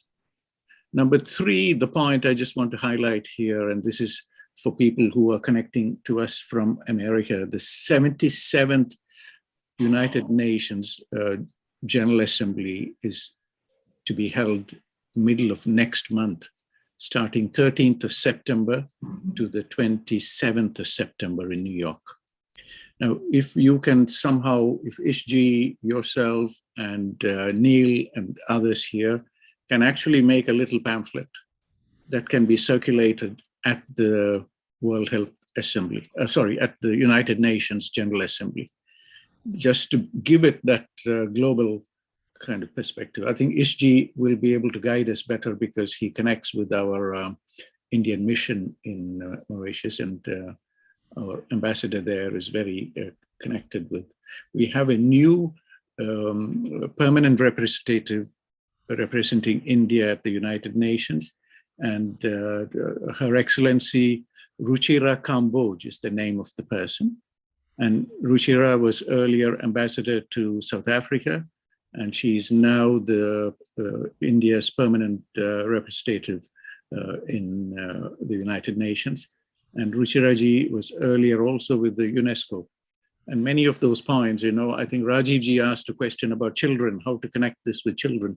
And maybe it'll be easy for the Indian mission in Mauritius to discuss this with Ruchiraji. Ishji, you know how to do all this, but this is just an early thought that came to my mind. Sure, Listen sir, I to will. this excellent presentation by Biju. Thank you very much, Biju. Enjoyed that very, very clear presentation. Namaskar. Thank you so much. Friend.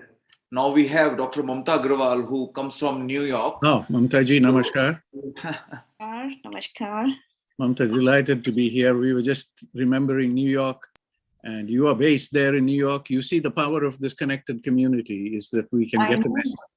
I am so much honored to be here with all of you. Miss, I just feel like I'm a beginner in Ayurveda, and meeting all these London people. It's a great honor for me to be here, and thanks to Dr. Ish to invite me to be here, and Neil to help me with all the things. I'm really, really happy to be here and share my knowledge, whatever I have learned over, learn over the years with my experience. I'm gonna share something on skincare. Mamtaji, the thing is, as long as you are breathing, you are Ayurveda. So you are Ayurveda. And Ishji will say, you are already Ayurveda. You just need to recollect and remember what you are, what is Ayurveda that's already inside you. The other point is how to, this international community is a very network, very strong community, and to have you in New York and to take forward this suggestion that we've just discussed. Ishji will connect with yourself. And yeah, sure. Viju will share the outline, and just to have somebody on the ground is a big strength. Yes, sir. Whatever help, anything needed, I will be here. So, like, very close to New York City. You can see I have just come out of this event in Toronto, and we have the blessings of the Council General of India in Toronto, and there is a foundation there called the Canada India Foundation. And Ishji is already our, anchor in Mauritius and engaging with the 55 nations of Africa also. So it's in many levels, it's a very strong network that we have. But every day we are adding a little bit to it. We are adding some strengths to it. And so here is today's event, and it's lovely to hear Biju talk about his vision for the future, which they've discussed. But what we were saying is to put some details that will attract more people into the specifics. I think Rajiv ji is very good at doing this, putting all those details and highlighting metabolic disease, diabetes, skin care, or dermatology. We would call it skin care, but the modern medicine people want to hear it as dermatology. Or we would say rough skin, they want to hear it as psoriasis or something. So it's just a way of connecting those two sides. And we would say, Vata, Pitta, Kapha, they would want to hear it as inflammation. So we will have to make that bridge and bring these two people together. And we have enough minds here who can do that. So we are delighted you're here. We want to hear your stories from New York. So with that context, thank you very much, Madanji. I think your wisdom is unimaginable. You are so wise. And I think we would want to hear a little bit more about that during our panel discussion that's going to follow a talk from Dr. Mamta Singhal. Antonio from Italy is as well here, so we're going to hear him in a short while after that. But I think the whole day has just been amazingly inspiring and very thought-provoking. So let me just introduce Mamta from the transatlantic area, and she is an esthetician, so basically skincare. And as we know, in UK there is dearth of the dermatologists because everybody want to do how we can make beauty skin change, make it young, wrinkle-free, and attractive, if that's the word. And there is a natural inclination for people to be attracted if the skin is smooth and wrinkle-free. And with best below, I'm not a sexist, but women like it more. So it's not just that, because there is a lot of money. There is 3.6 billion pounds spent on making skin more young and attractive. And a point we have introduced and created a natural health and beauty product called Age Stop. And basically that means you stop advancing the age by increasing the collagen underneath the skin, so that if there is collagen, then the skin will look wrinkle free. So I think that is just the point to highlight why Mamtaji is spending her life onto the skincare product. She's a multicultural person. Inner purification is related to the beautification in external world. And although she doesn't call herself very old in Ayurveda, she has done a bachelor in the Ayurvedic medicine and surgery, and then aesthetics degree, and she's currently into USA and doing this all in day-to-day aromatherapy, perfumery, essential oils, etc. But more importantly, I think we would like to hear from you how ancient skincare is now applied into the modern context, and how would you see this working together in that way, so that we can bring those nuggets from that old gold part where people were using multani mitti for beautifying the face, to now all your facial massage and facial therapy, which is again using the same mud which I have been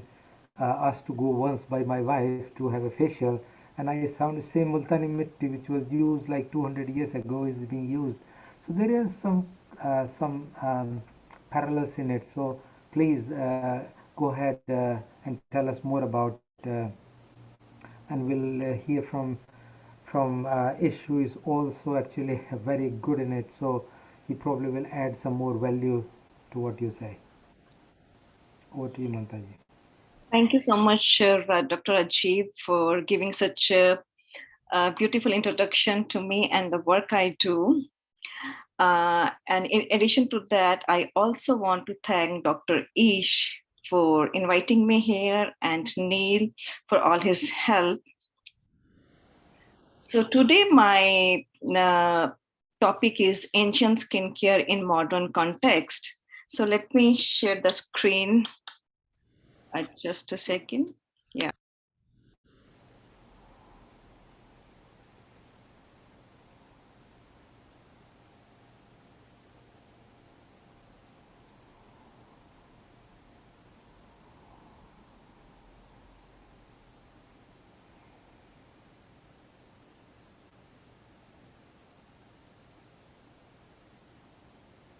Yeah, Dr. Mamta, you are muted. Can you unmute?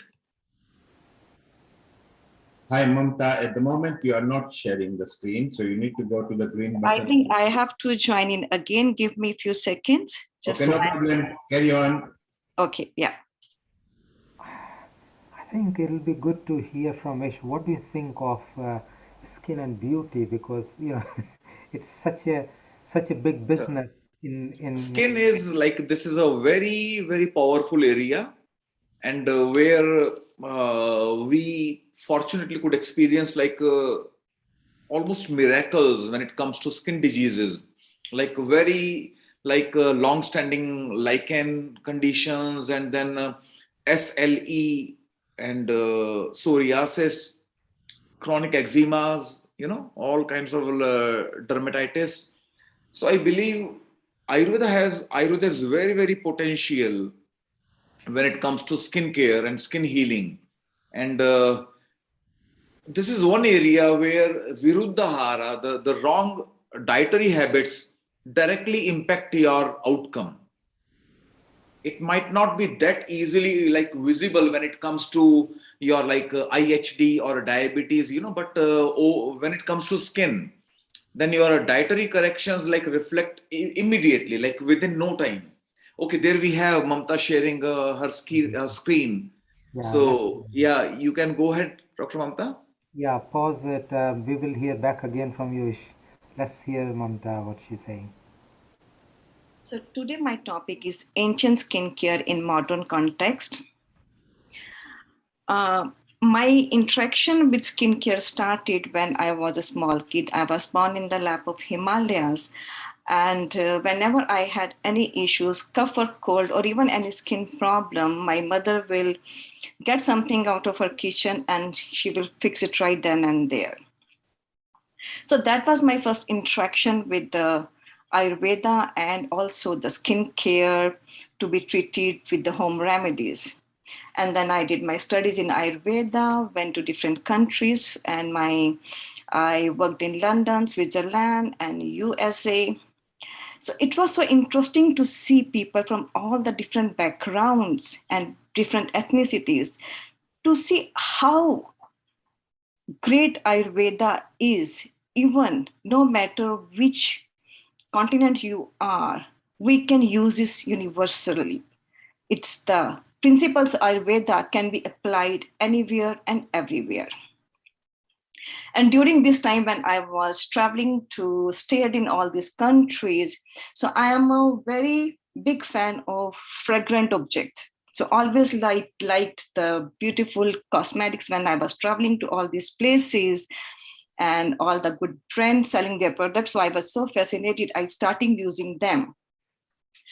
And I used them for years, and I tried European products, I tried American companies' products. And then at one point I realized that I am not getting the results which I was expecting, spending so much money, but not getting results. And I was thinking about it. Then one fine day, I thought about what my mom would do if I have this, to fix this issue. So then I went back to Ayurveda. And then I started using all the Ayurvedic knowledge, the herbs I used. And then as a result, I end up making my own skincare products. And also then I volunteered for an NGO. They wanted me to make products for them. So I volunteered and make products for them. And I'm still making them and getting good results. And For today's talk, my agenda would be skincare around the world in ancient times, Ayurveda and its concepts, modern skincare, correlation between Ayurveda and modern skincare, and my approach to these connections in facial skincare. Skincare in ancient times. So if we look at this, in Egypt, skincare was not only for beautification, it was also for the protection. They used coal to protect their eyes. They used milk baths, and face packs made of milk and rose. They also use Dead Sea salt to exfoliate and rejuvenate and heal their skins. They use burnt almonds to paint their brows. In Greek, the best remedy they used to stay young was fresh berries with milk. And they used a lot of olives in a different ways. They used olive oil to stay younger, to reduce their fine lines, and they used olives as exfoliant too. They were very big fan of honey, so they used honey with milk, honey with the yogurt to make face packs. In medieval times, people, they liked to have fair skin, so they used aloe vera, rosemary, cucumber as a cleanser. They used seeds and flowers as masks, and they use vinegar as a toner we use. And then in Renaissance period, so people started to paint their faces with chalk. Again, it was, they wanted to look fairer somehow. And the very interesting part was, during that time, they dipped bread in rose water to reduce their puffy eyes. And also they boiled oatmeal in vinegar to treat pimples. So then in Baroque period, they used milk baths, but they were more into makeup. Women, they used lip color for their lips, and they also used color for your face powder. In 1800, Vaseline was invented. In 1900, many skincare companies came into existence like Spond, Estee Lauder, Oil of Olay. Until now, a lot of companies are making their products, and it's getting more into natural skincare. So now in India, during Indus Valley civilization, skincare was more about religion. People smeared their faces and foreheads with powders and herbs. Mainly they used sandalwood, saffron, neem, aloe vera, turmeric, amla, etc. During Gupta dynasty, they used cream and oils and paste, though during this period, they were more into art and culture. During Mughal empires, they used surmas. Surmas are it's kind of a kohl for the eyes, like eyeliner. So it also treats some disease in the eyes. So they use this. And henna was used to color their hair and also as a fashion, like tattoo. So when we go to India history, then there is also mention of Mirabai. She loved putting natural almond oils for her skin to keep it soft. And there is a mention of Rani Sanyukta, who was obsessed with, I would say obsessed with rose, because she used rose in everything. Her daily bath was full of water with rose petals and milk. She will put paste of rose on her body mixed with honey. Then there was Rani Padmani. She believed in the essence of natural oils. So she heated the oil and treated her hair and body and skin with the aromatic steam of the oil to derive maximum benefits. So now let's get into little Ayurveda, what Ayurveda thinks. Ayurveda, according to Ayurveda, we all are made of these 5 elements, everything. from peace to person.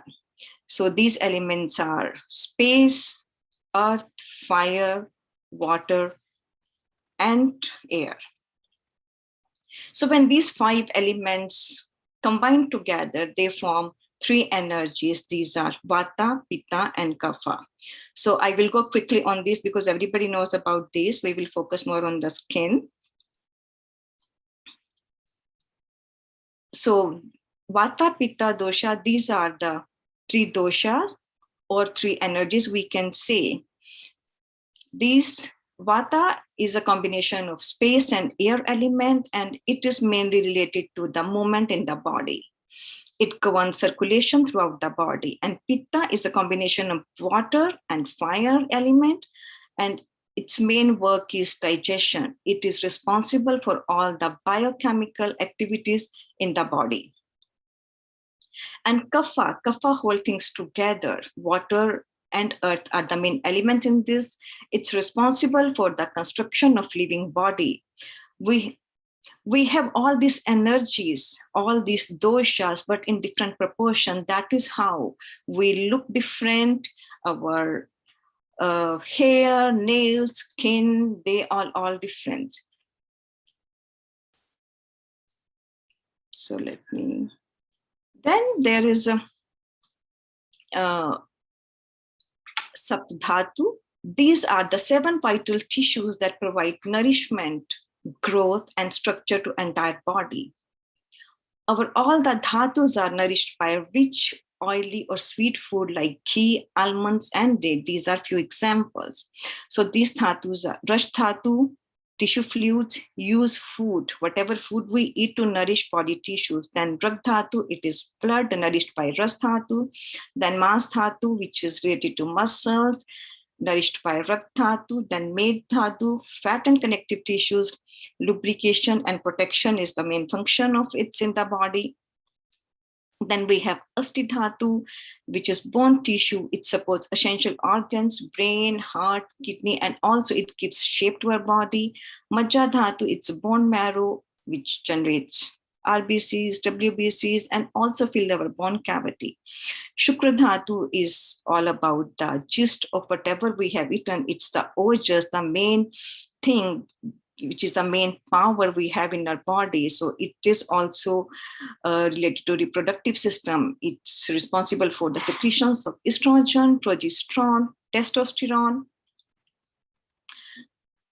And then we go to Agni. Agni is the most important of 5 elements. We need energy to all our physiological actions and functions. Tissues are broken down constantly and rebuilt. When we eat, food is transformed into physical form to help building new tissues. The energy responsible for this transformation is called Agni. So the main functions of Agnis are digestion, it nourishes 3 doshas, nourishes sabdhatus, it clears mind, thoughts, and ideas, maintains life force. There are many types of Agni, all 5 elements they have their 5 Agnis, then all the sabdhatu, the 7 tissues, they have their Agni. But here we are going to discuss about Jathar Agni, which is the main and which is highly related to the skin. So even there are 4 kinds of Agni. These are Sam Agni, Vishma Agni, Tikshna Agni, Mand Agni. Sam Agni, when all 3 energies are balanced, then we are healthy person. And Vishma Agni is inspired by Vata. It's when it's in balance, our body and our movements becomes very irregular. And then Tiksh Agni is guided by Pitta. It's like overactive of the Agni. Then Mandagni, which is guided by Kapha. And when these Agnis are totally out of balance, they create Ama, which are the toxins. And toxins, according to Ayurveda, this is the main problem for any and every disease in Ayurveda. We really have to take care of Ama to have a healthy body and healthy skin on top of it. So Shushruth also, look at this picture, there is a milk pot. Acharya Shushruth has compared the human skin with the scum. When we boil the milk, we call in Hindi, it's malai, with that. So it's very interesting according to him. Even if we think about how we cook milk, if we have appropriate agni, all the scum, layers of scum will become very nicely formed. And similarly, it's with our skin. If we have good digestive fire, good metabolism, then it will result into good skin. So according to Sushruta, the skin was formed when Shukra and Shonit, when egg and ova, they meet. It's so at the same point, then the many layers of the skin start developing. It's an interesting concept, and we will go Dimpu. We really have to spend a lot of time on it. So now let's move to the layers of skin. In Ayurveda, we have 7 layers of skin of Bhasani. This is outermost layer, devoid. It does not have any color. It reflects colors of the inner layers and the aura of the individual. When impaired by doshas, it creates pimples, acne, dandruff. Then Lohita. Any changes or impurities on this layer affect the first layer of Bhasani. And the disease we can have when the vatas are vitiated is moles, dark circles, pigmentation on the skin. Third layer is Shweta. When it is impaired by doshas, then we can say eczema, allergic rashes on the skin. Tamra, it's copper in color. It nurtures upper layers. And if it's not copper, then it creates skin infections. This is also the main protection. It creates a barrier to protect the sun from the outer forces. Then Vedani, we have sensations and feelings in this layer. It connects our body to it connects the skin to the rest of the body.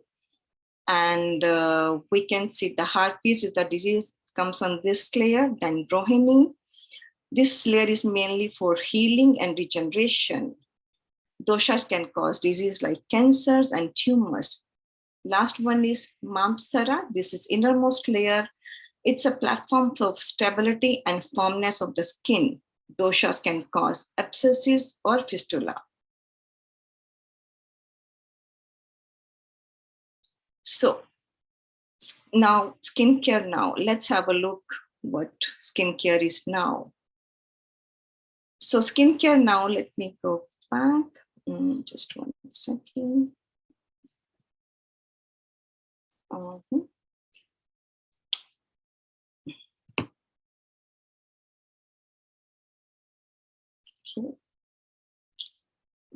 So skincare now, layers of skin in modern science. These are epidermis, outermost layer, dermis, this is the middle layer, and hypodermis, this is the deepest layer. And we can also connect these layers with the Ayurvedic skin layers of skin. So like, for example, there is not direct connection, but there is correlation between the Ayurvedic skin layers and modern skin layers. So for example, the Bhasani, we can relate it to the stratum corneum, and then we can relate Tamra to the stratum granulosum, and then Vedani, it's a papillary layer of dermis, Rohini, reticular layer of dermis, and Mamsthara, this is hypodermis, fatty tissue. So there is another way to look at skin, or I would say now we are coming towards the facial skin care. So the other way is to see the skin as elevated or flattened or depressed. So elevated is with Dhyatmak, flattened Roga in Swasthan, depressed Rog in Kshayavastha. So we can see how modern science is related to Ayurvedic science. It is, and we can use the same thing, elevated, flattened, depressed things, all the disease in the skin care with our dosh dusya samurchana, using our vata pitta kapha base. So practical application in facial skin care. When we have holistic approach to our physical, emotional, mental health, we can be healthy, and that reflects on our face. To do that, internal purification with Ayurveda and pranic healing and external beauty with modern skin care knowledge is done. So for example, if we look at the beautiful, healthy child, look how radiant his skin is, sparkle in his eyes, because he has not still faced the environment outside that much, and the emotions or the physical trauma we all suffer, whether it's mental, emotional, spiritual. On the other hand, if we look at the pale face of some person who is ill, we know that something is not right within. So that is why beauty is a reflection of your internal health. So we really have to take care of internal health. So that is how we study all the 5 elements, Vat, Pitta, Kapha, Dosha, Saptadhatu. So in Ayurveda, the skincare is not just we have something, some issue, some papules, some eczema, we put topical, some steroids, and it's treated. No, it's not like that. We have to go deeper into all the skin layers, Saptadhatu, Vat, Pitta, Kapha, to really understand the root cause of the problem and then fix it. There was a case in, it was mentioned by my teacher. One lady came to him, she had like 4 skin problems for last 5-6 years. She had done a lot of treatment, allopathic, Ayurvedic, but she still had this. So it will be the steroids and other treatment, it will get fixed, and again it will appear after some time. So when my senior doctor, he went deep into the history of the patients, he asked him whether about contraceptives, are you using, did you use any contraceptive, are you using? And he asked, like, can you relate that you had this, when did this skin started having this problem? Was it during your when your child was born?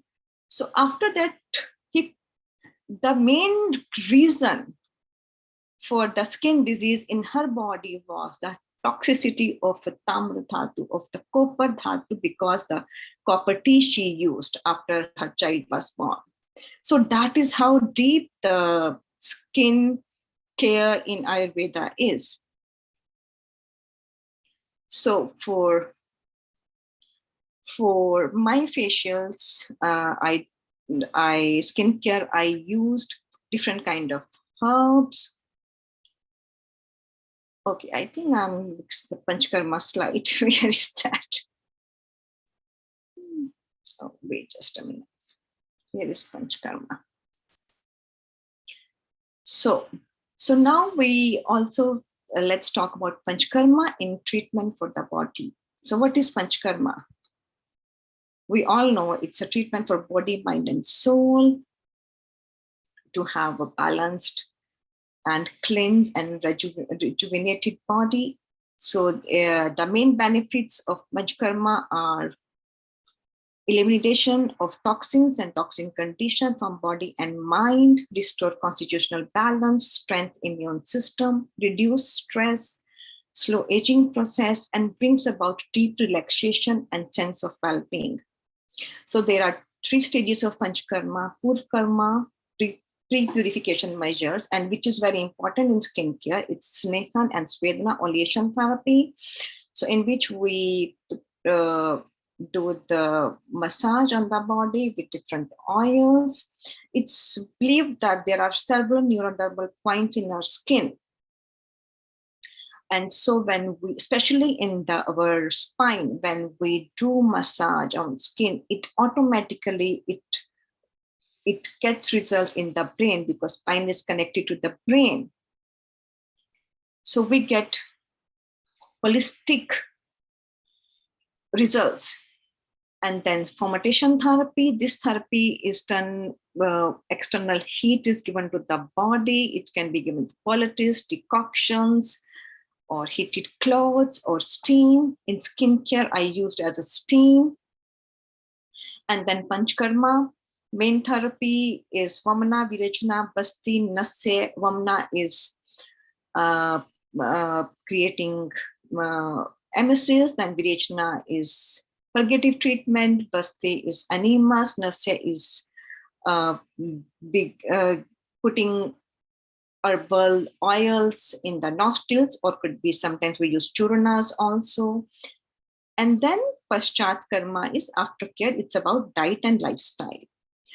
So now, since the Snehana and Svedana are the two most important things for the facial skincare, I will emphasize how, as skincare is the largest organ, there was a patient, a boy with a very dry skin. So he was advised to sit in the tub of milk. So 2 hours of sitting in the tub and his skin was cured.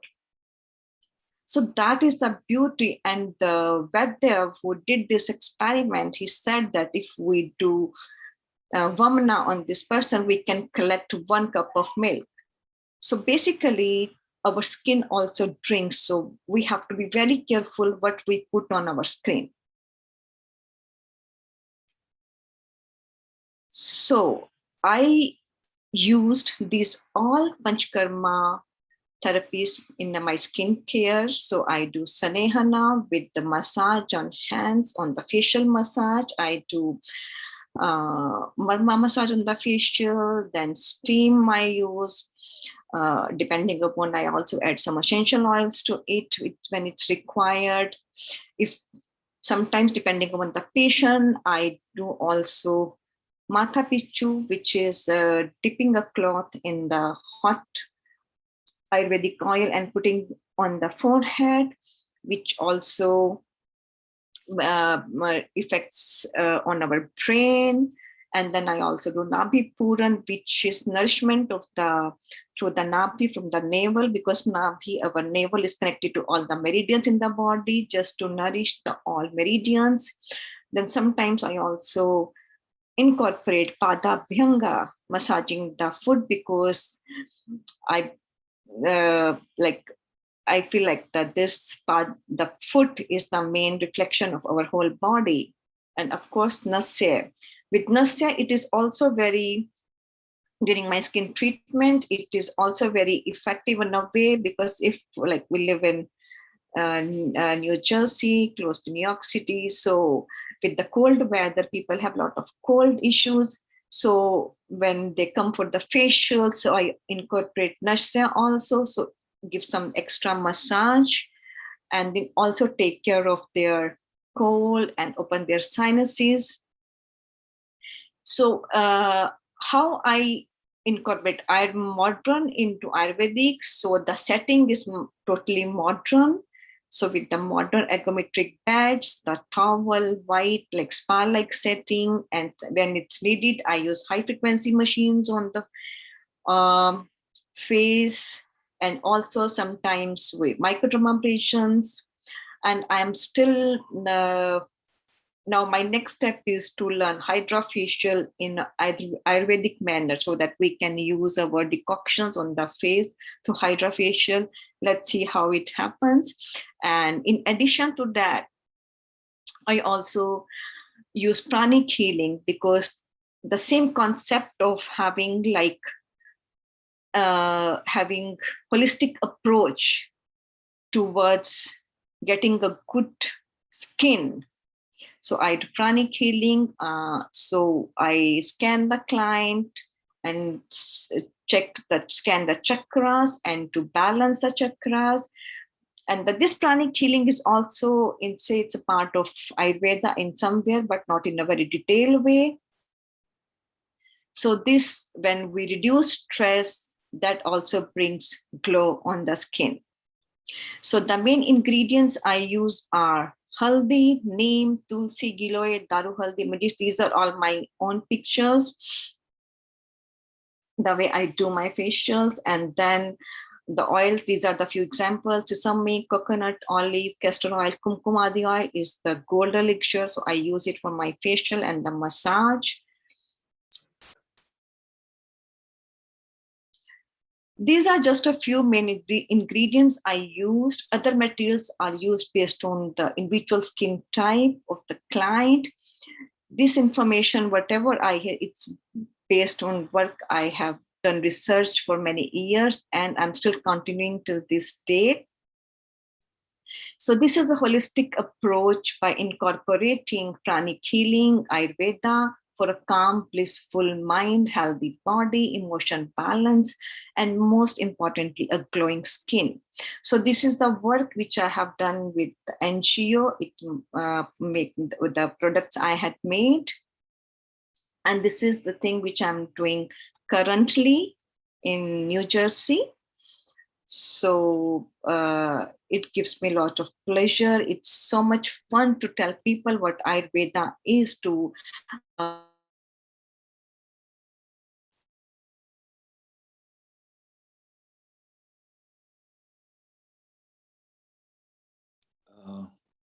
I believe there is some network problem at Mamta's, and perhaps maybe Rajiv ji, you can unmute, please. Yep, I think it has been a fantastic talk. I think she's having some internet connection. Probably everything is stuck. I think we are almost in the time. We have got opportunity to have some discussions before we invite Antonio from Italy, and we will take it from there. I think overall skin is really, really good, and I think she has been extremely elaborative. I was very impressed with her talk. She's just given every nugget in a very simple and very easy to understand manner. So I think skin could be our selling point, because with no chemicals, everything normal and natural, Ayurveda has got a plus point to integrate into the mainstream medical treatment, and it has got some other additional benefit, which is that it is the whole mind body medicine working together. So I think that will be good. So Mamta, back, thank you so much. It was a very, very impressive and very good presentation. I think it has captured everything together in a very comprehensive way, and skin is the largest organ in the body. As I have been studying a lot part of dermatology over past like 10 years or so, because aesthetics and skin beauty is been drawing more of my interest over past few years, and I think it could be quite useful, because it's a very niche area, and I think we should work together on this.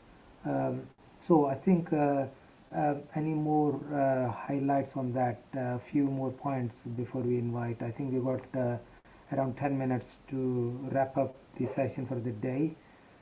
So any comments from you, Ish? Madan, you want to have a comment? Please do go ahead. Yes, Mamta. Madanji, you are muted. Please, can you unmute? Yeah. So is there, did I miss anything? Could you see my slides throughout, or you said some connection problem? I don't know, even didn't thank you anyone. We could see, Mamta, we could see your slides, and there was like a 30 seconds glitch, that's all. But we had all your idea, and it was a real time travel for me when she took us around Cleopatra and Mohenjo-daro. So it was a real time travel.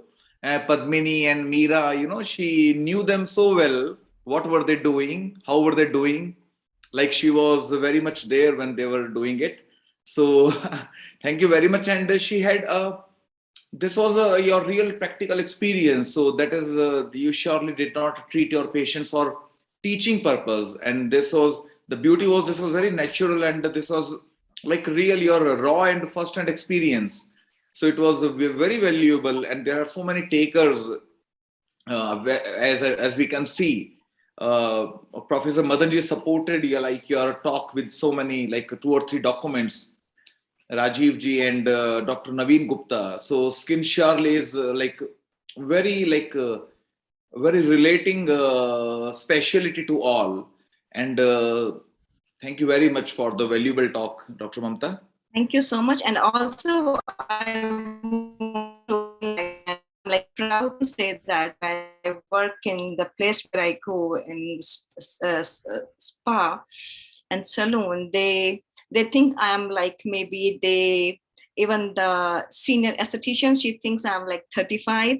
So I don't use any products from outside. I use my own skincare. So whatever the products I have made, I am the guinea pig. So I try everything for myself for 1 month. I give time to trying this product for 1 month. So they feel that had esthetician there, she thinks like I'm like, my skin is like 35 years old.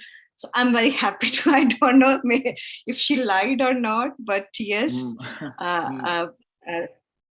Wonderful. Yes. Professor Madanji surely would like to add something to your value, Mamta. Yeah, sure. Please. Sir, you are muted again. Hello, Madanji, please open your thing. Madan, you need to unmute yourself. Here is the prompter. Unmute yourself. Thank you, over.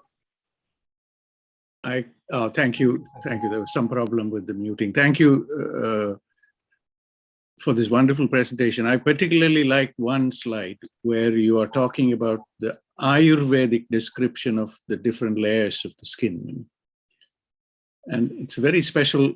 The Ayurvedic classification of the different layers of the skin is very fascinating, because there is something there that might enrich the modern perspective of the skin. So there is that small area, there is a room for a lot of interaction between Ayurveda, Ayurvedic Twak, understanding of Twak, and yes, modern dermatology. So that's something. That second, so we shouldn't underestimate that knowledge and how you are connecting the Panchabhut Siddhant to aspects of the skin, Tridosh Siddhant, with different layers of the skin. There is something very, very deep there that language is not available for modern biology.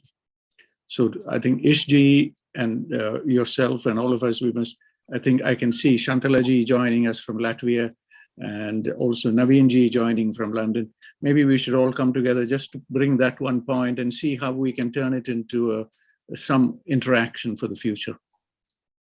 The other point that you mentioned about putting a child in a large amount of milk and the skin disappears. The milk is a very unusual material, because milk not only has, from the biology perspective, this is modern, the genome biology perspective, milk not only is just the proteins and fats and all those other minerals, etc., but milk also contains microRNA, small RNA molecules. And these small RNA molecules are very powerful elements of reprogramming many aspects of human physiology. And the subtlety in Ayurveda, when we talk about the 8 kinds of milks, milk from 8 different animals. And then when for us who go deep into the Ayurvedic perspective, we talk about Grishtashira. Grishtashira is milk that comes from a primoparous animal. So the animal that has had its first child. And the microRNA there is even more unique. So when you use very casually, you're saying the child was put in milk, but when we look at the biology of this from the modern perspective, there are many secrets there.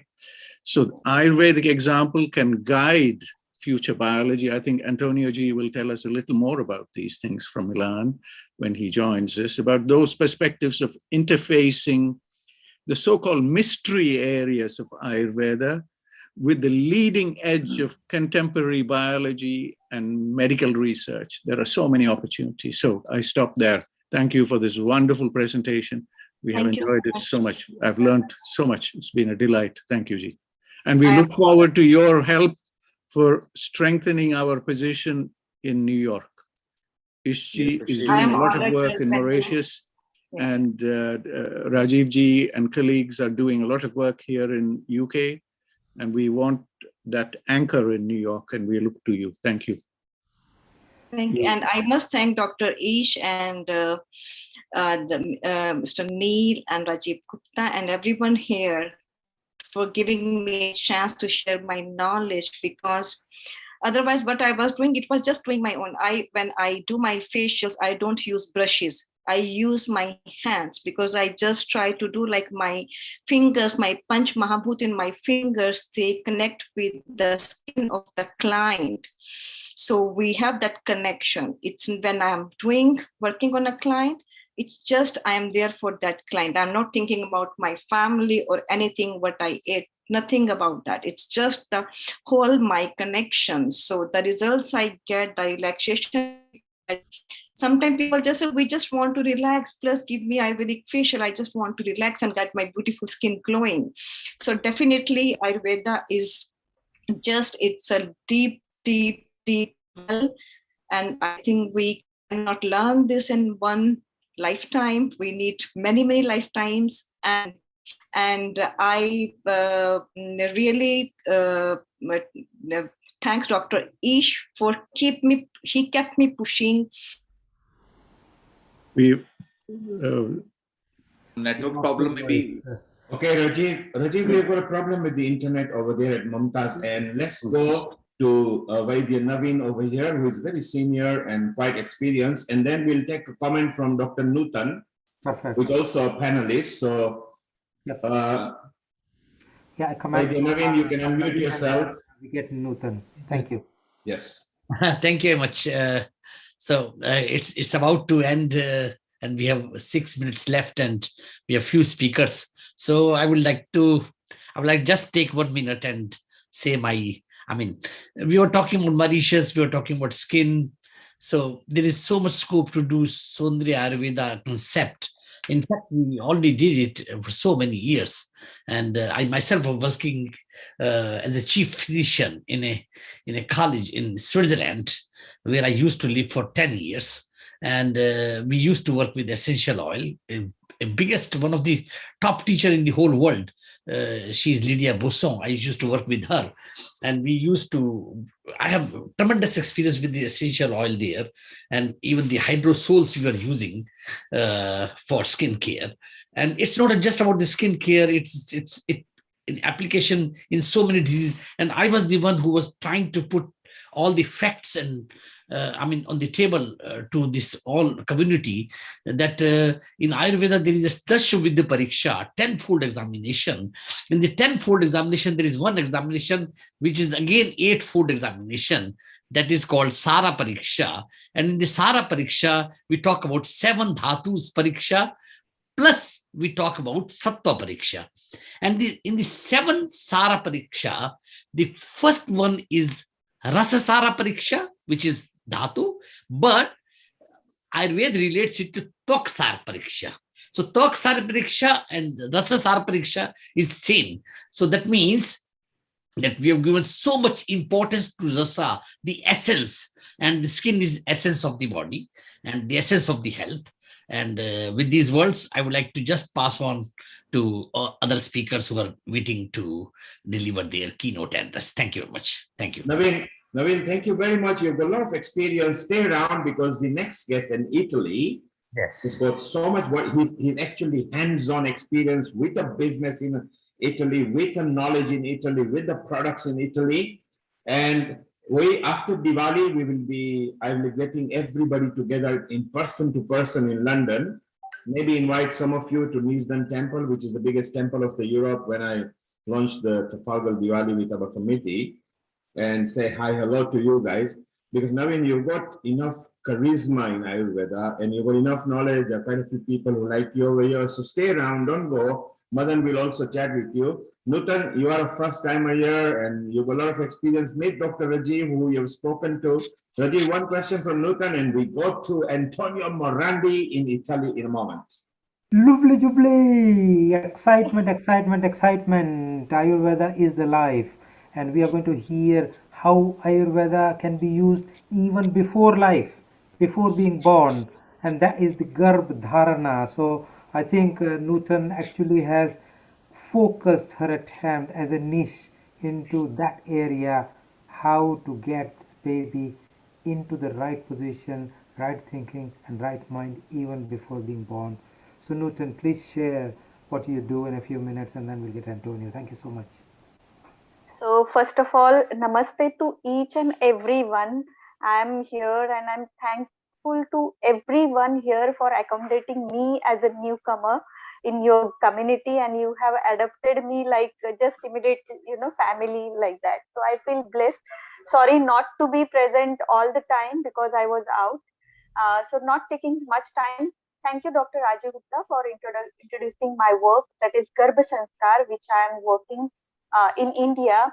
Almost now it's 5 years, most of last 5 years, more focus on this Garbha Sanskar. I have written book, The Ultimate Guide to Garbha Sanskar. It is available on Amazon, Flipkart, and everywhere. Physical copy I have. So I fortunately I met first time in London Dr. Naveen Kumar sir, and I have gifted him. So and I had some talk which and I'm meeting here some doctors personally also one to one. So I feel like Garbha Sanskar is the need of an hour because just now we have been faced pandemic where we know that immunity and how vaccine works. So when we try to work through Ayurvedic principle of Garbhadharana and then taking care of whole 9 months of that mother when baby is in the womb, I think that is the crucial time to work upon and build immune child. So mainly to produce immune child should be the goal. Then just Ayurveda obviously works for prevention and healing and everything once we are in this universe. But mainly when we try to reach to the root of the root, then we need to work upon that when life starts in the womb. Even before starting in the womb, when we do all this cleansing karma, means when parents or couple when started thinking of having child, so they need to have a lot of thought behind this. Proper thought plays an important role. They need to build their strong bond first. They need to work on their disease. If there are some hereditary diseases which may be there, so they need to get checkup done, and then they can identify how they can eliminate that factor, and then work upon the best one, so that they can bring the best version from them. Both of them coming together. So that's my focus area. Apart from that, yoga and Ayurveda both can be integrated. And obviously, we cannot forget contemporary science, modern science also, because modern science has a lot of technical help which can help in this thing. So I believe in both integration, like taking the today's science along with our Ayurveda and yoga together, and helping that couple for bringing the immune child in the world. So that's it. I would like to end my this 2 minutes talk. Thank you so much for giving this platform, Neil sir, Seema madam. That day also I have attended that cooking things on healing our earth. And I'm listening. Everyone, I'm listening. I'm looking at that your YouTube channel, and I'm trying to understand. Hey, so much work is going on. I'm glad. So, Nutan, thank you very much. And say hello to Madan here, because it was his friend, Rajan Patankar, who actually introduced you to me. And Madan has got so many friends around the world, so they come on my WhatsApp. And once you know that it's come from Madan or Rajiv or Ish, then there is no due diligence, because they know the standard that I look for. So say hello to Madan, who you met, but say hello online, and we will move on to Antonio. Yes, that is where I'm going to come over that. So Dr. Madan sir and mainly Dr. Rajan Patankar, who introduced the gem of all this European Ayurvedic community. So I'm really blessed. I'm feeling blessed being here among your community. Thank you to each and every. Namaste, sir. Well, Rajiv, we move on from London, from Hong Kong, from Mauritius. We now go to Italy, to a smiling personality who has got so much knowledge, and it's an alternative view we are going to hear. So introduce him, please. Thank you so much. I think we are moving to even more sunny Italy, because I think we are getting more and more sunny in UK. But I was talking to Antonio, it is far more sunny, far more warm. So let's give a warm welcome to Antonio, who is a scientific director of the ICAM and chairman.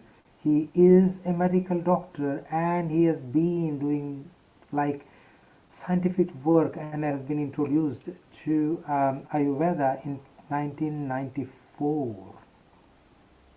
He specialized in neurology, but he has joined Ayurveda in whole world as a focus approach in this era of life. He is an award holder and honorary doctorate and Ayurveda Acharya. Ayurveda Acharya. I think that's very exciting. So the biggest benefit and the exciting thing for me, he has done work on integrating the conventional medicine with Ayurveda, which is one of our main focus. And he is going to talk about it, he's going to share his views. For people who don't know much more about him, he's a WHO consultant and he worked for benchmarking the practices, training in Ayurveda, terminology of the Ayurveda. And I think it is such an interesting thing that he has introduced a course, Introduction to Ayurveda. And one day we may all go into Milan in Italy to really have a faculty or a retreat into the Ayurveda. He's a board medical doctor, and I think I'm so delighted that he is with me on this page of integrating the medicine and different branches of medicine. So I think let's hear from him, bridging the conventional medical system with Ayurveda. Welcome, Antonio. Thank you, Rajiv. Can you hear me well? You can hear me very, very well. Okay, yes. And hello to everyone. Hello to Madan. Is present everywhere, Madan. We have a long-standing friendship with Madan, so I take the freedom to make some joke with him. He's a great guy. A great guy. Yeah. And yes, my passion besides Ayurveda has always been the way of being understood by my colleague. Because the problem is that if we want to diffuse Ayurveda, if we want to diffuse at the high level Ayurveda in the medical and scientific world in the West, we have to let them, I speak of them, to understand what we are speaking about. And so I think that it's very important to address the epistemological problems that there are between Ayurveda and modern medicine. That is not only of Ayurveda, but also of all traditional medicine. I will speak about Ayurveda, but I think that what I will say about Ayurveda can be used for any other traditional medicine, traditional Chinese medicine, Tibetan medicine, whatever. Can I share the screen? Yes, here it is. Yes, you please share your screen. Yeah, we can see it. Perfect. Can you see my screen now? Yeah, we can see your screen. Perfect. Okay. So, and in fact, the title is Bridging Conventional Medical System and Ayurveda, because we will see that, in my opinion, integration is not the right word, because we have to be very careful, because we are all speaking in English, which is at least is not my language, but I think it's not the mother language of many of the people of this session.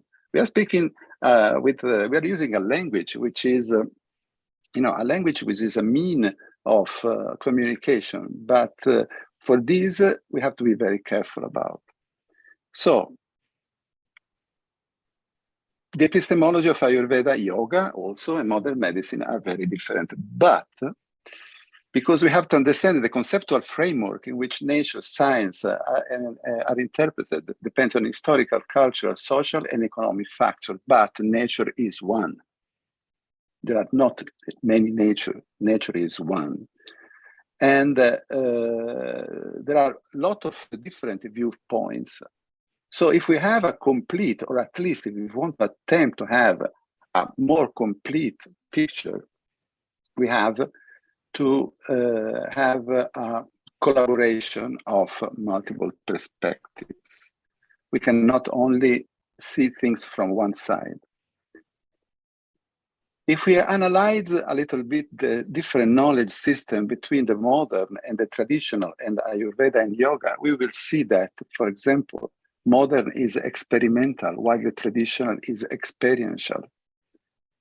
The modern is based on the analysis, while the traditional system is based on synthesis. The modern is based on objects, giving the name to the objects, while the traditional and the Ayurveda is based on relationship. It's focused outside the modern knowledge system, while the traditional is focused inside. The modern tend to a standardization, while the tradition is dynamic. It depends. The modern is static, while the traditional is based on transformation. And the modern the knowledge system is based on the shape. As I was saying, it's based on object, that, and from the object, they derive the function, while the traditional is start from the function. And then is the function that gives the shape to the objects. So we see that these two systems of knowledge are different. They are two different perspectives. Like, the darshana, they are different. They see the different point of views. And if we want to integrate them in the way the integration is understood in the modern system, that means a melting of the two different points of view, there will be a loss of identity of one or both the system. I was speaking about the language. Language is, if you look at the dictionary, Oxford Dictionary, integration has two meanings. One meaning is two items, two people, two groups that work at the same level for the same object, for the same aim, for the same target. And this is what we mean for integration. But there is another meaning, which is the two objects that melt for getting to the same result. And this is the way modern medicine intends integration. And we have to be very careful, because this integration is not the integration that is good for Ayurveda. So we have to find a way of interfacing these two systems, because the secret will be the interfacing, not the integration. Because proper dialogue and communication between Ayurveda and modern biomedicine is absolutely needed, because we have to solve confusion. Because if we are able to do this, then we will introduce a paradigm shift in the vision of medicine and science. And in this way, we will have Ayurveda available for everyone and everywhere. So if we examine the two different systems of knowledge, we can make some interesting consideration for this kind of interfacing. And this interfacing is a collaboration, is not an integration, because we have to arrive to a synergistic therapeutic strategy that exploit in equal way the strength of both systems, which are the ability of Ayurveda, inclusive and systemic observation, and the analytical and technological ability of modern medicine. If we are able to put these two things together, we will get a fantastic result. I think that Ayurveda is the source of a lot of knowledge, of all knowledge actually. And if we take inspiration from Ayurveda and from Loka Purusha Samya, that means the problem solving through the observation of nature, we can, I think that we can find a solution to this problem. And this problem, for example, nature solved this problem to put together two different systems, for example, with the gap junction. Gap junction in nature are the way in which two cells, they interact together and they transmit information one to each other without losing their identity. So we can take inspiration from what we observe in nature. Ayurveda teaches us that we have to observe nature to find solution to our problem, because all the solution to all the questions and all the solutions are in the nature and in observing nature.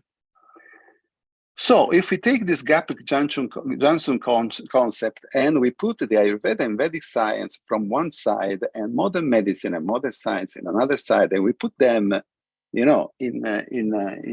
contact, we can see that there are some points of contact between these two worlds.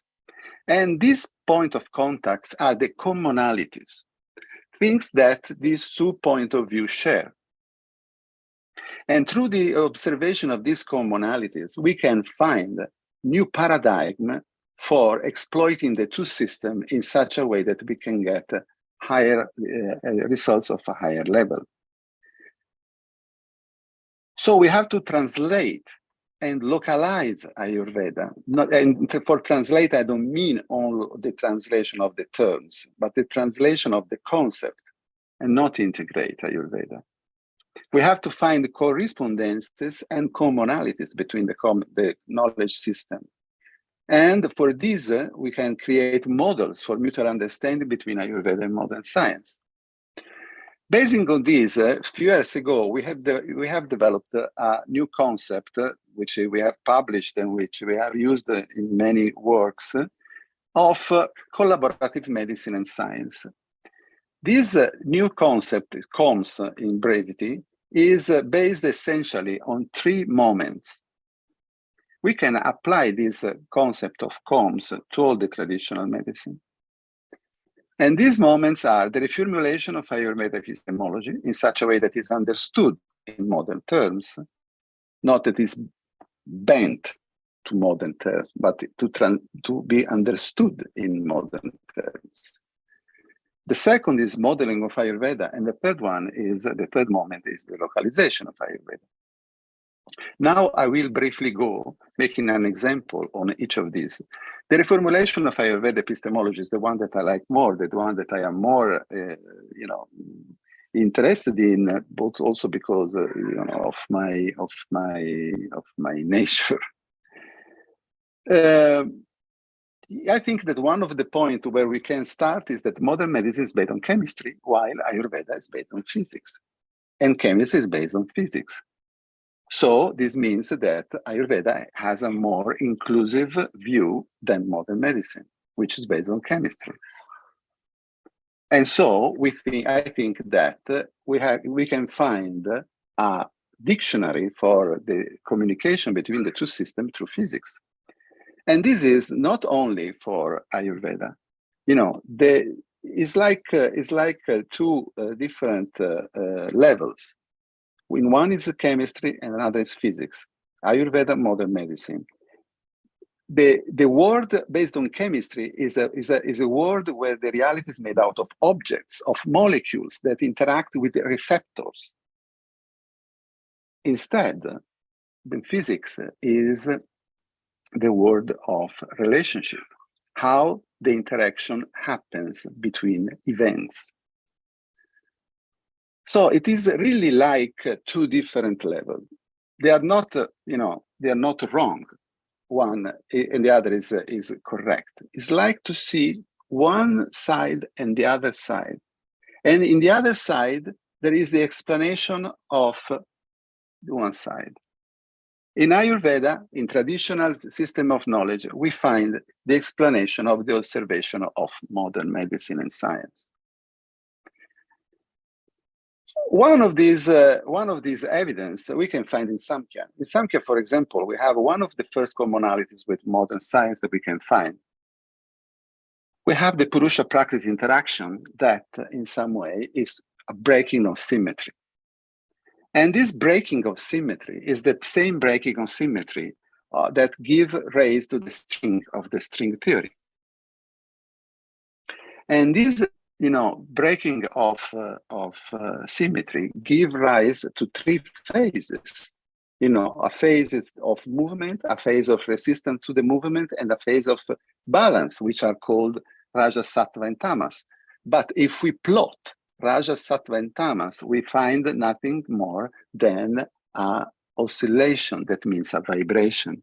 And that is, very similar to the primordial vibration of the string theory, which has nothing else than the Om from the Vedic point of view. And the combination and permutation of these vibrations give rise to the whole reality. Like, the string theory is telling us. All reality that is formed by a combination of different kind of vibration that give rise to different properties of this vibration that at a certain level of dimension, they appear as particles. So this is one of the first commonalities we can find. Samkhya string theory is Pancha Mahabhuta, particles, matter, and both of them are properties. And how we can perceive these properties? According to Ayurveda, we can perceive these properties with our senses, of course. Not only according to Ayurveda, but we have our senses. And this, vibration, the combination and permutation of this vibration give rise to the Pancha Mahabhuta. And we know that the Indriya are made in such a way that each Indriya is made for perceiving one Pancha Mahabhuta. And the moment of this perception is guna.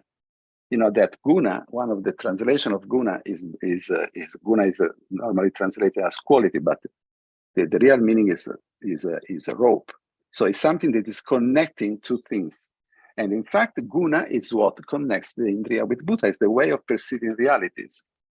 But this is the main concept of all Ayurveda. How can we make this concept understood to modern science? Because modern science, as we have seen, is based on objects, on quality, not on qualities. It's based on quantity, on object to be perceived. We can understand guna in this way, thinking about the Bhuta and the Indriya has,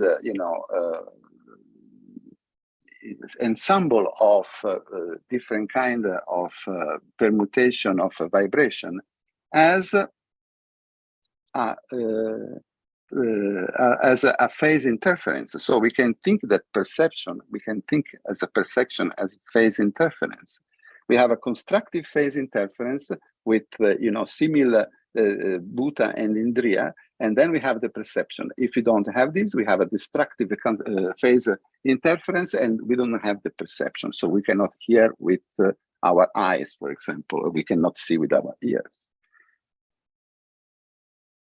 If we want to try to understand the guna concept from a modern point of view, we have to disassemble the guna.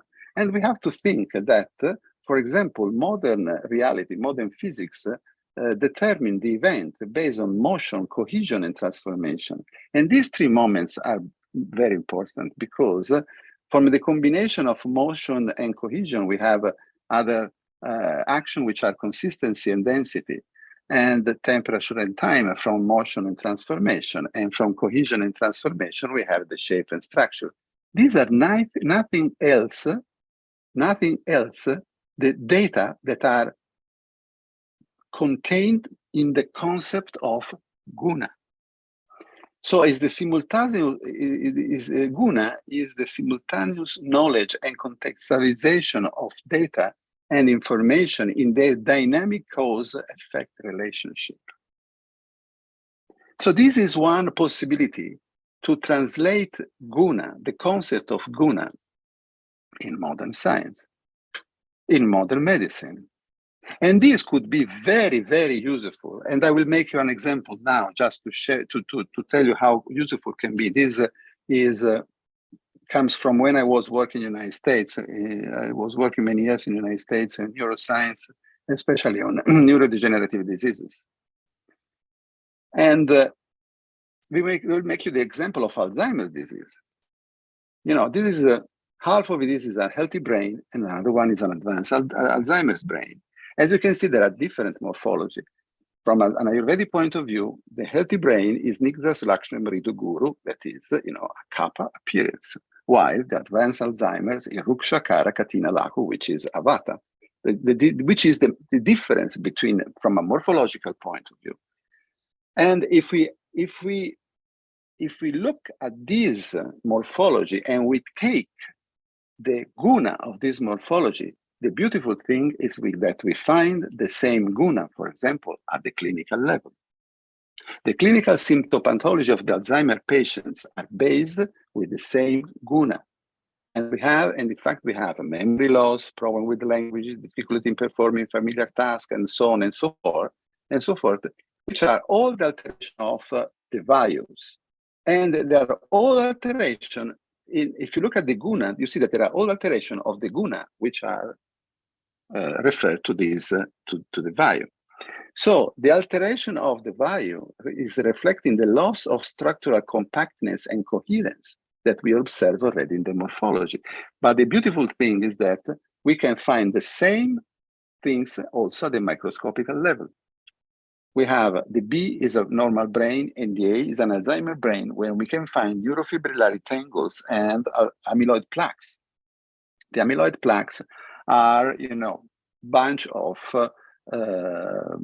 material, which is dysfunctional material and amorphic material, which block, interrupt the network of the neurites and cause a retrograde death, causing the neurofibrillary tangles inside the neurons. So you see that there is an alteration of the structure where you can find the same alteration that you can find at the level of big morphology and the gross morphology, and also at the clinical level, if you observe with the logic of guna. And with the logic of guna, if you see a healthy neuron, for example, the healthy neuron, which is different from the brain, because the brain we have seen that is a lot of kappa, but the kappa is needed to contain the neurons, because the neurons are, from a morphological point of view, Laku, Ruksha, and Kara, but from a functional point of view, they are Sukshma, Tikshna, and Vishada, which is, you know, this Pitta, which is very high Pitta, which is very high Agni, which is coherent with the high activity of the neurons, and this is why they are immersed in the kappa substance of the brain to balance the heat. So we have that the activity of the neurons is based on Sukshma, Tikshna, and Vishada, and the morphology in Vayu and Laku, Ruksha, and Kara. If you look again at the microscopic morphology, we can see that there is an increase in the in the disruption. You know, there is an increase in Vata. Vata that becomes from a quality becomes a dysfunction, because there is an increase in Laku, Ruksha, and Kara, which are the basic morphological tract of the neurons. But when they increase, they become a damage, they become a problem. And this corresponds to a decrease in Sukshma, Tikshna, and Vishada. In fact, we can see that the neurofibrillary tangles, the amyloid plaques, they decrease this quality, this guna. And instead, they give rise to Pichila, Manda, and Stula, which are, again, the guna that we can find also on the clinical side. And this happens also at the electron microscopic level. You can see here, for example, the tangles that are forming, which they, you know, there is a structure which is conserved, and it is not conserved, is disrupting the structure, disrupting, while in the healthy area, there is this structure. So there is a lot of structure, a loss of structure, a loss of coherence in Alzheimer's. So, and this is an increase of Vata. But increase of Vata, we know that in some way is correspondent, as we have seen, a decrease of kappa, which are mainly in the brain lipids. And this observation that I made when I was in the United States is very important, because when I was in the United States, I was pointing the attention to the fact that the Alzheimer patient had always some kind of membrane problems. And in fact, if you think about the amyloid plaque, they are made out of a transmembrane protein, which is cleaved at the wrong level because there is a decrease in thickness of the lipid membrane, and the cleavage of this transmembrane protein happen in hydrophobic level. And so there is this piece of protein which is hydrophobic, and it goes outside and then is assembled in the plaques, which are the root cause of the Alzheimer's disease. If when I was in the United States, I would have the knowledge of Ayurveda, I could have predicted such a mechanism that has been in the last year, in some ways, found out by medicine. There are a lot of discoveries about the alteration of membrane in Alzheimer's brain, but not only in Alzheimer's brain, but in the whole person that has an Alzheimer. Giving evidence to the decrease of kappa and to the increase of vata guna. If the modern science would have the understanding of guna in this situation, would have arrived to the same conclusion many years before. And of course, with this knowledge, we can have better therapy. Let's go to the modeling of Ayurveda, to create models. To create models to overcome communication gaps to the diverse knowledge system. We have to create models. Models are things that speaks without words, but describe and formalize in logical and objective way the Ayurvedic principle used to interpret reality. And in a model, we can have simulation, visualization, manipulation, gain of intuition about the entity, process, or phenomenon being represented. Modeling is very, very important because it can enhance individual understanding, it can facilitate transfer of system details between individuals, can allow the individuation of system specification, and create a reference point for future usage and collaboration. Let's make another example here, just for modeling, a very brief one, because I could speak for a lot of time about the modeling of Ayurveda. If we think about the fact that a coherent ensemble of guna are grouped in conceptual items called dosha, and that coherent ensemble of dosha are grouped in functional items which are called dhatu, and that the coherence of dhatu results in ojas, as Charaka says also in the Sutrasthana, we can understand that the health and maintaining of the system, and so the ojas, is to maintain the system coherence. So we can see where the modern science look at the concept of coherence and the way and what kind of logic use to understand the coherence. And this is the complex system. So we can see the logic of complex system, and we can use the adaptive complex system logic in order to understand and to explain the way reality and Ayurveda are working.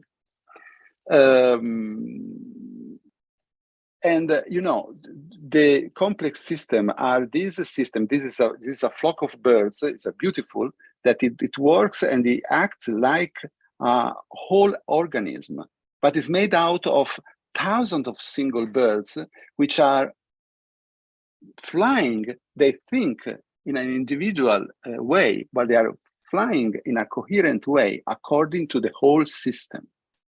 And you see the predator here that enter, and the flock behaves in such a way to let the predator pass, and the flock regain the shape that is connected with the health of the whole system, because it's the flock that allow to the birds to find temperature, insects, and whatever to maintain the whole system, the whole birds alive. And so the health of the system is linked to the coherence of the system and to the resilience of the system. So the capacity of the system to regain and to react to the variation of the environment. And this, for example, this is just a schematic. I think this is just a schematic situation on how it can work. You see that the flock of birds, separate and then enter again and regain again their own logic. Can you still see me? We can see you. We can see you. Okay. So I think that's okay. I'm almost at the end. So we have that that higher complexity correspond to higher adaptability, and this correspond to higher health, and so higher ojas. Ojas, you remember ojas, the word ojas means luster, means shine, means that it's something that you cannot allow anything to enter, but that reflects. And while lower complexity correspond to lower adaptability, lower health, and lower ojas. So this loss of complexity and simplification of physiological pathway represent typical features of many diseases, as well as of the aging process. And we know this, and modern medicine knows this very well. And the whole Ayurveda, and the whole treatment, and the whole therapy of Ayurveda is for maintaining the organism to a higher complexity. We explain. We examined this concept a few years ago in a book that we published with Professor Narayanan Nambi for the spring, in which we were examining how this concept of complexity and adaptability is at the root of the possibility of find a connection between modern medicine and Ayurveda about the concept of health. Adaptation is the meaning of nature. Health is optimal adaptation. We can find this information also in Ayurveda. Of course, this beautiful shloka of Sushruta, as the moon, the sun, and air support the cosmos with releasing, receiving, and dispersing. Likewise, Kapha, Pitta, and Vata support the body. And this is fantastic because this is exactly the manifestation of resilience and of health at the cosmic level that we can find again in our level. The last point is localization of Ayurveda. Ayurveda must be available to everyone and everywhere. So we have to be able to transport and apply Ayurvedic principle locally. And this means that we cannot pass Ayurveda as it is. There is a whole story, from at the end of the Second World War. Americans were very much surprised because there was a big economic boom in Italy. And so they were, people were buying refrigerators, were buying a washing machine, were buying everything was American, but they were buying everything but not cars. And so they were surprised why, Italians are not buying cars. They have money. They do not spend money for cars. They spend money for everything else, but not for cars. They realized when they arrived in Italy, the people from General Motors, they arrived in Italy and saw that the American cars were too big to enter in the streets of Italian cities. So we cannot bring, but we have the things as they are from one culture to another.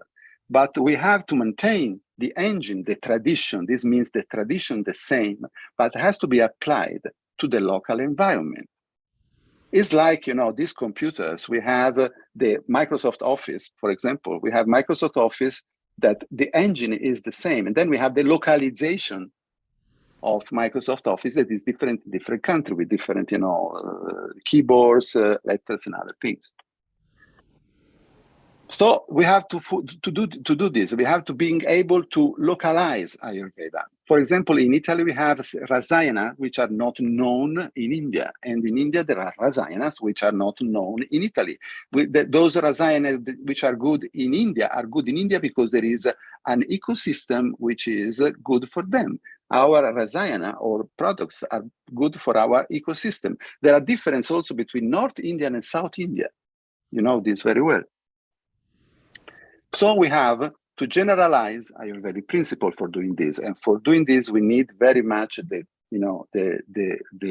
translation, the point one, the translation and the reformulation of Ayurvedic principle.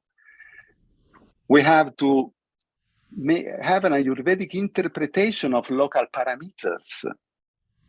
We have to understand the Ayurvedic value of Parmigiano Reggiano. We have to understand Ayurvedic value of wine. We have to understand Ayurvedic value of other things that we have here, and we have here from millennia, which are good for us. Even if they are in Ayurveda, they said that are not good, but because there is a different ecosystem, and our genetic background, our microbiome is different. And so we have to make an Ayurvedic interpretation of local parameters. And then we have to tell to the people what they can do with Ayurveda, rather what Ayurveda does. So we have to render something practical, something real to the people of what Ayurveda can do for them. Not just in general of what Ayurveda does. And this, I think, is the most important point.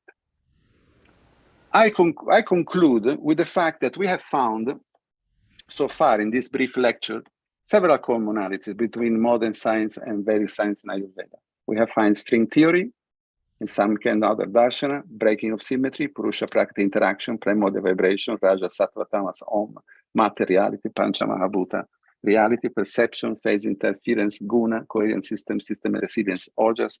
So this is the way I think we should go on for finding a new paradigm that will allow to discover a new science in the future. Ayurveda is timeless. Ayurveda gives us a spectacle to see nature through the eyes of nature. Ayurveda is based on physics because it's inclusive, like Ayurveda. Physics and Ayurveda are inclusive. But for its inclusive nature, Ayurveda can explain modern medicine, while modern medicine, being exclusive, cannot explain Ayurveda. And this is something that is very important. I mean, without offense for modern medicine, but modern medicine cannot explain Ayurveda. We have to help modern medicine to understand Ayurveda. We have to help modern medicine to become more inclusive to understand Ayurveda. Ayurveda and modern medicine can be interfaced but through physics, because physics is the way that we can use to make this kind of ampliation of modern medicine. In fact, Ayurveda can be of great help in directing the observation of modern medicine and science. It can lead in this way to a deeper understanding of pathophysiology and support possible alternative or complementary therapeutical strategy. And finally, the implementation of Ayurveda in modern science will lead to a paradigm shift and to a higher level of consciousness for the benefit of all mankind. And with this, I finish. Thank you very much. I think that was amazing. It was fantastic to hear all the fantastic commonalities that you brought together. And it is really a hard job until you understand both sides to see that there are commonalities, because majority of people are one side or the other, and they commonly criticize one or the other, and that's something which has been going not for 5-10 years, that has been going for like hundreds of years. And the real life is that I don't want to criticize one or the other and one is better than the other. No, because both are good in their own way. If you have a heart attack, you wouldn't be taking some herbal medicine or this. So each one has a place. I'm very, very clear about it, and that is the whole purpose why we are trying to bring it together in form of the integration. And just a word on that. Integration, according to the dictionary, if you look in Cambridge dictionary or that, integration is for bringing two together. A European integration does not mean Italy will disappear and France will disappear. You are integrating the economy of the country, so it's called EU integration. Same is calculus is integration of mathematics and physics. That does not mean that mathematics will disappear or physics will disappear. They will still exist. It's but you know the biomedicine, and then sometimes the power of our colleagues that they use integration another way. They use integration in another way. It's a very dangerous term, in my opinion. No, I think that is the reason that people misinterpret, and that's completely very, very different. So I think the whole idea is bringing the good things for everything together, which is what you talked about. Bringing what is good in Ayurveda, what is good in modern medicine together, what is good in homeopathy also there, because that's another science. There's something good in reflexology, there's something good in Ayurveda, something good in Tai Chi, something good in acupuncture. Why not? Acupuncture is an ancient science from Chinese, thousands and thousands, and there's something good from there. Why can we bring it together? And one of my colleague, medical doctor, she's a diabetologist. She is working on acupuncture to bring it together, how they can reduce the neuropathy. And that is amazing work. Why don't we do it? And this is the whole purpose. And I think what you have talked today in a deep scientific way was amazing. I've not heard that deep science before. I think the way you have talked about Jala with Jiva, Tejas with Chari, Vayu with Trace, is Akash with Srota. It just goes. And how does it need, and gunas, bringing with motion, with the cohesion and the transformation, is just something which is extremely deep. And I think it's very good that we bring it together, and you would be a big asset to our force of bringing it together. And with that point in mind, we have had a plan to have different groups working together to bring the scientific and evidence-based approach, because we don't want to be quacks saying I have treated 2 patients here, 3 patients there, 5 patients there. No, anybody can do it. It's how good the scientific evidence is and how we can actually bring together. So it'll be good to have a group working together on bringing all the evidence base for this, so that we can go to the health authorities and tell them, look, this is the benefit, this is the value of it, this is the evidence base, and therefore they can use. I don't know if you know, in the health system, the NHS, everything is free to the point of care of delivery, and you can't just go and have your health care from a person unless you want to pay for it, and people are very scared of paying because it's free. So we need to work in a very systematic and very conscious and in a politically pleasant way, so that we do not disrupt the pathways, we do not annoy or make people unhappy, but in a pleasant way bring where things can work together, and then make it more and more large, to the extent that people can see the benefit even without us saying it.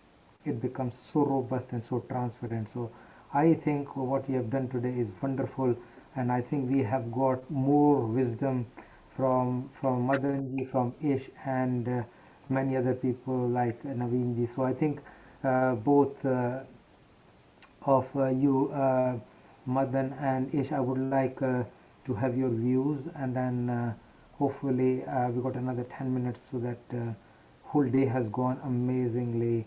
So Ish. Yeah, thank you very much, Dr. Rajivji and Dr. Antinu. This was really enlightening. And you very rightly put across through the example of Alzheimer's, like how we see the rarefication of the brain tissues. So we can really find Prakriti Purush Samya, or if we compare modern medicine with the Ayurveda medicine, so many similarities can be traced down. And surely Ayurveda coming much earlier, there was some very divine wisdom which existed 10,000 years back, when there were no microscopes, when there was nothing. and how finally they could relate to, like, for example, if we take bronchial asthma, they have spoken that this comes from Vata Kapha, and Vata Kapha lead to nodule formation. For example, all the cancers are Vata Kapha predominant, because Vata Kapha, when they merge, they solidify. When a bronchial asthma patient is coughing, then he is coughing out like Kurtzman spirals and Ashkoff nodules, which are Vata Kapha solidification. So really, any modern parameter, it could be like cholesterol, it could be blood sugar, any metabolite, any inclusion bodies in the cell, as you rightly told, like fibers in the nervous tissues. So any inclusion body can directly be correlated to some kind of like Agni Mandya or accumulation of some ama. Ama can be in like maybe gaseous form like blood pressure. It can be in liquid form like many toxins. It can be in solid form like cancers. So there is so much to correlate, and that is what can bring us to commonalities that is what where we both can be on the same page, and that will be faster to move ahead. Maybe Madanji will surely be elucidating in a much better manner. So over to you, sir.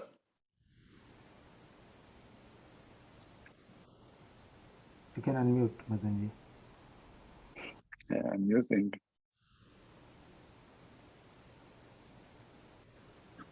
Antonio, thank you very much. You know, I missed your recent presentation at NIMHANS in Bangalore. I think it's a good opportunity just to see this. NIMHANS is the National Institute for Mental Health and something else. Neuroscience. And neuroscience in Bangalore. It's one of the leading.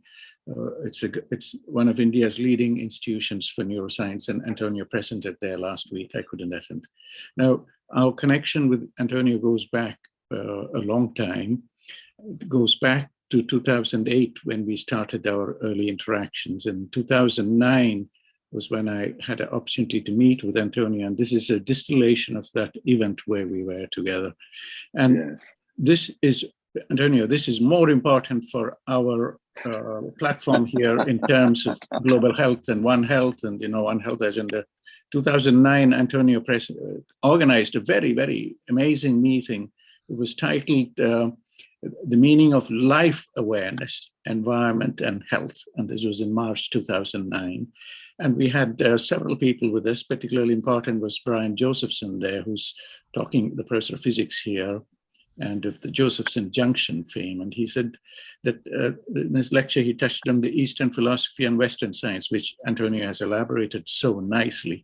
And then Brian Josephson went on to say that reality is too complex to be reduced to a formula in general.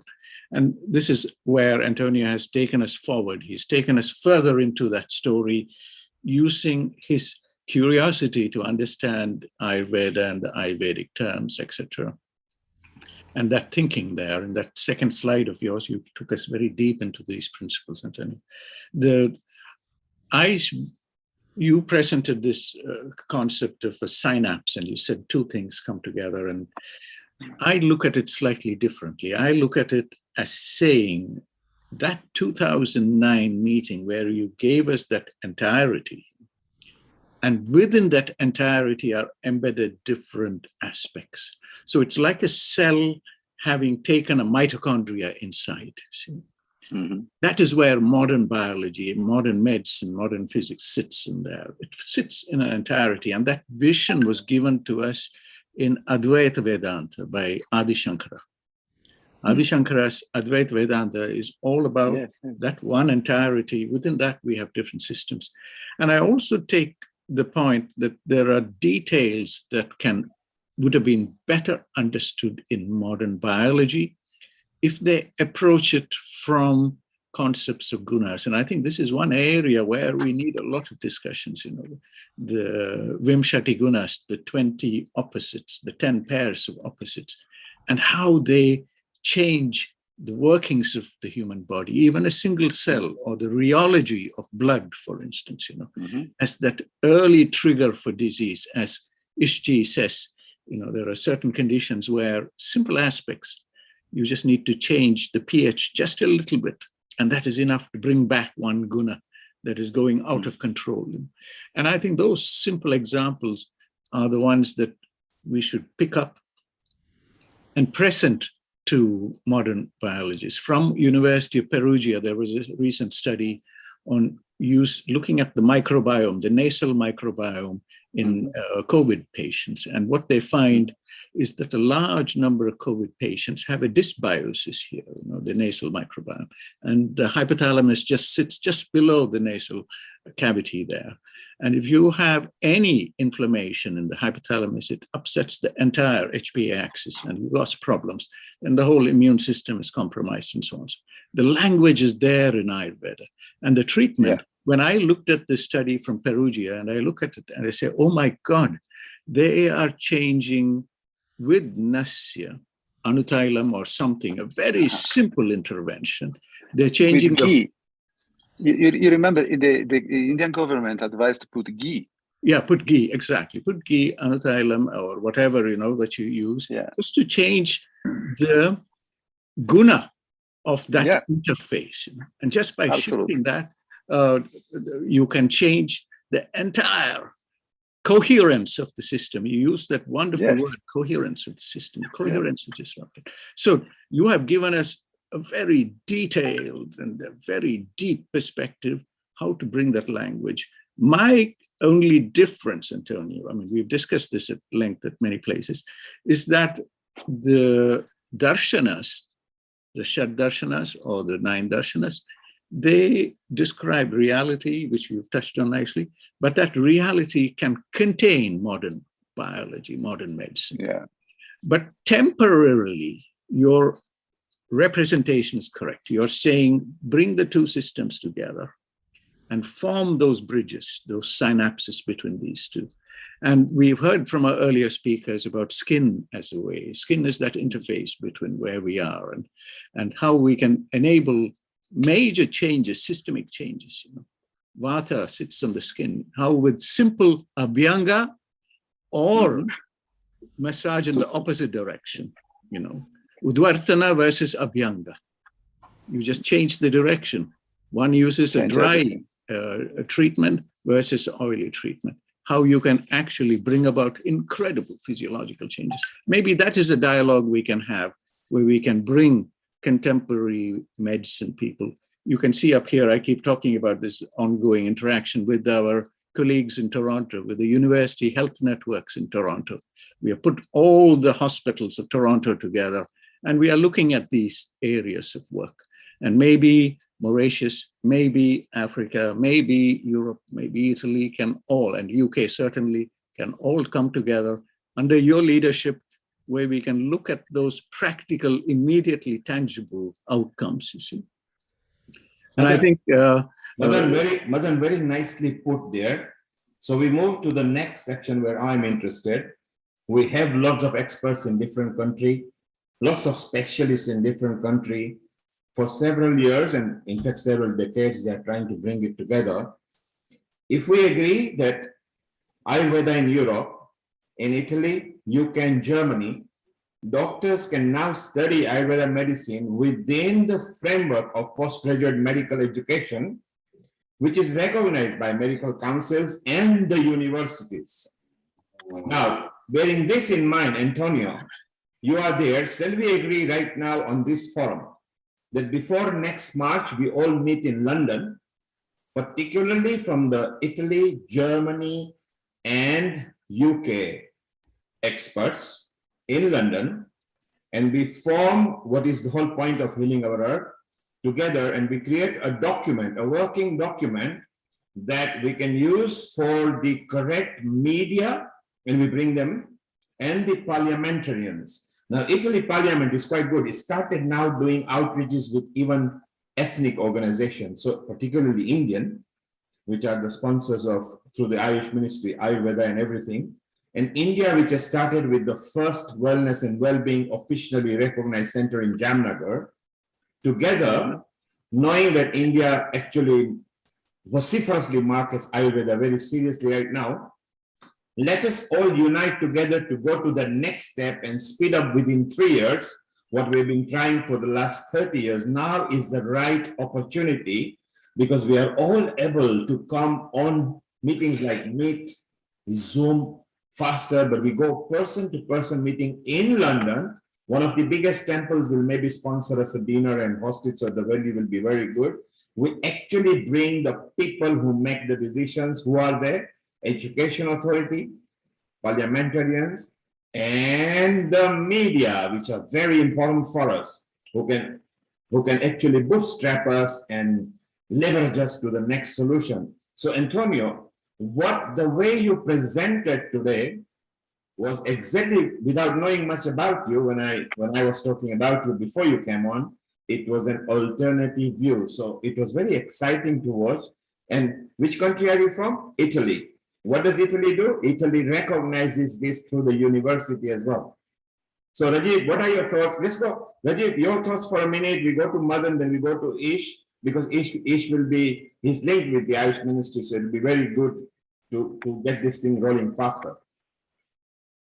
I'm very excited. It has been a fantastic day, and I think we have got a galaxy of speakers, and particularly this topic, as you know, for years I have been working on it, is so close to my heart.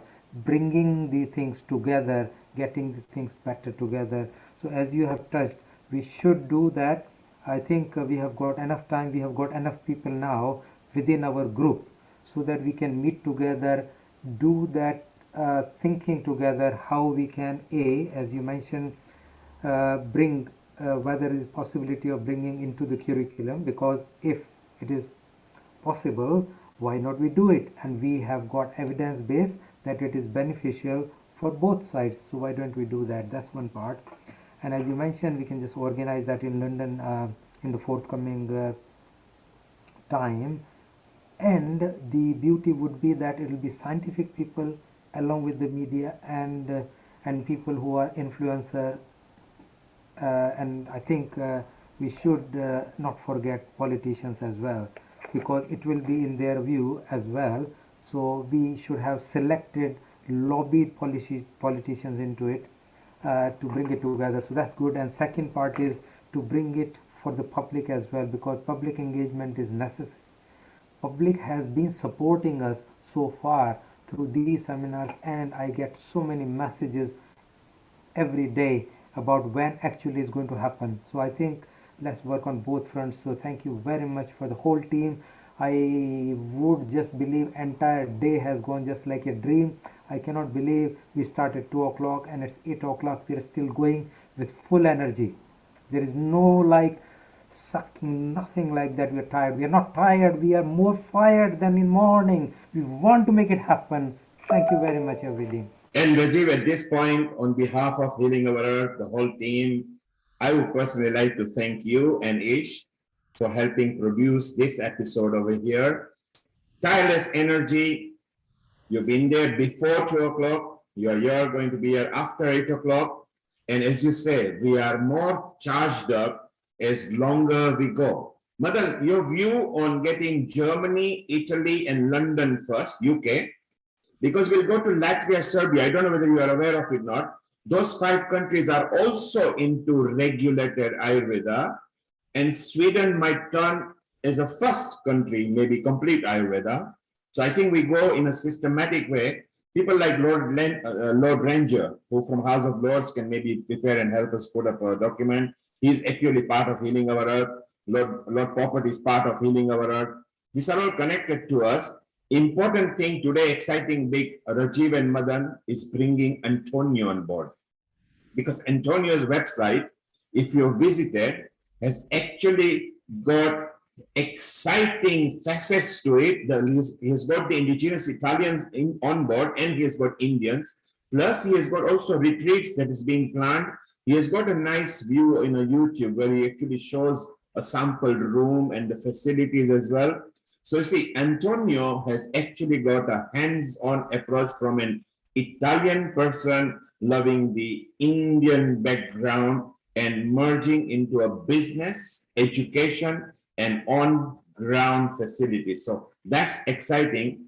Ish, on the other hand, has actually mastered, even by bringing Shantanala, a counterpart in Latvia. And by the way, Latvia, Serbia, and those 5 countries, they are actually in a regulated zone, which is very beautiful for us. We must move on that before the March 2023 in London, we do a weekend festival of just thrashing what we call like a white pepper. And Mother, you will be very good because you'll point us to the right research which will be there. Antonio, you will be very good in bringing your perception. And Rajiv and Ish are already working on it. We don't need to go outside. Yes, there are more experts than us all put together, but they are experts only for themselves. That's not good. We want to be experts for the people, by the people, of the people, and towards the people. Ish, what are your comments? Yeah, really wonderful. And maybe if I can update you regarding one more significant development in Mauritius. Like, as you all know, Ayush has got 5 major streams, out of which 3 were already approved in Mauritius. That is Ayurveda, homeopathy, and yoga. And Siddha and Unani were not approved over here, and we were trying that all the Ayush spectrum should complete. Now, last week, the Parliament has approved Siddha and Unani as well. Now, out of India, Mauritius is the only country where all the 5 are approved. All the 5 from Ayush are approved healthcare systems now. And I had a meeting with the Ministry of Education experts, where the submissions I rendered to them for the primary school curricula, all of them have been accepted for the textbooks. I have forwarded the document to Dr. Rajiv Gupta, which can be circulated on this platform as well. I was specifically asked by the minister to submit 5 simplest points in black and white for each grade 1 to grade 6. Those should be very simple points. And so I tried to simplify, support with the evidences, and submit it to the ministry. And all of them have been accepted. So these 2 have been really nice developments, which would be rooting Ayurveda deeper into children when they are younger, from the age 5 to 12, they'll be coming to know about Ayurveda, which they can carry forward all through their life. And Ayush, all the Ayush system will be having more say in the government sector, in the public health in Mauritius. And Mauritius, as Madanji rightly put, can be a real launch pad for 55 African countries. So we are looking forward to foray into African continent. And I'm requesting the Ministry of Ayush that I should be permitted to reach out to more and more African nations, and let's spread Ayush there as well. So, Ish, you are a very instrument part of this expansion. And you mentioned, because you are Indian Ocean and Africa is within part of that, immediately, let's put you in touch with Minaben in Kenya and Sanjay in Uganda. If we start with those 2 countries, which will be faster. Wonderful. Then we move to Tanzania, Malawi, because Healing Our Earth is connected everywhere. And me personally, I'm connected with people. Let's concurrently get going. Shall we agree here right now? And Madan, you'll be very good at your time for it. Let's create a simple board over here. First of all, this tri-country, I just mentioned Italy, Germany, and UK because they've actually accepted postgraduate lectures on this and studies on this and everything. Because if we get that going first, then we'll go to the 5 countries, Serbia, Latvia, and the other 3 countries with them. Ish, you be part of it. But as you say, an African country might adopt our white paper, let's just call it that, faster than any other. Yes, because true. they have a different way of doing things. So, Yes. Madan, we can work on that separately. We'll actually task it that through our expertise of these 3 European countries, which will actually be part of the board of the Indian Ocean and Africa, that we actually present. And I think we fly to Nairobi first, to Minaben. It is then her job to bring the Chamber of Commerce have been in on Healing Our Earth. Let her do our hospitality. We just have to pay for the flight. Let her find a sponsor who accommodates us. Let's find a sponsor in Uganda who accommodates. We just fly in and we'll just enjoy it. What do you say? Excellent idea. Excellent idea, Neil. Also, we have colleagues now in South America who can take care of the PAHO region. So I'm looking at the 6 regions of the WHO. We have covered Europe. We have a good interaction in Europe. We have Africa, ISHG is there. Mauritius is part of WHO Africa. And we have PAHO. We have good contacts there in several countries. And we have 3 other regions that we need to look a little more closely. I think we will discuss this offline, Neil, but yes, I think we're getting closer to where we need to be. And you already have good contacts in Nairobi. You can connect with that. The other thing I just want to say is that India, UK, there's a policy document from the Prime Minister's office on India-UK policy document. And it's very clear that thoughts on how Ayurveda needs to appear in the NHS is presented in the health aspect of that policy document. I don't have it here to share with yourself, but there is, in each of these countries are providing different models. Mauritius, as part of WHO Africa, is providing excellent initiatives that ISHG has started there. Antonio in Italy is a key entry point into WHO Europe along with UK, and we can make that happen. We have colleagues in WHO in PAHO region who can come into this. We will look at the 3 other regions also. So these are important discussions. If we can come together, then we can work through these in greater detail. Antonio is involved in a WHO technical document on Panchakarma also. And so, these are things that the sooner we can get it out to people so that they can think about it. People take a lot of time to think these things through. And now India has the big responsibility of having the global center for traditional medicine. So India is in a very privileged position for a good thing. Madan, we've already agreed. Before March, we are meeting here in London. And by June, our first paper should be there. And in the same year, at the tail end of Diwali, which is auspicious time, and I'm sure Antonio does some fireworks as well, we make sure that we visit Africa, and within the first visit of the retreat in Mauritius, we can even set the ball rolling, because there, the reach to even the prime ministers and ministries are faster than the other countries. Antonio, we want to have your views of what we have discussed in the last 15 minutes before we formally close with Rajiv and his Gayatri Mantra. You need to unmute, over. Yeah, of course, I am excited and I agree with everything, because actually what we need is exactly this: is synergic action, and that brings the right ideas. Just for your knowledge, in Italy we have a school now that, as you have seen, we form medical doctors and technicians in Ayurveda. And the funny thing, by the way, in Italy is that we have we have a introductory course of Ayurveda at the medical school. Ayurveda is a medical act, so is acknowledged by the medical board. The technicians now, they are acknowledged by the Italian government as a full profession, technician in Ayurveda. They are covered by law, but Ayurveda is not acknowledged as a medicine.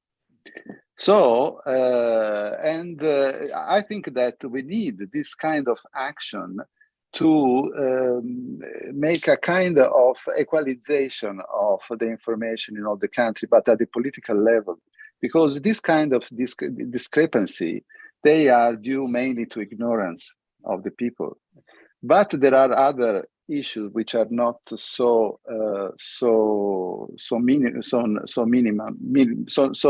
less important. Just one thing. In one of the information that we have in Italy is that the problems that there is of a full knowledge of Ayurveda as a medicine is the law on herbal medicine. Because the problem is that a law on herbal medicine means that there is a kind of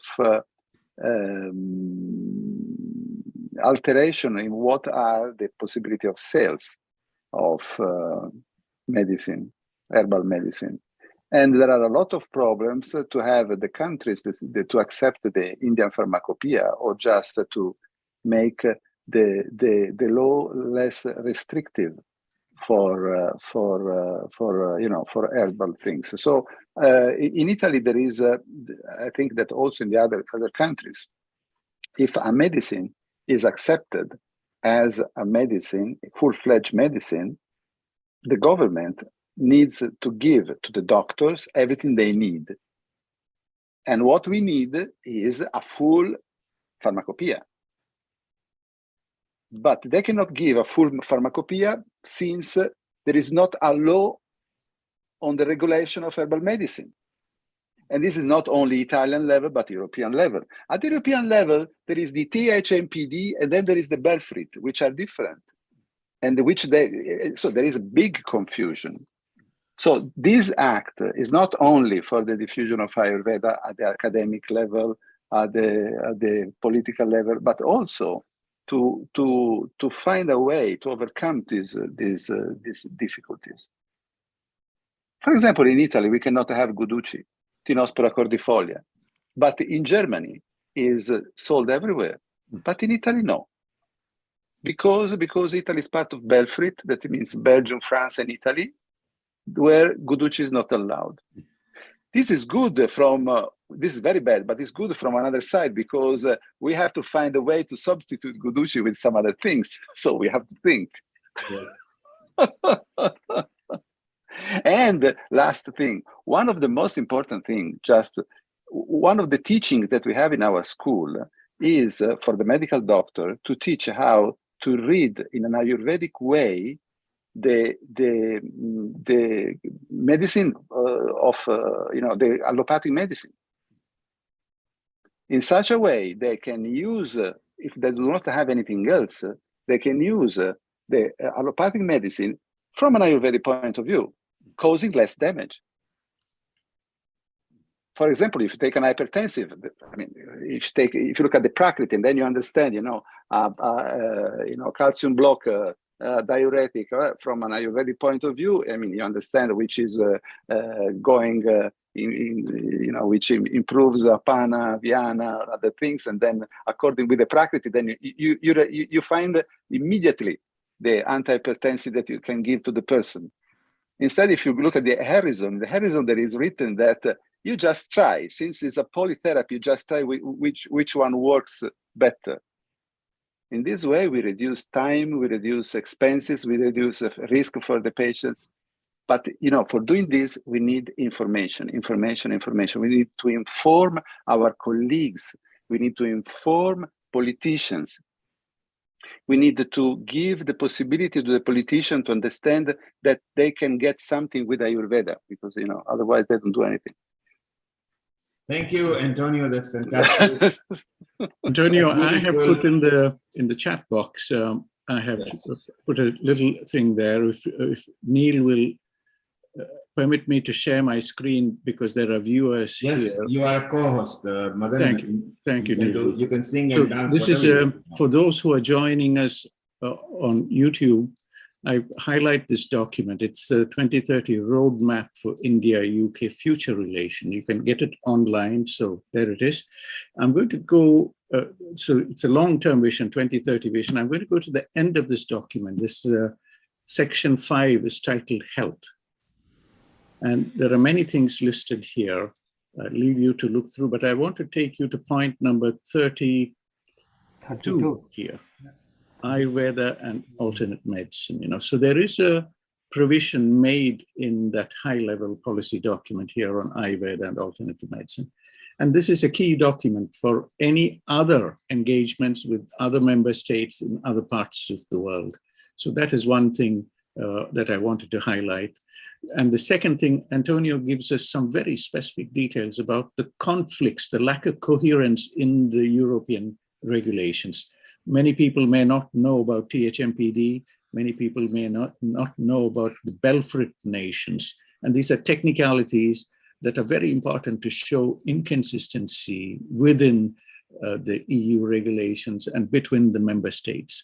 And those technicalities can be resolved. There are discussions going on between India and the European Union in certain areas.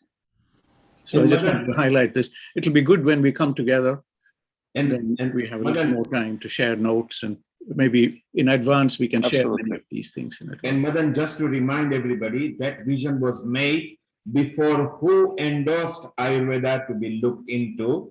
So the date can be preponed, and actually there is a group which is working on it, just waiting for the elections to prepare. So the good news will be, we might be a bit earlier, and our meeting in March could be more fruitful for it.